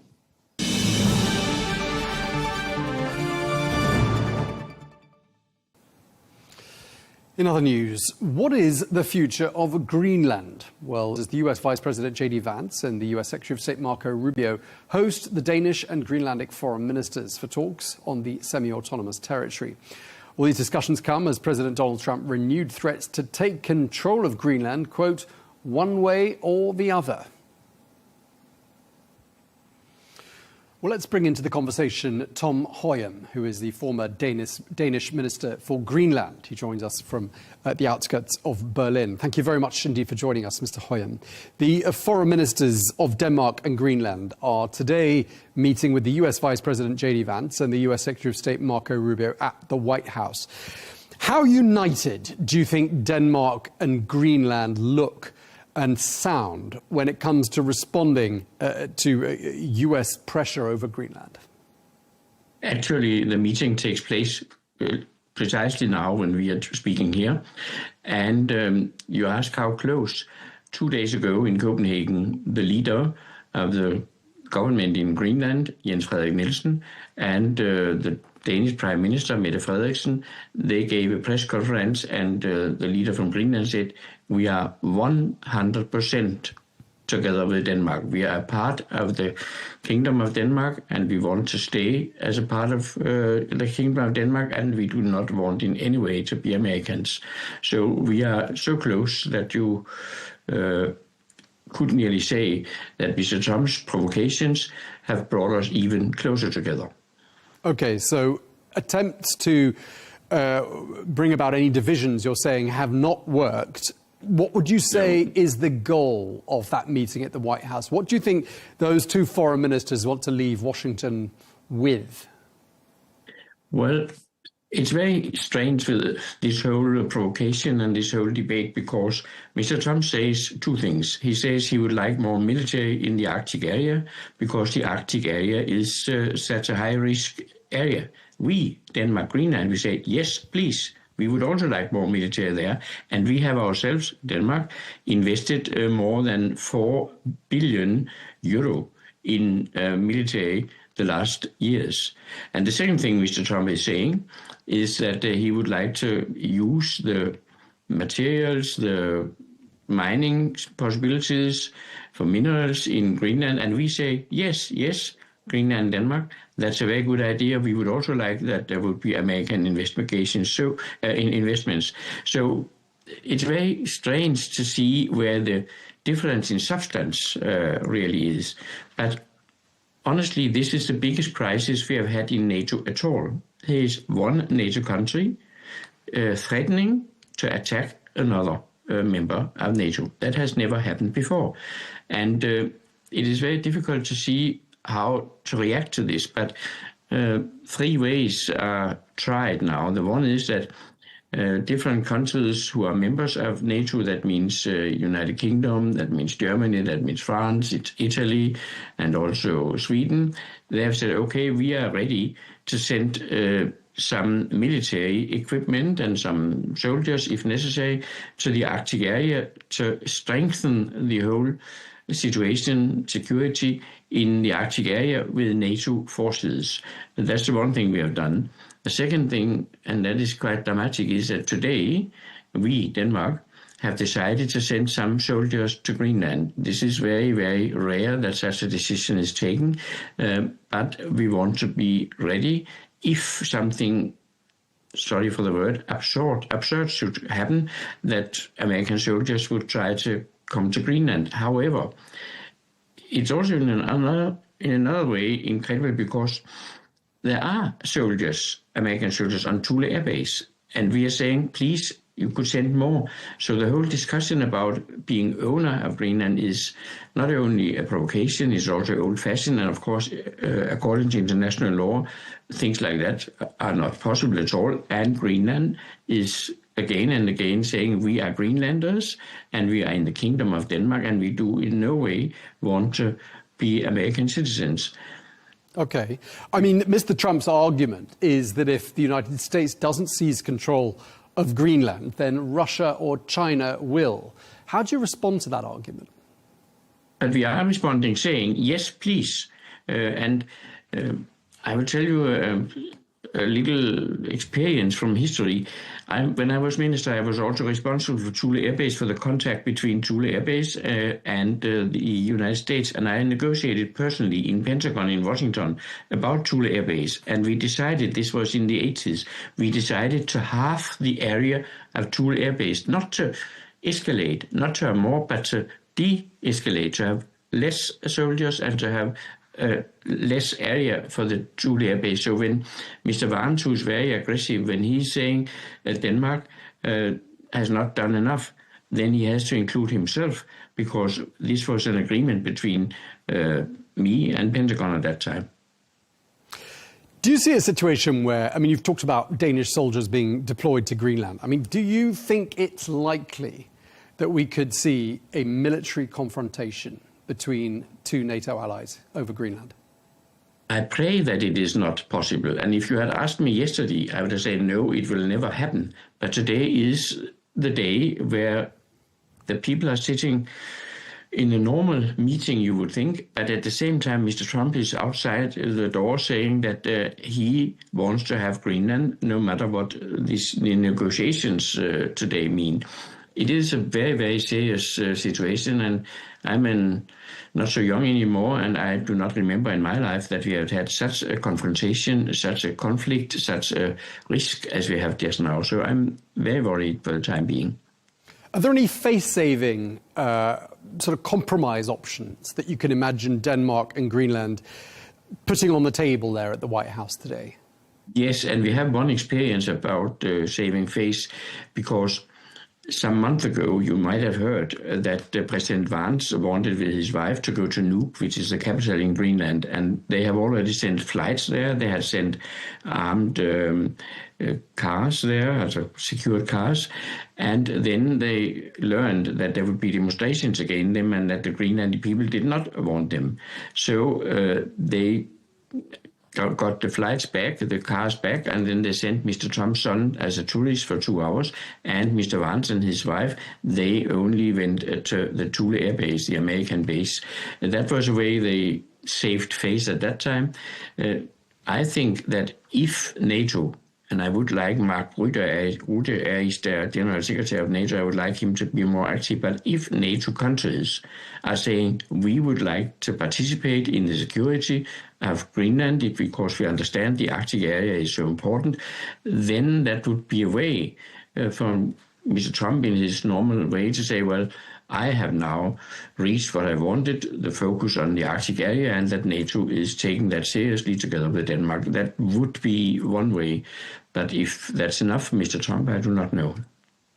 Okay, we've heard the EU President Ursula von der Leyen saying that Greenlanders can count on EU support. What sorts of things can you envisage the EU doing beyond making strongly worded statements?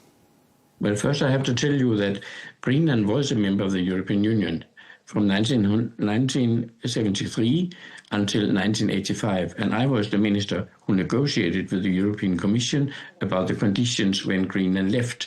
And I did that on behalf of the Danish government, even when we in the Danish government thought that it was not a good idea.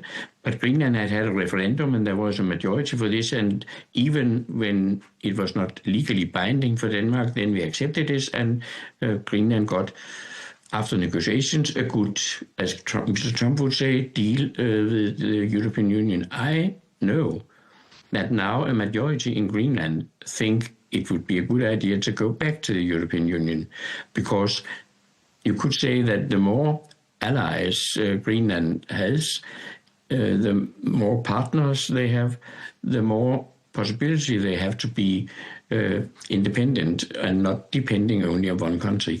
So I think that the European Union will have also possibilities to invest in the infrastructure in the Arctic area in Greenland, and maybe also to invest in minerals and in the different kinds of mining possibilities. I think that would be a way. And the European Union is seriously interested, and they have already a special representative in Greenland, in Nuuk.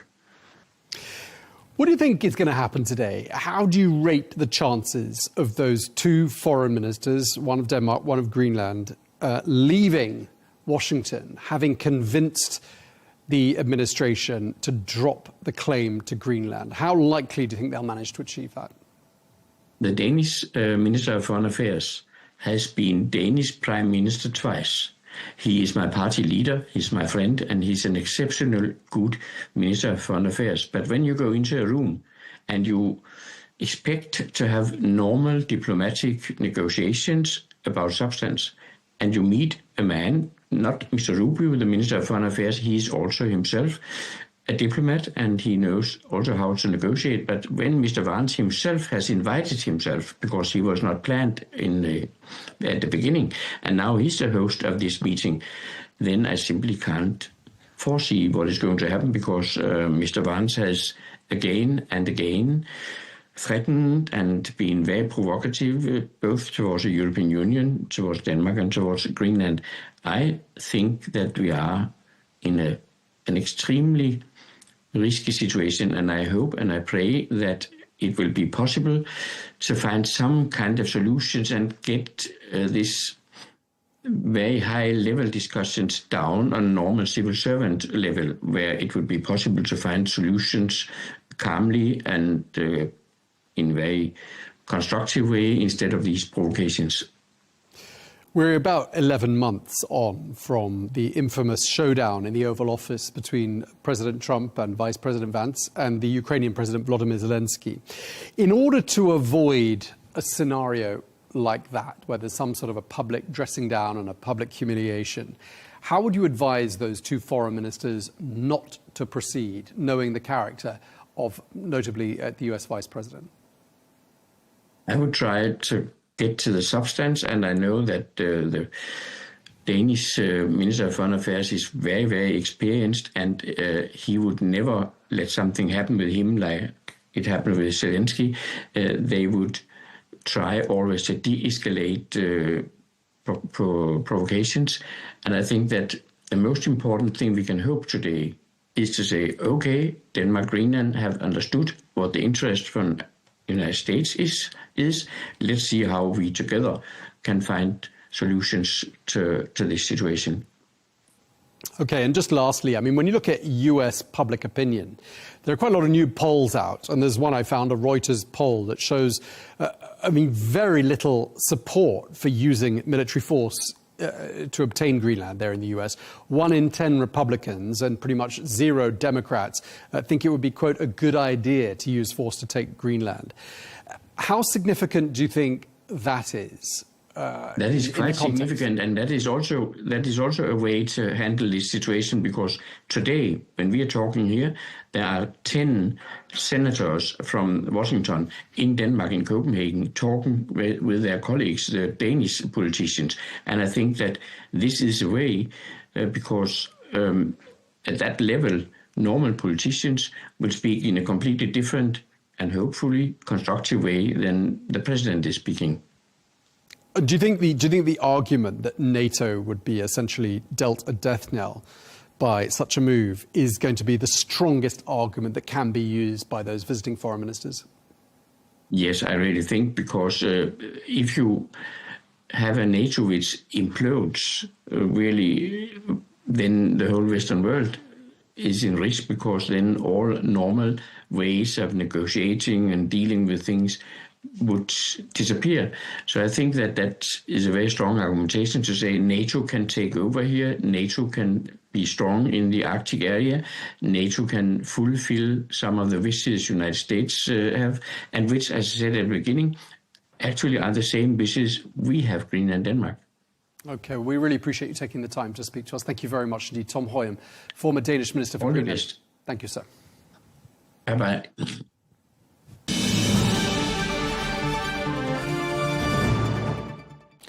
Now to the latest on the war in Ukraine. And last year was the deadliest year for civilians since the conflict began. That's according to the UN. Well, in 2025 alone, at least 2,514 civilians were killed, says the UN, with injuries also up sharply. We can speak now to Ziad Majed, who is a professor of political science and the director of the Middle East program at the American University of Paris. Professor Majed, thank you for joining us. 2025. Thank you for having me. Thank you. 2025 was the deadliest year for civilians in Ukraine since 2022. And I'm wondering what that tells us. Does this indicate that there's been a change in the Russian approach and that they've consciously decided to inflict more harm on civilians? Yes, I think it's part of, maybe we cannot say a new strategy, but a new approach aiming at targeting civilians more and more to put more pressure on the Ukrainian government in order to accept the deal that Russia wants. Plus, I was also reading concerning the same statistics that you mentioned, that a large part of those victims, in fact, the attacks that caused the death and the injuries happened after the contacts between President Trump and President Putin. So also it's a way of responding to any possible pressure or approaches aiming at finding a solution by saying that we remain firm, the Russian side, we will not accept any compromise, and our conditions should be approved by the Ukrainians, which in itself also is a way of keeping the war going on until Russia can say that it finally imposed its will on the Ukrainian side. Right, and the United States has accused Russia of what it called a dangerous escalation by using hypersonic missiles.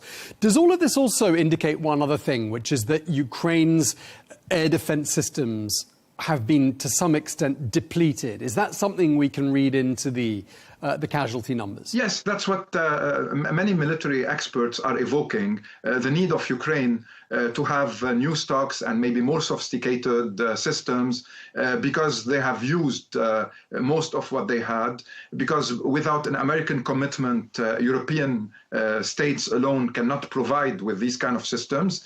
And this is also part of the divergent views maybe between some European capitals and Washington, where in Europe we see a political insistence on the necessity of supporting the Ukrainians until a peace deal can be reached, while on Washington maybe some circles believe that more pressure on Ukraine itself, in addition to the negotiations with Russia, would lead to the common ground or to the compromise that is desired. So we can expect more and more evoking the topic of the defense systems, and more maybe diverging views between Europe and the United States. Right, and with regards to funding for Ukraine, the EU has decided to provide Ukraine with a massive loan. I'm wondering what you think the significance of this is and what you think it might change. As you know, there have been lots of debates in Europe, and there are lots of different views regularly mentioned by the press about different actors in Europe who do not agree on the same strategy towards Ukraine and Russia. For instance, when they mentioned that the frozen assets of Russia in Europe should be used for the reconstruction of Ukraine or to support Ukraine, many EU members rejected that, considering that legally it will pose a serious challenge and a serious problem. Now they are talking about increasing the budget of support to the Ukrainians, which is also not approved by all political blocs in the EU Parliament. And many actors in Europe itself fear the implications of that, fear a Russian revenge or retaliation, not necessarily militarily, but in terms of also the deterioration of the whole political situation in the continent. In addition to that, adding new budgets when it comes to the defense of the different European states is by itself internal issue in each country, because definitely that will be let's say they will sacrifice part of the budget that is supposed to be for healthcare, for education, for other important and vital European questions. So they need at the same time to respond to the American regular threats and pressures by saying that we Europeans can elaborate a new defense strategy. We do have the assets, we do have the possibility, we can increase the budget of defense. We need to deal with a series of new challenges internationally, strategic challenges. Russia, of course, is the first one, but also the relation with China, and recently the whole question of Greenland, Denmark, and the American pressure there as well. So Europe has to find its way when it comes to an independent budget, a defense strategy, without sacrificing some of the values that historically it used to defend about the peace and about the avoiding conflicts and conflict resolution mechanisms, etc. But I think this is a very difficult moment for Europe anyway. Right, and Professor Majid, you just listed a whole series of geopolitical issues that are sort of headline news, and we're only 2 weeks into a brand new year, and a lot has been happening. So Ukraine has to some extent been eclipsed. But before we come on to where we are in the peace process, I want to ask you whether you detect any indications that Russia is under pressure to bring this war to a conclusion, because some of the financial indicators towards the end of last year didn't look at all favorable as far as the Russian economy was concerned.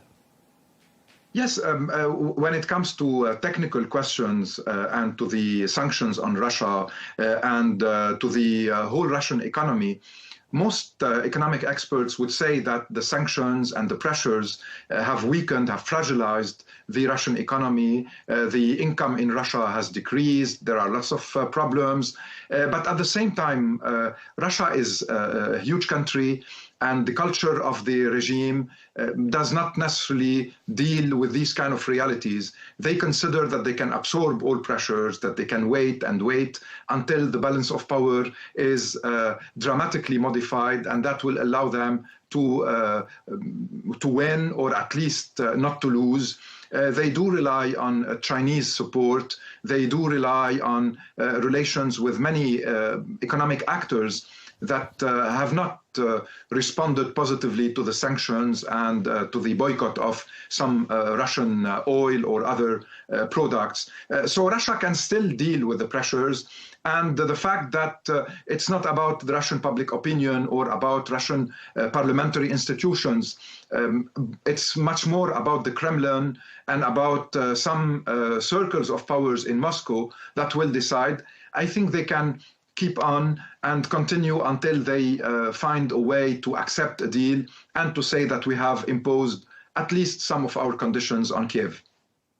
And when we talk about some of the things that have happened this year, and I want to get your opinion on what impact you think they've had on this ongoing war in Ukraine. But I mean, for example, the raid that was carried out on Caracas on the 3rd of January, that's Venezuela is, of course, an ally of Russia's and China's.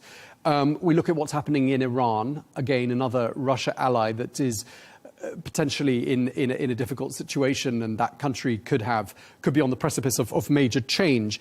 And all of this shows an emboldened Washington in many respects, and potentially Washington getting involved in Iran as well as depriving Russia of some allies. And obviously Syria went a year and a half ago. Is any of that having any impact on the overall direction that the Russian war effort in Ukraine is going in? Personally, I think that it's much more targeting indirectly, of course, China. At least in Donald Trump's mind, he doesn't have Russia as the first target. He, of course, would appreciate weakening the Russian positions and, as you just mentioned, depriving Russia from some of its allies. But economically speaking, Venezuela, for instance, and Iran, they have much more important ties with China than with Russia. Russia is a political coverage, is a political ally, can use the veto in the Security Council, is a kind of let's say, a guarantee in international relations, at least to have one superpower or considered as a superpower. Even in reality, it is not. It's like a middle-sized power. But having Russia on your side for many regimes would mean some guarantees. China, however, due to its economic weight, due to its economic role, due to its investments in different places in the world, is mainly the target of the current Trump administration. And they believe that by weakening China internationally, this will affect Russia directly, because Russia also relies on the economic cooperation with China. But for sure, we are into a changing international context with more and more American interventions in some specific places. It could be the Western Hemisphere, as Trump mentioned. It could be also Iran. And we still have the whole genocidal situation in Gaza, where also Trump tries to play a role to show that he is on all fronts and can find what he considers to be solutions everywhere. But we're far from here. We are still in the middle of many conflicts, and there are new zones of conflictual potentiality around the Red Sea and in Yemen and in other places. So the whole world is going into a transitional phase between what we have known or what we have been living through since World War II, and between the new phase where international law is less and less respected, not only by Russia, as it has been the case, or by Israel, that has always violated international law, or by some Arab regimes or other regimes in the world. It's now also being violated by the United States, and Trump is saying openly that international law is not a concern for him. And Europe is sometimes threatened or frightened by this new context, and sometimes it is into some complicities, as we have seen the European positions when it comes to the Israeli genocide in Gaza. And when you look at all of these events, and as I was saying earlier on, they do seem to have eclipsed to some extent the coverage of the peace effort in Ukraine. I mean, obviously, things have been happening behind the scenes. Perhaps they just haven't been getting as much coverage because there are many other news stories. But what's your understanding of where we are with regards to US efforts to broker an end to the war in Ukraine? It's absolutely right what you just mentioned when it comes to events eclipsing others. We have been living through that for some time now, between Palestine, Syria, Yemen, Sudan, Ukraine, Venezuela, and now Iran. Always there have been priorities, and one can understand that when it comes to media coverage. But politically, of course, I don't think one should eclipse the others, because there are conflictualities in all those scenes, and political and economic and the human consequences of all that. What I know about the Ukrainian-Russian process, the European and American roles today, is that they have reached some kind of not agreements, but at least formulating what they can agree upon and what they can not, for the time being, what is rejected. Russia wants to modify the number of the troops of the Ukrainian army. They want a much smaller Ukrainian armed forces. They want an area on the border that could be demilitarized. They want to consolidate what they consider the territorial gain, which is a reality also in the eastern part of Ukraine, in the Donbas area, and to consider that all territories seized since 2014 are now Russians. They also want to have guarantees about Ukraine not joining NATO and not joining the EU. I think on the European side, there is a rejection in support of Ukraine of the question of the numbers of troops, of the question of the demilitarized area, and of the question of banning Ukraine from joining the EU. They consider that Ukrainians will have the right to join the EU after certain measures that should be taken in Ukraine, after elections, etc. What they agree upon, all of them, is that NATO should be now out of the picture, that territorial compromises should happen, because anyway, Ukrainians cannot seize back or liberate what they have lost, even if in Kiev there are voices insisting on that capacity or on that possibility. But I think the Europeans now agree with the Americans on this question. America appears to be much more flexible towards Russian conditions, including the question of the army, including the question of the EU membership and not only NATO. So they are all trying within this range of questions to find the best compromise possible. And meanwhile, whether Russia or Ukraine, each will try to prove that they can still fight, that there are possibilities to modify the configuration of the conflict and the situation on the ground, which might explain why we are seeing more Russian attacks on the civilian infrastructure and on civilians in Ukraine, and why also we are witnessing some Ukrainian attacks inside Russia to show that they can harm the Russians, not only in the border region, but deep inside Russia as well. Okay, well, we're going to have to leave it there because we're out of time, but we really appreciate you taking the time to speak to us. Thank you. Professor Ziad, thank you so much.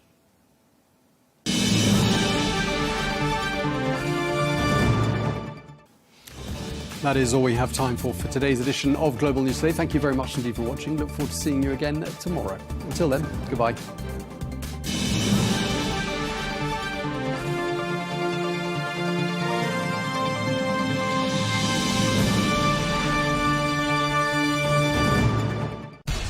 We have to take care of our people, and we're going to take care of our people first. For in-depth analysis and all the latest developments across the globe, make sure you join us every weekday. President Trump is trying to negotiate a ceasefire. With so much happening, so much information, and so much noise, international law will have no part in his administration. It can be hard to keep track. Tariffs will just fuel inflation. We're going to fight these tariffs. But you can count on us to tell you what you need to know. We stand by your side. Join me, Tom Burges Watson, for Global News Today, right here on Al-Arabiya News.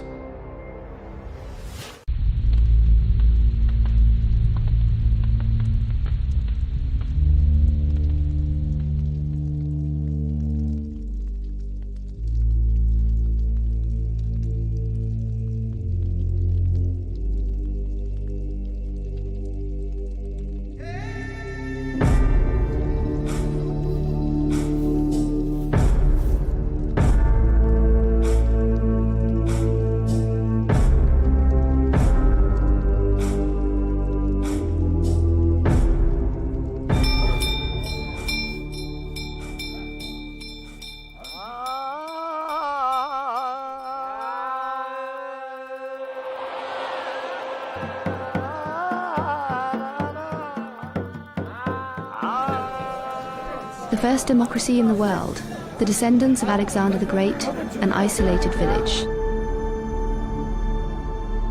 And a God who speaks through a spiritual medium. The secrets of Malana, a veil lifted from the depths of a mysterious world.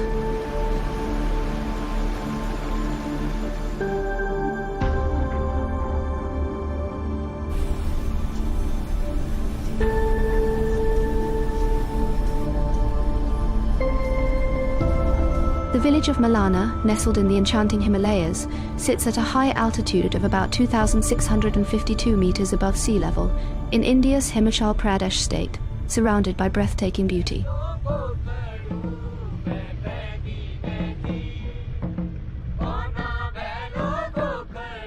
To reach this hidden sanctuary, travelers must endure a long, winding journey, about 21 kilometers from the nearest city, Kullu, climbing steep trails and rugged paths that seem to go on endlessly before finally reaching the village.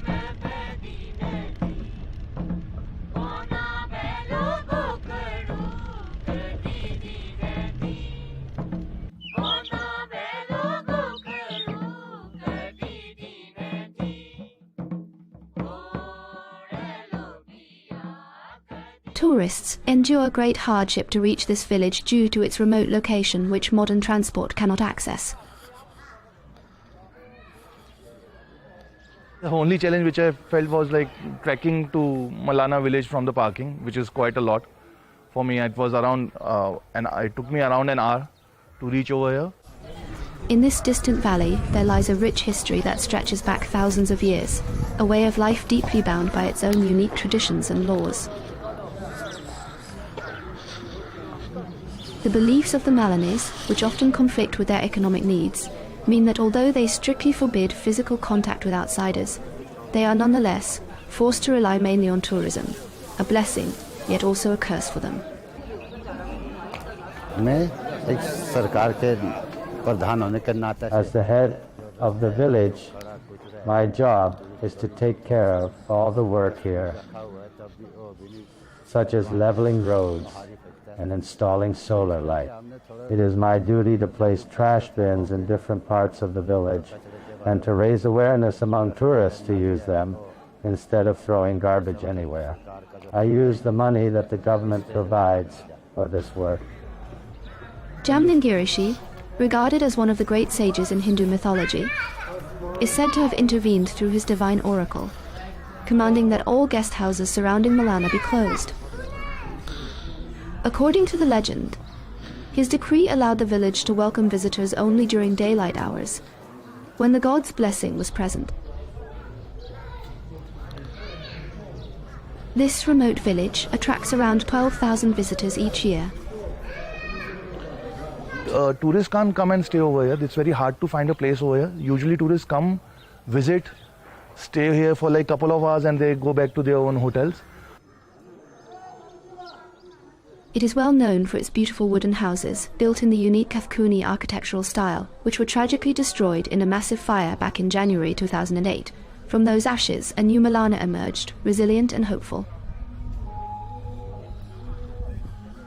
The march of modernity became increasingly evident, with cell towers, electricity and television sets appearing everywhere.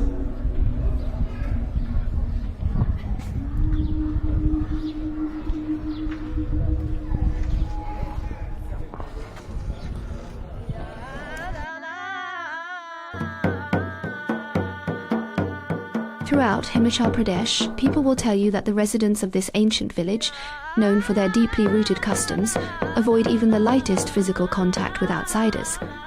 They remain cautious and distant, especially when it comes to any direct touch. The children of the village do not hesitate to hug or shake hands. But most of the people here still firmly uphold the rule of no physical contact with foreigners.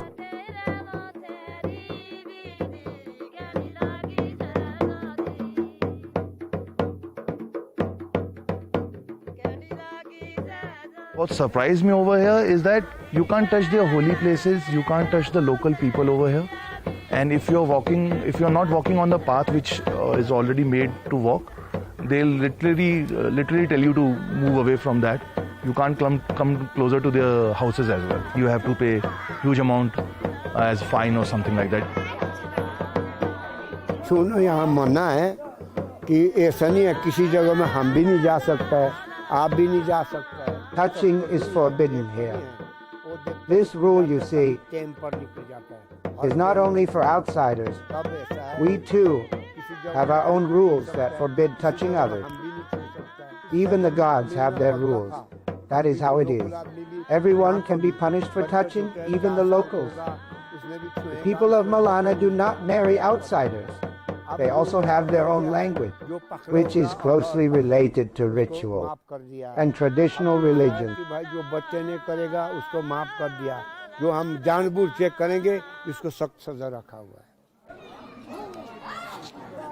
The people of Malana do not marry outsiders. They also have their own language, which is closely tied to their rituals and traditional faiths, deeply rooted in their culture.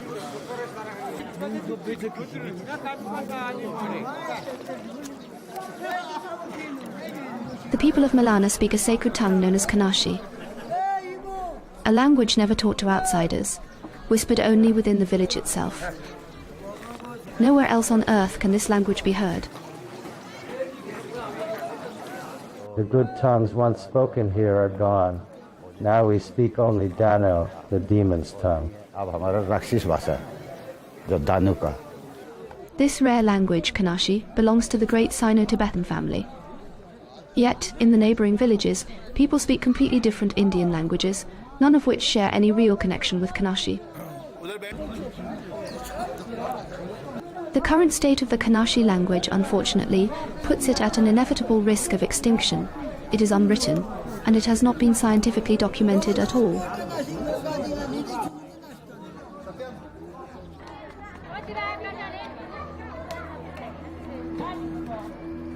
The people of Malana are distinguished by their light brown hair and eyes.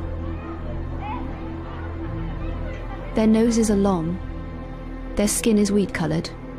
They resemble the inhabitants of the Mediterranean basin more than those who live in Himachal. Many stories and legends surround this mountain village. One ancient tale tells how soldiers from Alexander the Great's army sought refuge here in 326 BC, wounded after fierce battles with King Porus, ruler of what is now Punjab in India. Their memory still lingers in the myths of Malana. It is said that these soldiers were the ancestors of today's Malana people, warriors who, after fierce battles long ago, chose these mountains as their final refuge. Artifacts found in the village seem to echo that legend.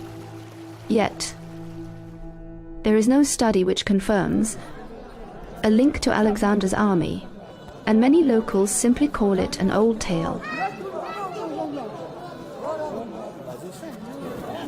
ये जो है जो सिकंदर का जो फौज था ना वहाँ का कोई It is not true that a man came here. It isn't true that a man named Alexander came here.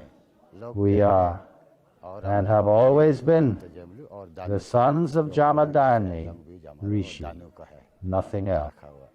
All that is a lie. There is no lineage of Alexander here.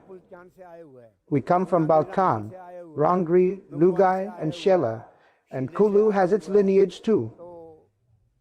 It makes no sense for there to be a link to Alexander. In fact, Alexander's descendants also came, but none of them remained as we wiped them out.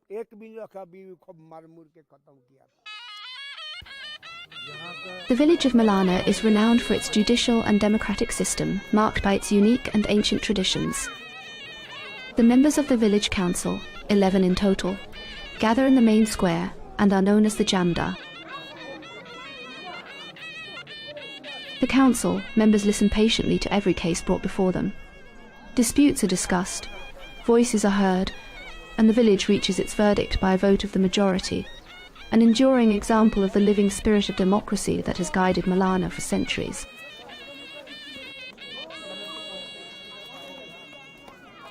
This scene reflects the village's adherence to its own laws and its independence from India's formal judicial system.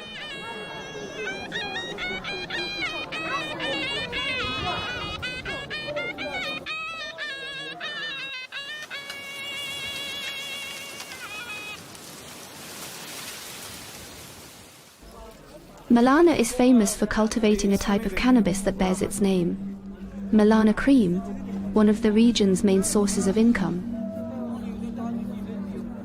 Yet this crop brings not only legal challenges but also social consequences. Children and young boys sadly have become involved in supplying and selling drugs in Malana. थोड़ा सुधरेंगे यहाँ पे थोड़ा problem थी नशे मतलब ऐसे Families that live here believe that people fall into drug addiction at a young age.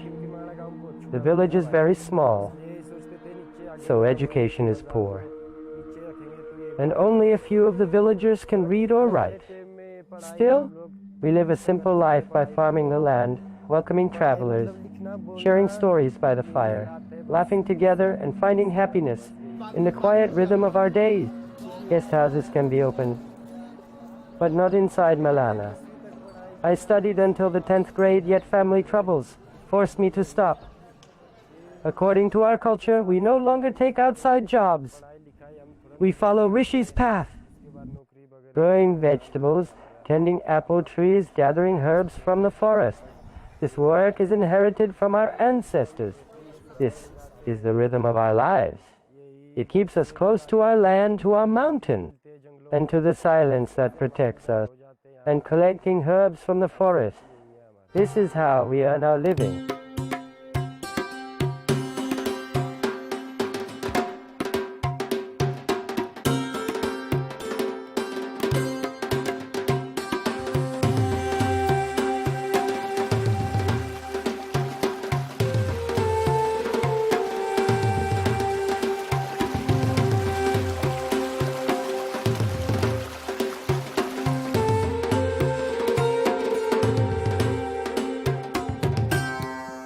Here, women work more, and men work less.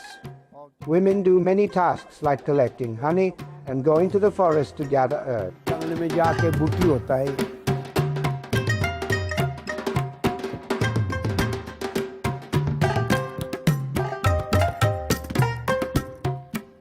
People are quite friendly over here, and there's some different culture also over here. What I heard about the culture and everything, that they have their own code, they have their own law. They don't follow what you call Indian constitution. So this place is completely different compared to all over India, kind of, you can say that. Their Pradhan take all the decisions. If there's any fight or anything in between the locals or something among themselves, there's only one person who takes all the decision for them.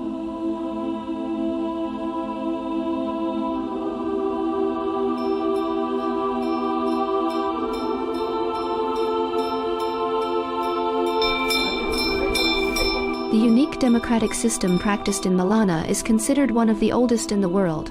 It closely resembles the model of ancient Greece. It consists of two councils, a lower and an upper house, where matters are discussed carefully.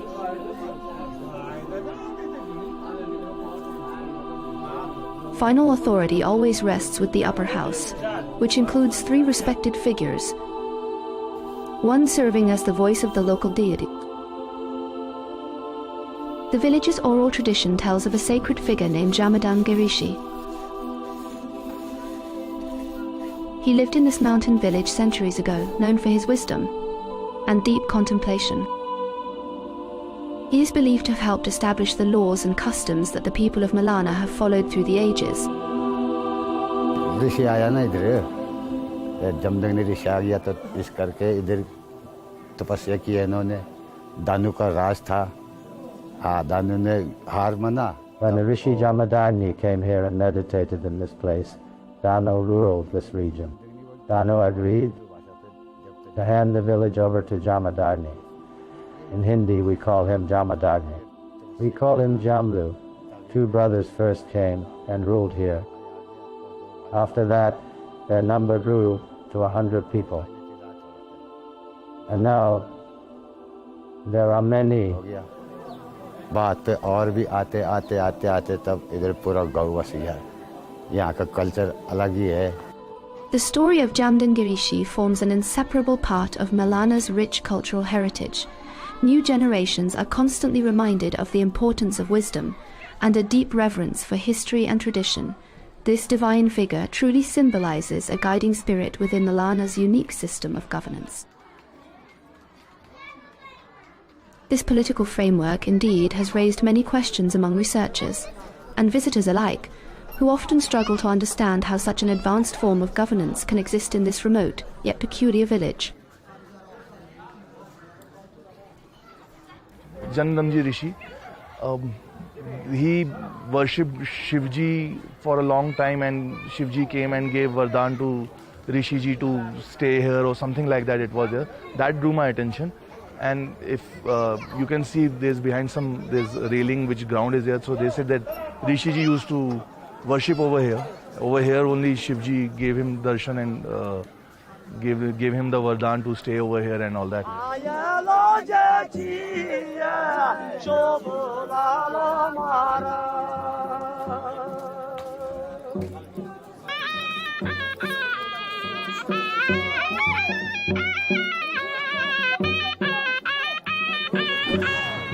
There's some festival today for which I came. So let's see festival, how does it goes. It should start in the evening and it will go on for the next 2-3 days. They dance and all that and they do prayers and all that.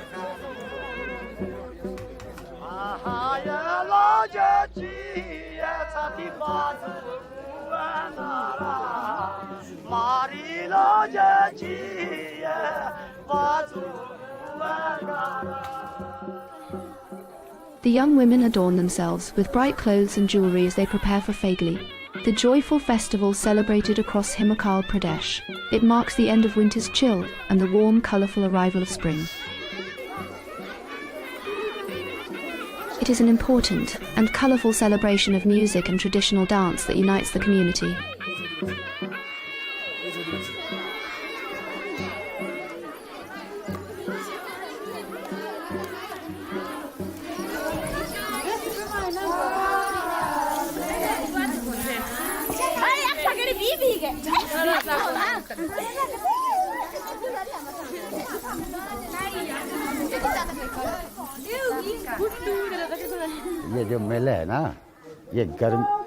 This celebration is held at the end of winter and the beginning of summer. Now we can plant the seeds in the fields. We will start by planting potatoes, kidney beans and other things.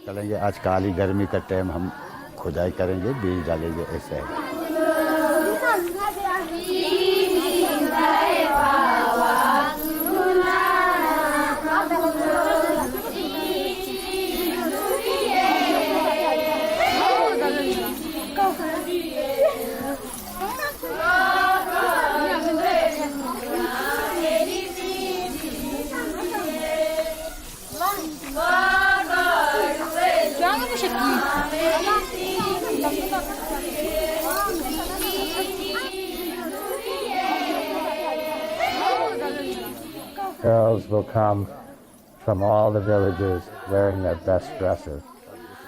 And there will be dancers in many places, and everyone will visit each other's homes to eat together. Aaj ladki mele hai.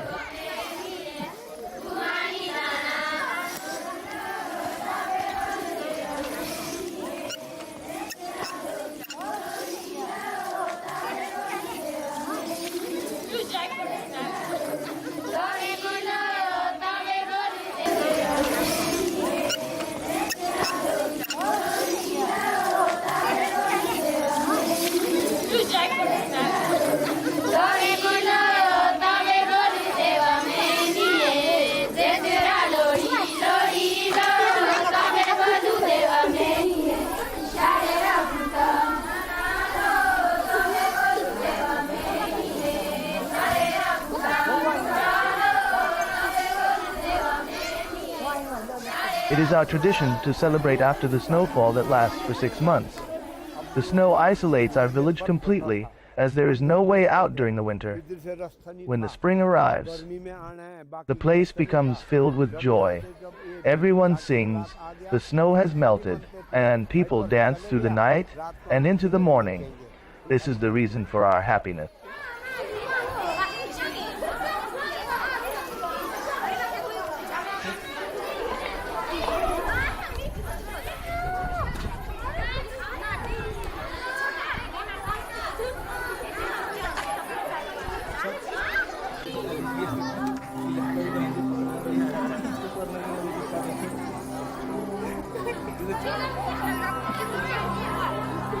I guess the village has to take care of the things. That there are lots of garbage on the entrance of the village, and there are lots of stuff is scattered over here and there. So I guess it can get much better. They can clean it properly.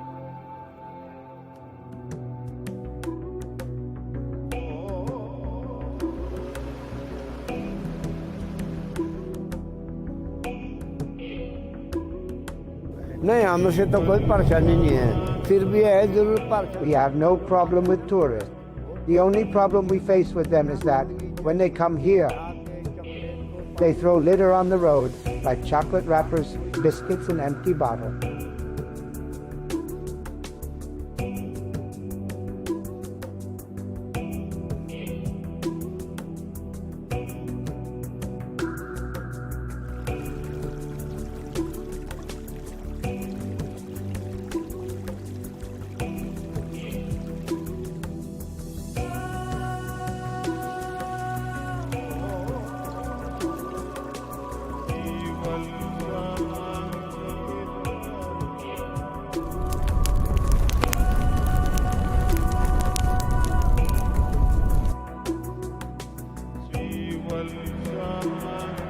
This enchanting village has absorbed the essence of the Himalayas that surround it, its roots intertwined with the ancient heritage of its people.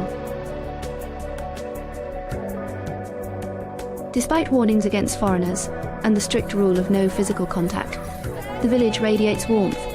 It remains a mysterious haven for many adventure seekers. Yet one wonders, could the villagers' joy in welcoming tourists ultimately become the very cause of their village's ruin?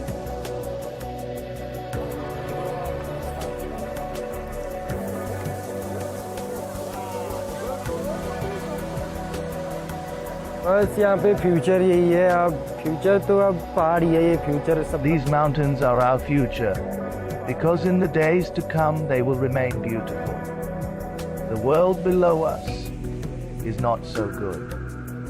Tourism is not welcomed here. What can we do? We are the sons of the wise and it is our duty to carry on the work of the sages. बस अपना खाते जीते बस यही है.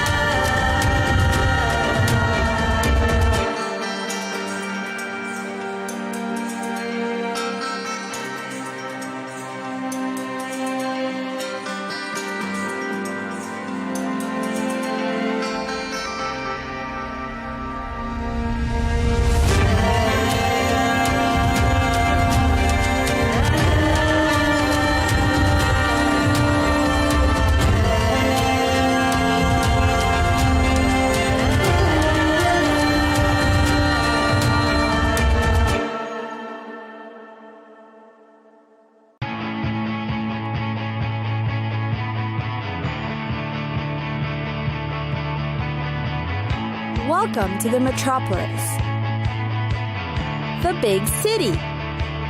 This is where tech, trends, and culture meet. Meet the people. See the sights. Walk the city streets. And experience the lifestyle.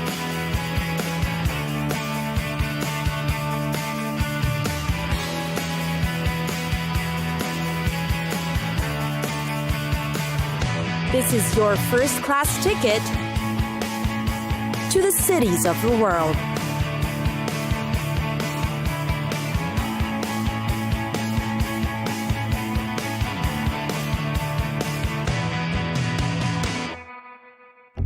Incheon, a city with a lot to offer. Incheon in South Korea. There are many things to do, places to see, eat and drink in, and events to take part in. It's got a rich history, plus interesting cultural sites to visit. It's probably most known for being the home of the International Incheon Airport. Incheon City is located in the northwestern area of South Korea. Seoul and Bucheon are nearby, as well as Goyang and Asan. The city has a population of about 2.8 million people. It is considered the third biggest city in South Korea. The city is known for its majestic natural landscape, from white sand beaches to unique rock formations. One of the most popular is the Yeolwangni— offering pristine waters and great sand too. Tourists often visit this beach to watch the sunset and take lots and lots of photos. The beach is also surrounded by a grove of pine trees, completing the picturesque view. Aside from Incheon's beaches, being a sight to see, it's also where you can try activities such as swimming, fishing, and some water sports. Incheon is also known for its great historical and cultural structures. There's a Museum of Korea Emigration History. You can go through a display of exhibits that tell the stories of the country's first emigrants. There's also the Incheon Landing Operation Memorial Hall. It is a memorial hall that features photos of military arms used by both the North and South Korean military. Then there's the architectural masterpiece, Incheon Bridge. It is considered the longest bridge in Korea. It's linked to the world-famous international airport and is also one of the best places to witness the sunset. Incheon is also known for its special market. Want a taste of their famous fried chicken? Or buy the freshest fish from the port? The marketplace is where you should go. Aside from the fresh food, some markets also have amusement parks in it. Some are near the coastline where you can enjoy the view or try an activity. Bupyeong is where you can go shopping in Incheon City. It is linked to the subway stations, so it'll be easy to find and accessible as well. Not only is it a mecca for fashionable clothes, you'll find great products that are for your health and beauty.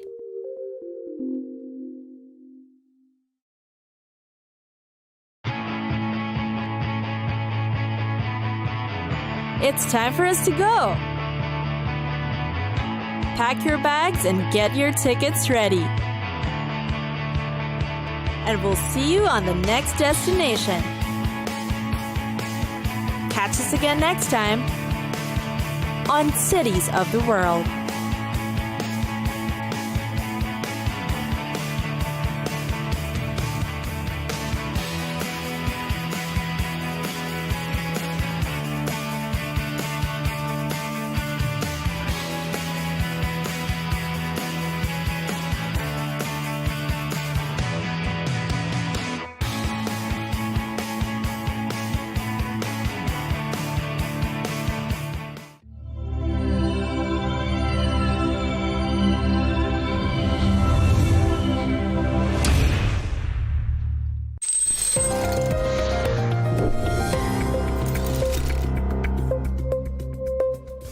I am Catalina Marchand-Abreu, and you are watching Arabiya English.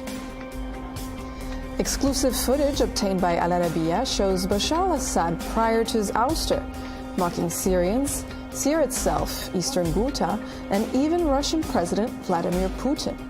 This in a candid conversation with his late advisor, Lunal Shibel. In the leaked footage, Shibel jokes about Putin's plump appearance, to which Assad replies that the Russian leader is full of operations. Have you seen Putin? How puffy his face looks? Is all of that from surgeries? All of it is surgeries. He's around 65 years old. This film exposed him quite significantly. Assad's leaked intimate conversations are an embarrassing twist, given Russia's support and refuge after his overthrow on December 8, 2024. Since being overthrown, Assad has stayed out of the public view. However, a recent The Guardian investigation reports that according to well-placed sources and leaked data, the Assad family is living a quiet life while exiled in Moscow. The former dictator is reportedly brushing up on his old profession, ophthalmology, and even studying Russian, hinting he may cater to wealthy clients in Moscow. Speculation is mounting over how the Kremlin views the leaks and whether they affect Assad's refugee status in Russia.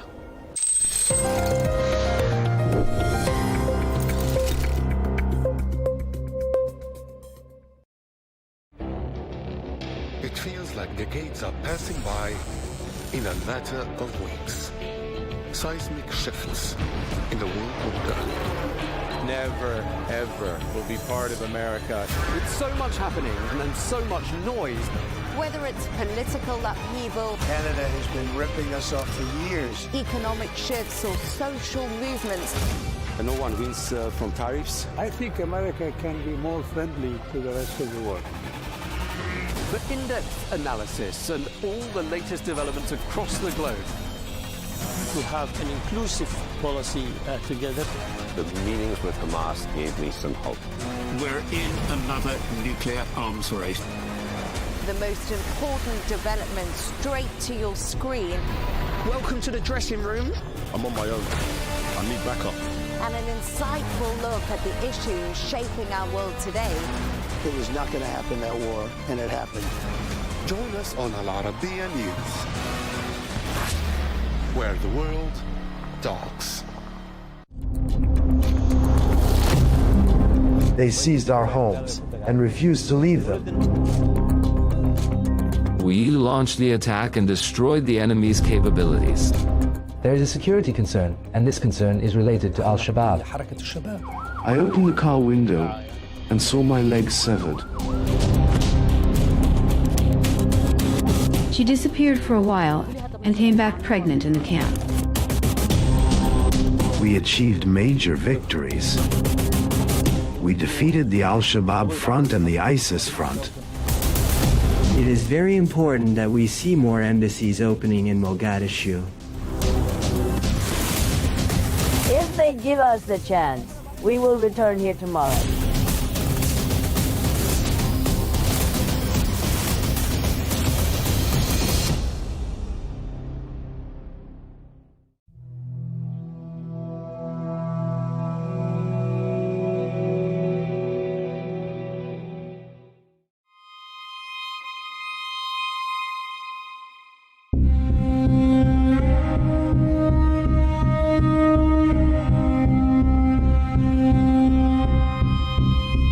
Somalia faces major challenges, with more than 60% of its population affected by nearly 2 decades of ongoing clashes with Al-Shabaab.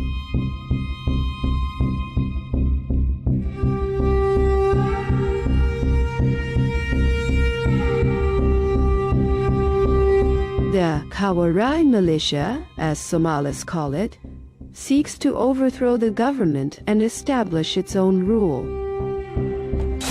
There is a security concern, and this concern is linked to Al-Shabaab, which is not only an extremist movement that uses violence to achieve its goals, but also a movement that runs parallel to the state and tries to impose a complete alternative reality in parts of this country.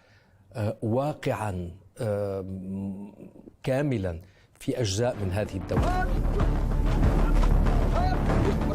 Al-Shabaab was founded in 2004, and its first public appearance under its current name came in 2006 on the ruins of a state that had been torn apart and exhausted by civil wars.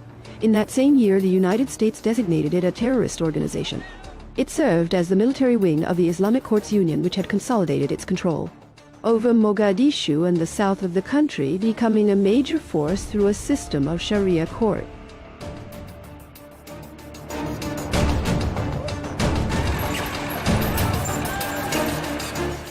In 2007, the movement split from the Union, which had refused to remain silent in the face of Ethiopian intervention, having become a magnet for many extremist currents with backing from Eritrea.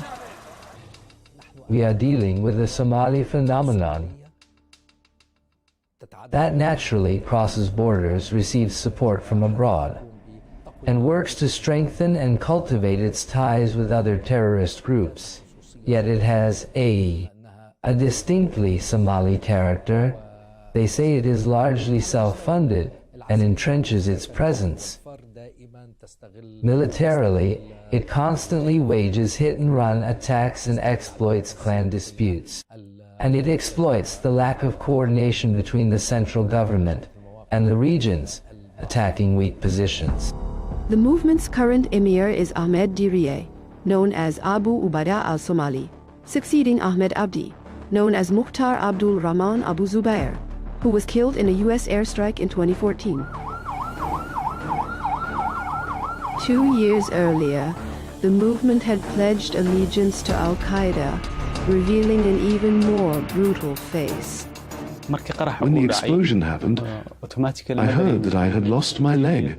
I saw thick smoke rising beneath me. I couldn't believe I was the target. I opened the car window and saw my severed leg. I panicked at the horror of what I saw. I jumped out of the car and crawled 4 or 5 steps.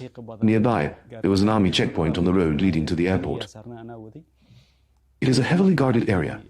I heard intense gunfire. Then the first soldier came toward me. I identified myself as a journalist because they thought I was the suicide bomber. After that, the soldiers took me to the hospital. The damage done to me is visible, but I did not bow to their intimidation and threats.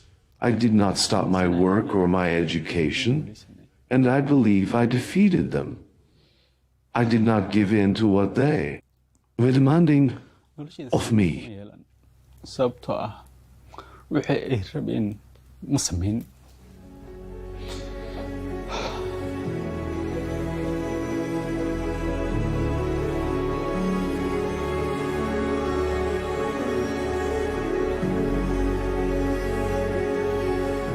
It was a bloody period after which the Somali army entered. A new phase of decisive, intensive field operations targeting the rebels' strongholds. Battles between Al-Shabaab and the state keep recurring. In the past, we would leave our homes and then come back. But now, the fighting methods have changed because Al-Shabaab fighters seized our homes and refused to leave them, so the state brought in its artillery and began shelling them.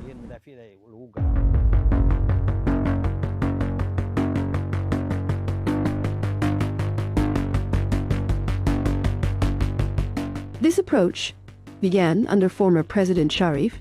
Sheikh Ahmed continued under President Hassan Sheikh Mohamud during his first term, and then under his successor, Mohamed Abdullahi Mohamed, known as Farmayo. The year 2022 marked a decisive turning point in the fight against terrorism, when the government, with the support of the QA African Union mission, dealt heavy blows to the extremists.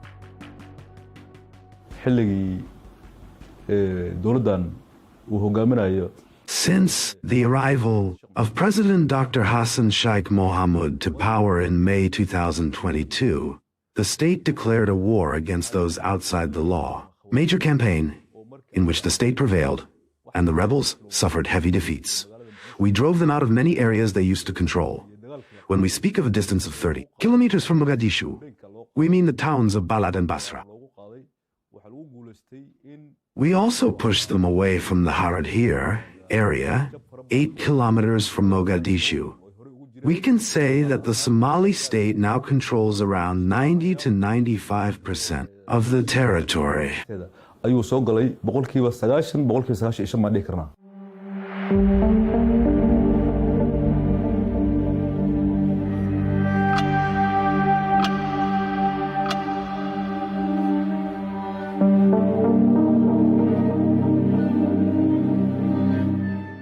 Al-Shabaab bases its strategy on choosing cities in strategic locations to serve as its strongholds. The latest area to be liberated from its grip was the town of Baria.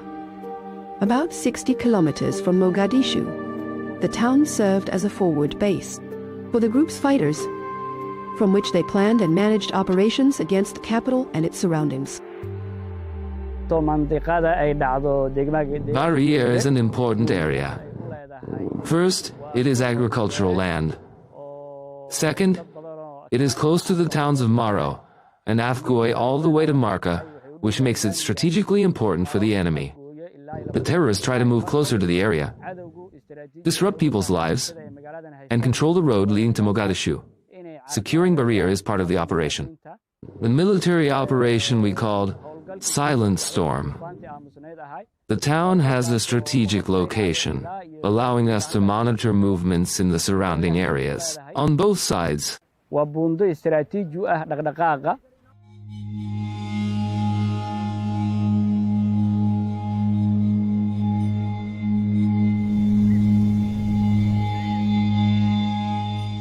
clashes have changed the face of the town after it spent a period behind the front lines.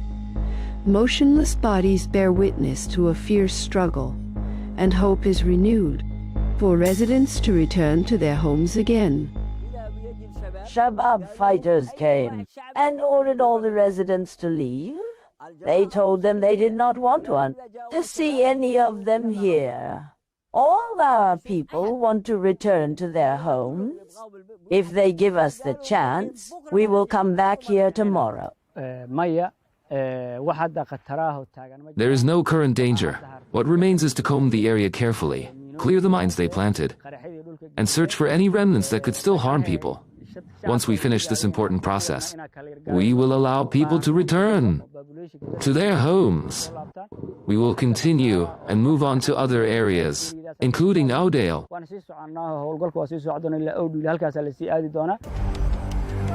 Somali clans have also stepped in after growing fed up with the extortion payments imposed on them by force.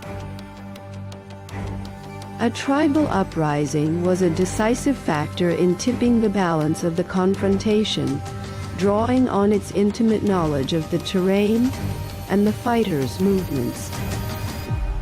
Those we call the Kawari, or outlaws, who controlled southern Somalia, are from the Al-Shabaab group, based in the south of Iorajau, and then near in Puntland all the way to the far end of Jubaland, where Ras Kamboni is located, an Islamist military front. In the north, specifically, in the Golis Mountains and in Al-Miskat, ISIS is present. We have achieved major victories. With the help of the Puntland army and people, we have defeated the Al-Shabaab front and the ISIS front. The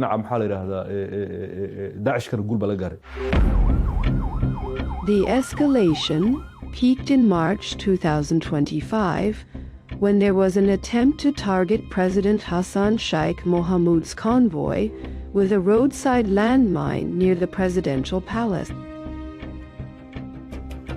This bloody approach is not limited to striking state institutions and symbols. It targets anyone who opposes the movement's extremist ideology.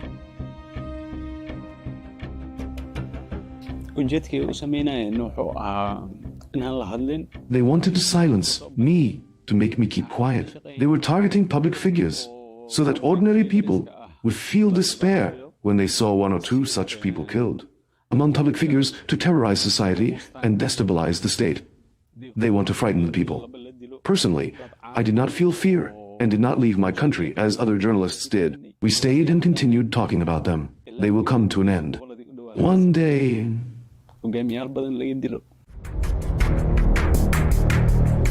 Illegal taxes, smuggling, kidnapping and extortion, money laundering and external support. This is how the movement funds its terrorist activities, providing it with around $100 million a year, according to the U.S. Treasury Department. هذا التمويل ممتد ويساعده في This funding is sustained, and it is aided by a kind of pragmatism in dealing with clans. Sometimes trying to win them over, sometimes standing against them, and terrorizing those clans, dealing with them in ways that avoid direct confrontations. Addressing this requires a great deal of work, not only from Somali society, but from the Somali state and from the country's brothers and partners. We have put in place an economic program to combat the Al-Shabaab terrorist movement, and we established a financial intelligence center to fight terrorist groups economically. We have succeeded in tightening the economic noose around them and cutting off their financial support. According to the latest reports, we have managed to close 575 accounts linked to the movement and have frozen 21 bank accounts.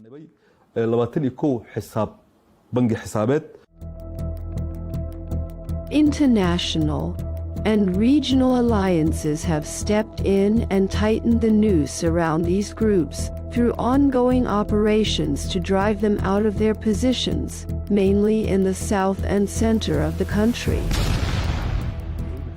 Neighboring countries such as Kenya, Ethiopia, and Djibouti have helped us.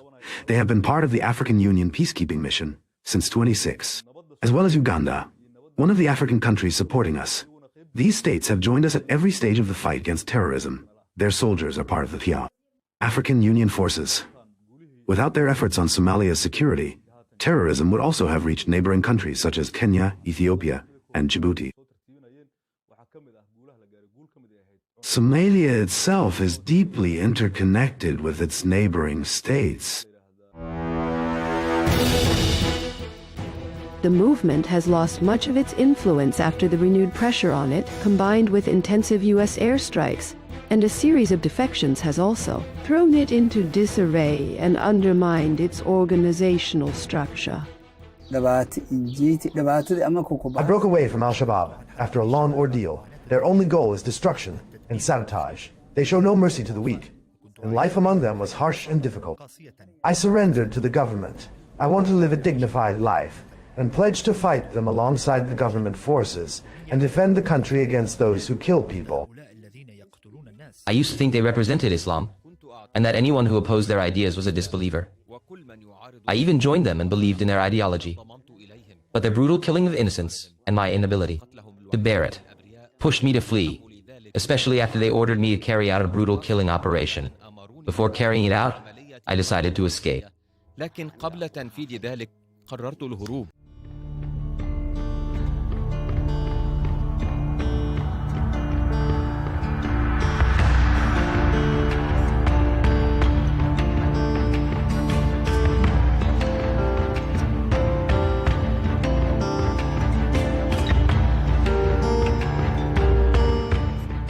Mogadishu, which used to fall asleep to the sound of explosions and wake up to security fears and bullet marks on the walls, has now begun to regain its long-forgotten features. A cautious calm prevails under constant vigilance. Security checkpoints are everywhere, with heavy concrete barriers at the city's intersections. Military patrols monitor all entry points closely. A daily inspection routine is still present on every corner.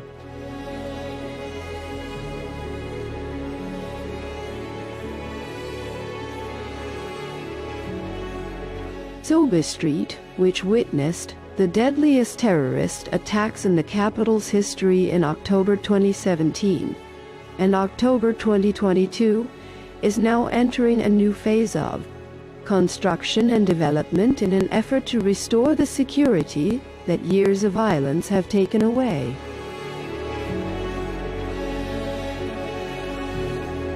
Bakara Market, one of the largest markets in the Horn of Africa and the center of economic life in Somalia. For years, it was an open battlefield between warlords, Al-Shabaab fighters, and peacekeeping forces. The place's memory takes us back to 1992, when the state of chaos and social fragmentation prompted the United Nations to intervene militarily under U.S. leadership in what was then called Operation Restore Hope. Today, I informed Secretary General Boutros Ghali that America will respond to the call. I have given Secretary Cheney the order to deploy a substantial American force to Somalia. The clashes in and around Bakara Market escalated, and the market gained worldwide notoriety, especially after the events of October 3, 1993, the Battle of Mogadishu, when General Mohammed Farah Aidid's forces shot down 2 U.S. Black Hawk helicopters and dragged the bodies of their crew through the area. This past weekend, we all reacted with anger and horror when an armed Somali gang desecrated the bodies of our American soldiers and paraded an American pilot as a captive. These tragic events raise difficult questions about our efforts in Somalia. Why are we still there? The fierce battles left 19 American soldiers dead, after which U.S. forces withdrew from Somalia in 1994. Today, with tighter security and an increased police presence inside, the market is seeing a noticeable recovery for both consumers and traders. Anyone who knows Baqara market knows well that it has gone through major problems. In the past, there were serious obstacles related to security, the economy, and commercial competition. These challenges plunged us into a cycle of fear, killings and bombings, and hardship. There were huge explosions in nearby areas that caused many problems for our people. Thank God, there is a big difference between what we went through in the past and where we are today.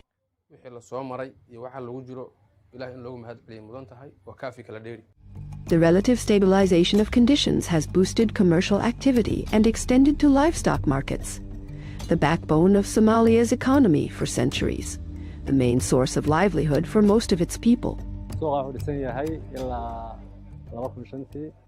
This market was established in 2005. Large numbers of goats and sheep are brought here. Trade is going well.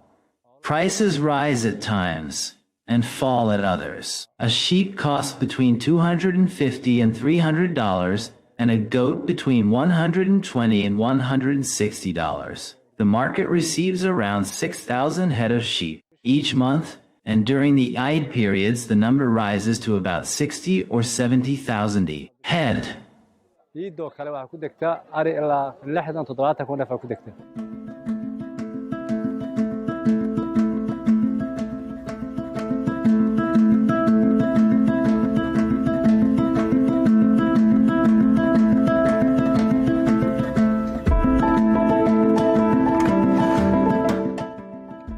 Ada International Airport, named after the country's first president, is regaining its air traffic after being destroyed following the overthrow of Siad Barre's regime. We have here 23 domestic flights a day to local airports, and we also have 17 international flights. We work with Interpol, which makes it easier for us to identify all those on watch lists. We are keen to arrest criminals, and those working with organizations such as Al-Qaeda, ISIS, and Al-Shabaab. It has also become easier for us because we have a system known as the Fraud Detection Unit, FDU, which allows us to detect forged passports and visas and catch forgers. The airport is one of the most heavily guarded sites in the capital, particularly in the Green Zone. It is a strategic hub for the government and international organizations, which makes it a target. We facilitate the arrival and movement of our international partners here, but dealing with Al-Qaeda, Al-Shabaab, and ISIS is very difficult at times, because they can easily change their names and alter their records. Sometimes there are people who work with them and try to bring them into the country so that they can operate here more easily.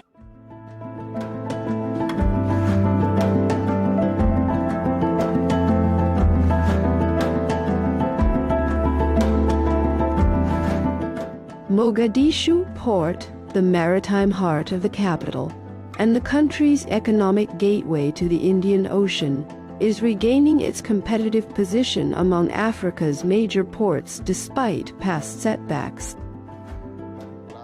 Last year, Mogadishu Port became the second-best port in sub-Saharan Africa. The first was also Somalia's Berbera port, and we are trying to reach first place this year. Last year's estimates indicated that more than 400 ships arrived here. And as conditions improve and peace returns to Somalia, many business people have begun to benefit, not only in imports but also in exports, for example, to Kenya, Asia, and Arab countries. This is very positive for our business community. We have also put in place an advanced system under which all incoming ships undergo thorough inspections.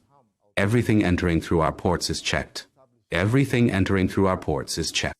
And we have one of the most modern scanning devices in the region.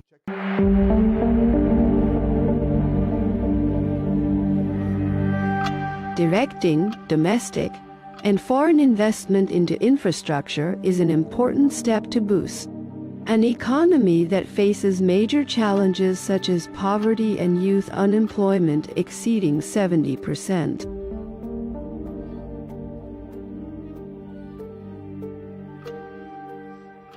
In Somalia, young people make up about 75% of the population, and their ages range from 18 to 50 years old, which means that we have an overall promising human capital.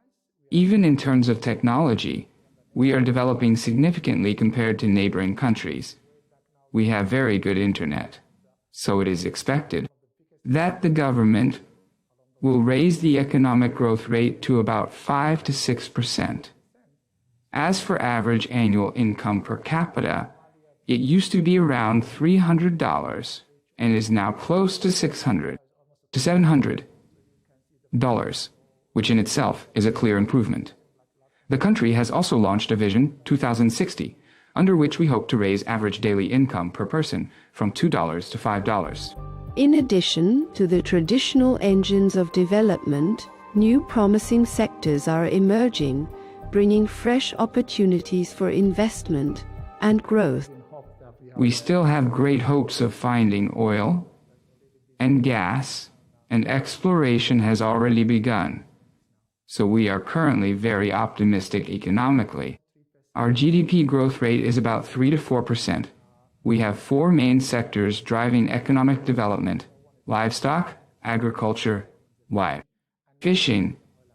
And now we have started entering the oil and gas sector, which gives us substantial and diversified potential to drive our economic growth. Despite the fragility of the economic recovery indicators, they have encouraged Somali investor Abdinur Gutel to establish his project in the heart of Makkah al-Mukarramah Street, which was once the scene of bloody bombings. Somalia is our country. We were working here before this project was set up. We see it as a social duty. If we don't do it, no one else will.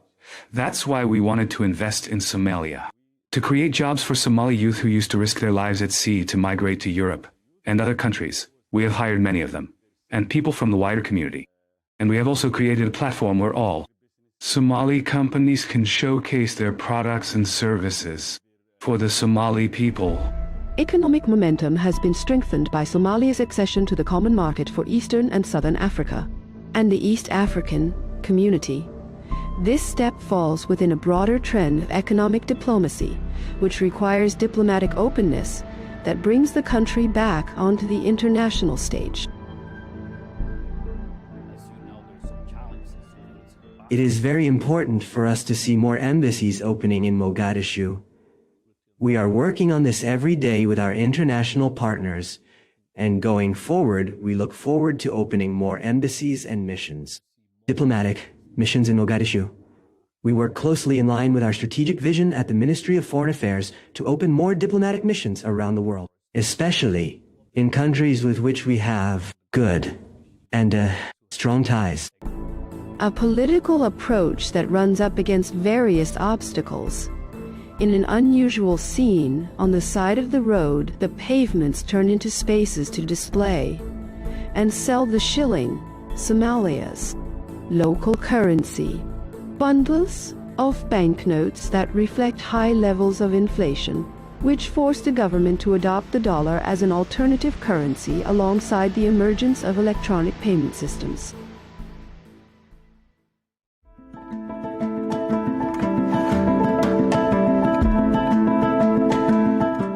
Somalia's location has had a major impact on its political and economic makeup, past and present, making it a constant focal point of competition between great powers.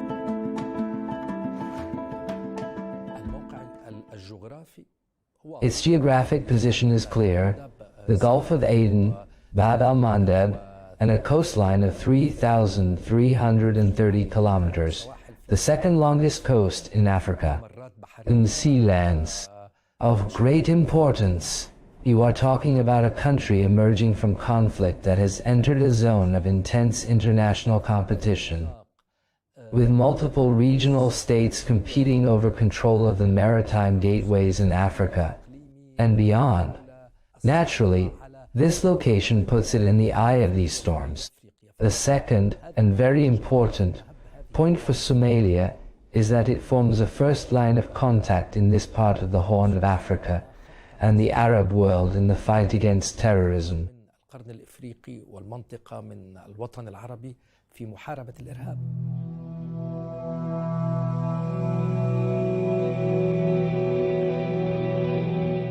The same strategic location takes us back to a pivotal era in Somalia's history, when its unique geography in the Horn of Africa drew the interest of the major colonial powers, which redrew its borders according to their interests. After independence, Somalis began the journey of building a unified state, but successive conflicts threw Arab, African Somalia back into a spiral of fragmentation. The most prosperous era in Somalia's history was when the country gained independence from British and Italian colonial rule and later united into a single entity, the Somali Republic, on 1 July 1960 until January 1975. Since that date, Somalia's trajectory began to decline sharply after the military regime executed 10 Somali elders who opposed the regime's so-called family law, legislation that sought to impose legal measures of a secular nature. Who opposed what the regime called the family law, legislation that sought to impose legal measures of a secular nature. That gave women greater equality with men. After that, Somalia entered the 1977 war with Ethiopia, a war that gradually led to the weakening of the Somali state and to its eventual collapse. Following these deep divisions, international and Arab efforts emerged to bring the parties together and overcome political and security complexities. During the collapse of President Siad Barre's government, may he rest in peace, and up to the establishment of the first transitional government in 2004, the Arab League had an envoy, and from that time on, we began trying to calm tempers between the Somali parties. In 2006, we held negotiations in Khartoum between the Somali transitional government and the Islamic courts. In 2008, we opened an Arab League mission during some of the darkest times when Somali society and its government were suffering from rampant violence. As internal fighting worsened, federalism emerged as a political option for bringing people together, granting the region's broad self-rule within a unified state, producing 6 states, the most recent of which is the northeastern state, a direction rejected by Somaliland in the north of the country, which unilaterally declared secession in 1991.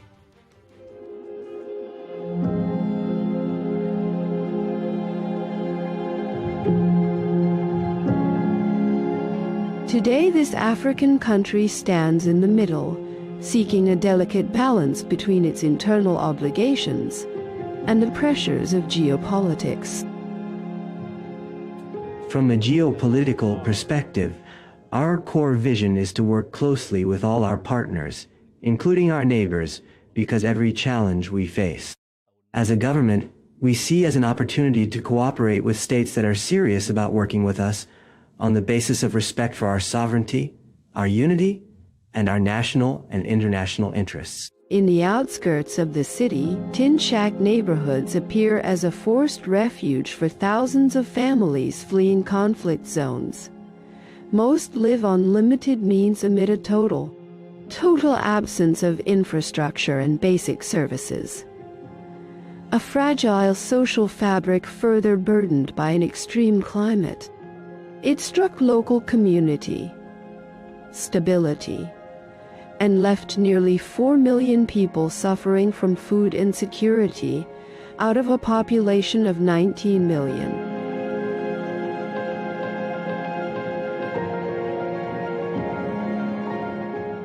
In another part of Somalia's map, among these tents, are stories that led thousands of families to join the Mamis displacement camp in the Danail area.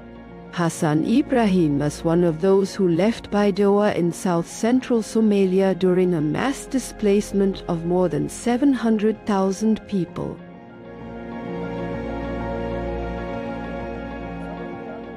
I left my area because of drought, hunger, and problems. We've been here for 4 years. We have nowhere to go and cannot find good work. I used to farm and herd livestock.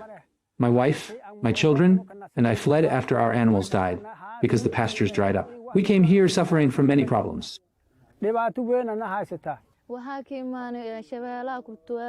We've been here for 2 years. We came from Lower Shabelle. My younger sister, Lula, lost her eyesight. We took her to the hospital. But the treatment was very expensive. They asked for a large amount, around $700 or $800, which we cannot possibly afford. Our father went to the countryside looking for work, and our mother works as a porter in Bakara market. Sometimes she earns money, and sometimes she doesn't. We can only have dinner when she gets paid. This is our situation.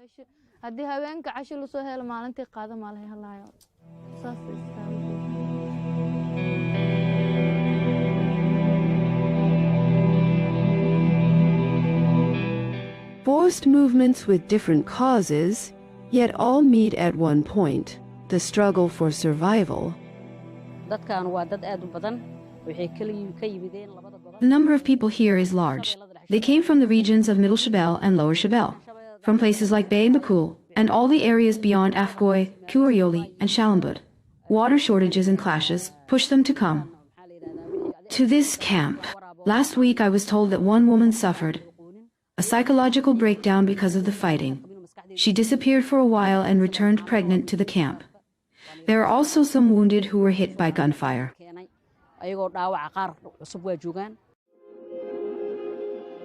Here there is both one thing and its opposite. In a striking shift in migration routes, Somalia has gone from being a source of refugees to a destination for those fleeing crises. Crises no less complex than the reality of this Arab African country. During the war in Syria, there was a lot of chaos. After I graduated in 2017 or 2018, work conditions were bad, few job opportunities, difficulty starting your own business, and many hardships. Also because of the military situation, we had compulsory service, so I was forced to work abroad. I contacted friends who were already in Somalia. They encouraged me and said job opportunities were good. The climate was good, life was comfortable, and there were no problems at all. And now I am bound by a contract with the group here, and I'm comfortable. And of course, I'm thinking of returning, now that Assad is gone. أنا يمنية أعيش في الصومال وصار لي من 2021. I am Yemeni. I've been living in Somalia since 2021. I was in Turkey with my father when I met my husband there, and it happened that I returned to Somalia because of my husband's job. He's an engineer here. I came in 2021 and started a project. The project was a simple idea with a big dream. I love that Somalia is truly a country worth investing in, and I advise anyone to invest here. So I wanted to start a home-based project with simple handmade touches. هنا أفتح مشروع من البيت بلمسات يد بسيطة.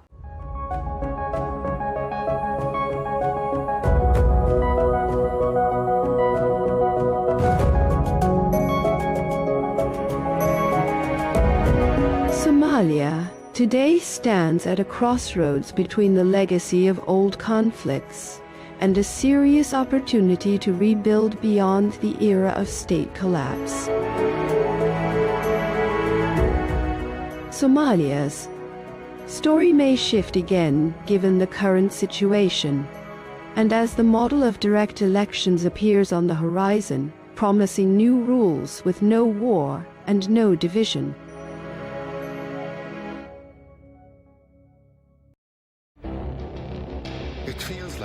Tides are passing by in a matter of weeks. Seismic shifts in the world order. Never, ever will be part of America. With so much happening and then so much noise. Whether it's political upheaval, Canada has been ripping us off for years. Economic shifts or social movements.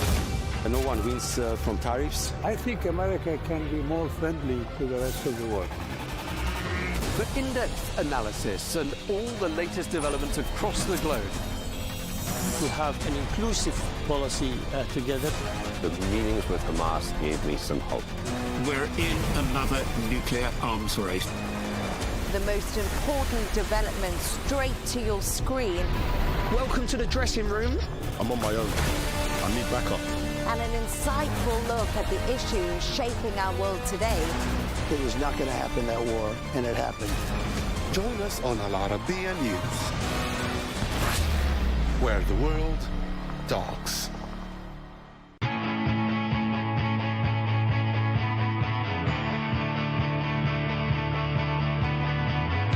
Welcome to the metropolis, the big city. This is where tech, trends, and culture meet. Meet the people. See the sights. Walk the city streets. And experience the lifestyle.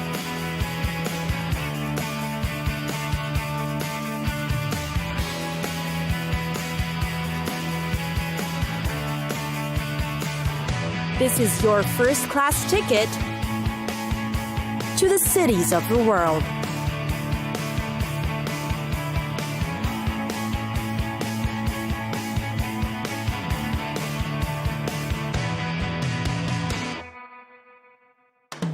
Tunis, the capital of Tunisia and one of North Africa's easygoing cities. Yet, behind its laid-back approach is an exotic appeal. Tunis deserves to be the perfect introduction to the region. You'll find most of the main sightseeing in the Medina or Old Town, which is already an attraction in itself. There are winding routes along the alleyways, and behind the high walls, you may find yourself lost. But that's the charm of the city. There's a fabulous mosaic collection of the world-famous Bardo Museum. And then there's the remnants of the once glorious Carthage that's a tourist highlight. Carthage, the fabled wealthy seafaring city of the Phoenicians, lies scattered across the Bay of Tunis. Its columns and pile of marble rubble are bordered by a panorama of the Mediterranean Sea. And who could resist such a view? The sea is actually vital to Tunis's prosperity. The Carthage was completely destroyed in the Third Punic War in 146 BC. And the surviving ruins is worth the visit. The view is yet amazing, especially with its seafront setting. Meanwhile, there's also the Medina district or Old Town. It is considered Tunis's historic heart and known as the Port de France during the colonial period. Because while the Old Town walls of the Hafsid period may have long ago disappeared, when you get inside the mosques, mausoleums, and the madrasas, or the Islamic schools for learning, you'll see opulent tile art and splendid Fatimid and Ottoman architecture decorating the streets. Get lost in the beauty of the district's monumental relics. Last but not least is of course the shopping. In Tunis, the Souk des Chechis is a place to be. Makers of Tunisia's traditional woolen hats will be found here and are even conducting workshops. Looking for furniture to bring home? You'll find them between Rue Gemma Ez Zaytuna and Rue Kasbah.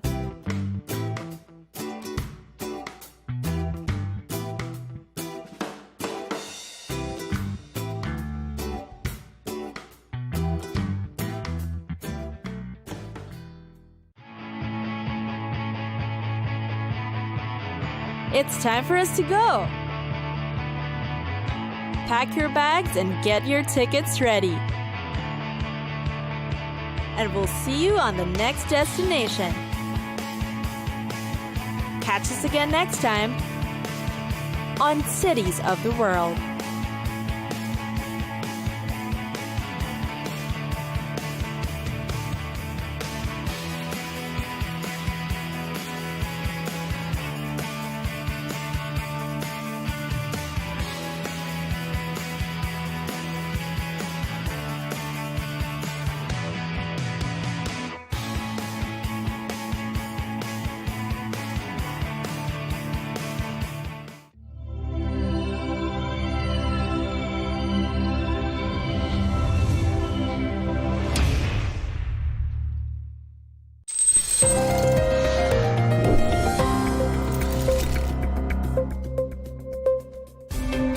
I am Catalina Marchand Abreu, and you're watching Arabiya English.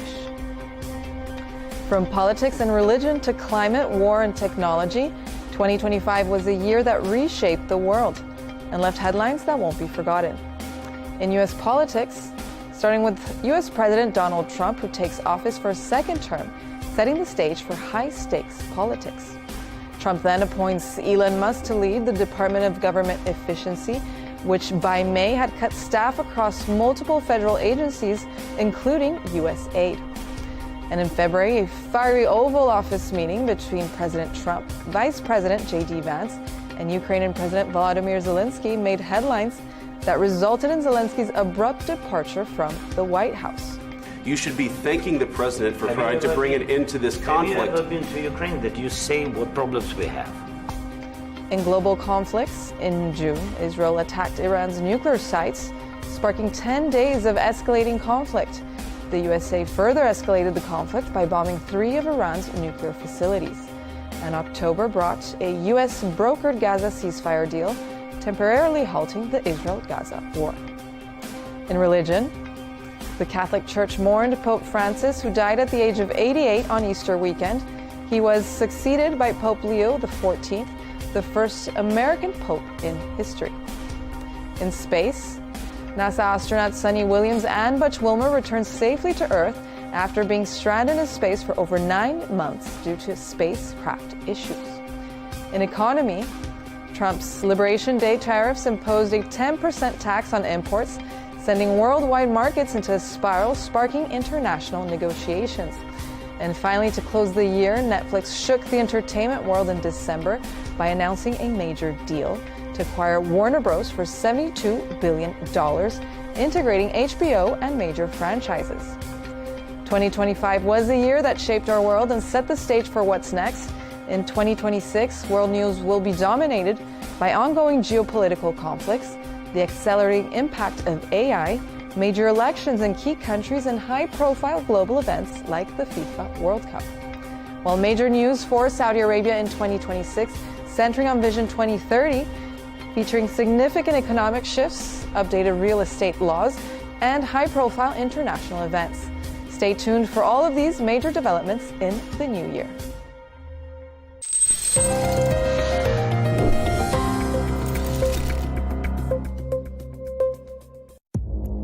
Our allies, in many cases, are worse than our enemies. Stay informed and connected with the latest international headlines.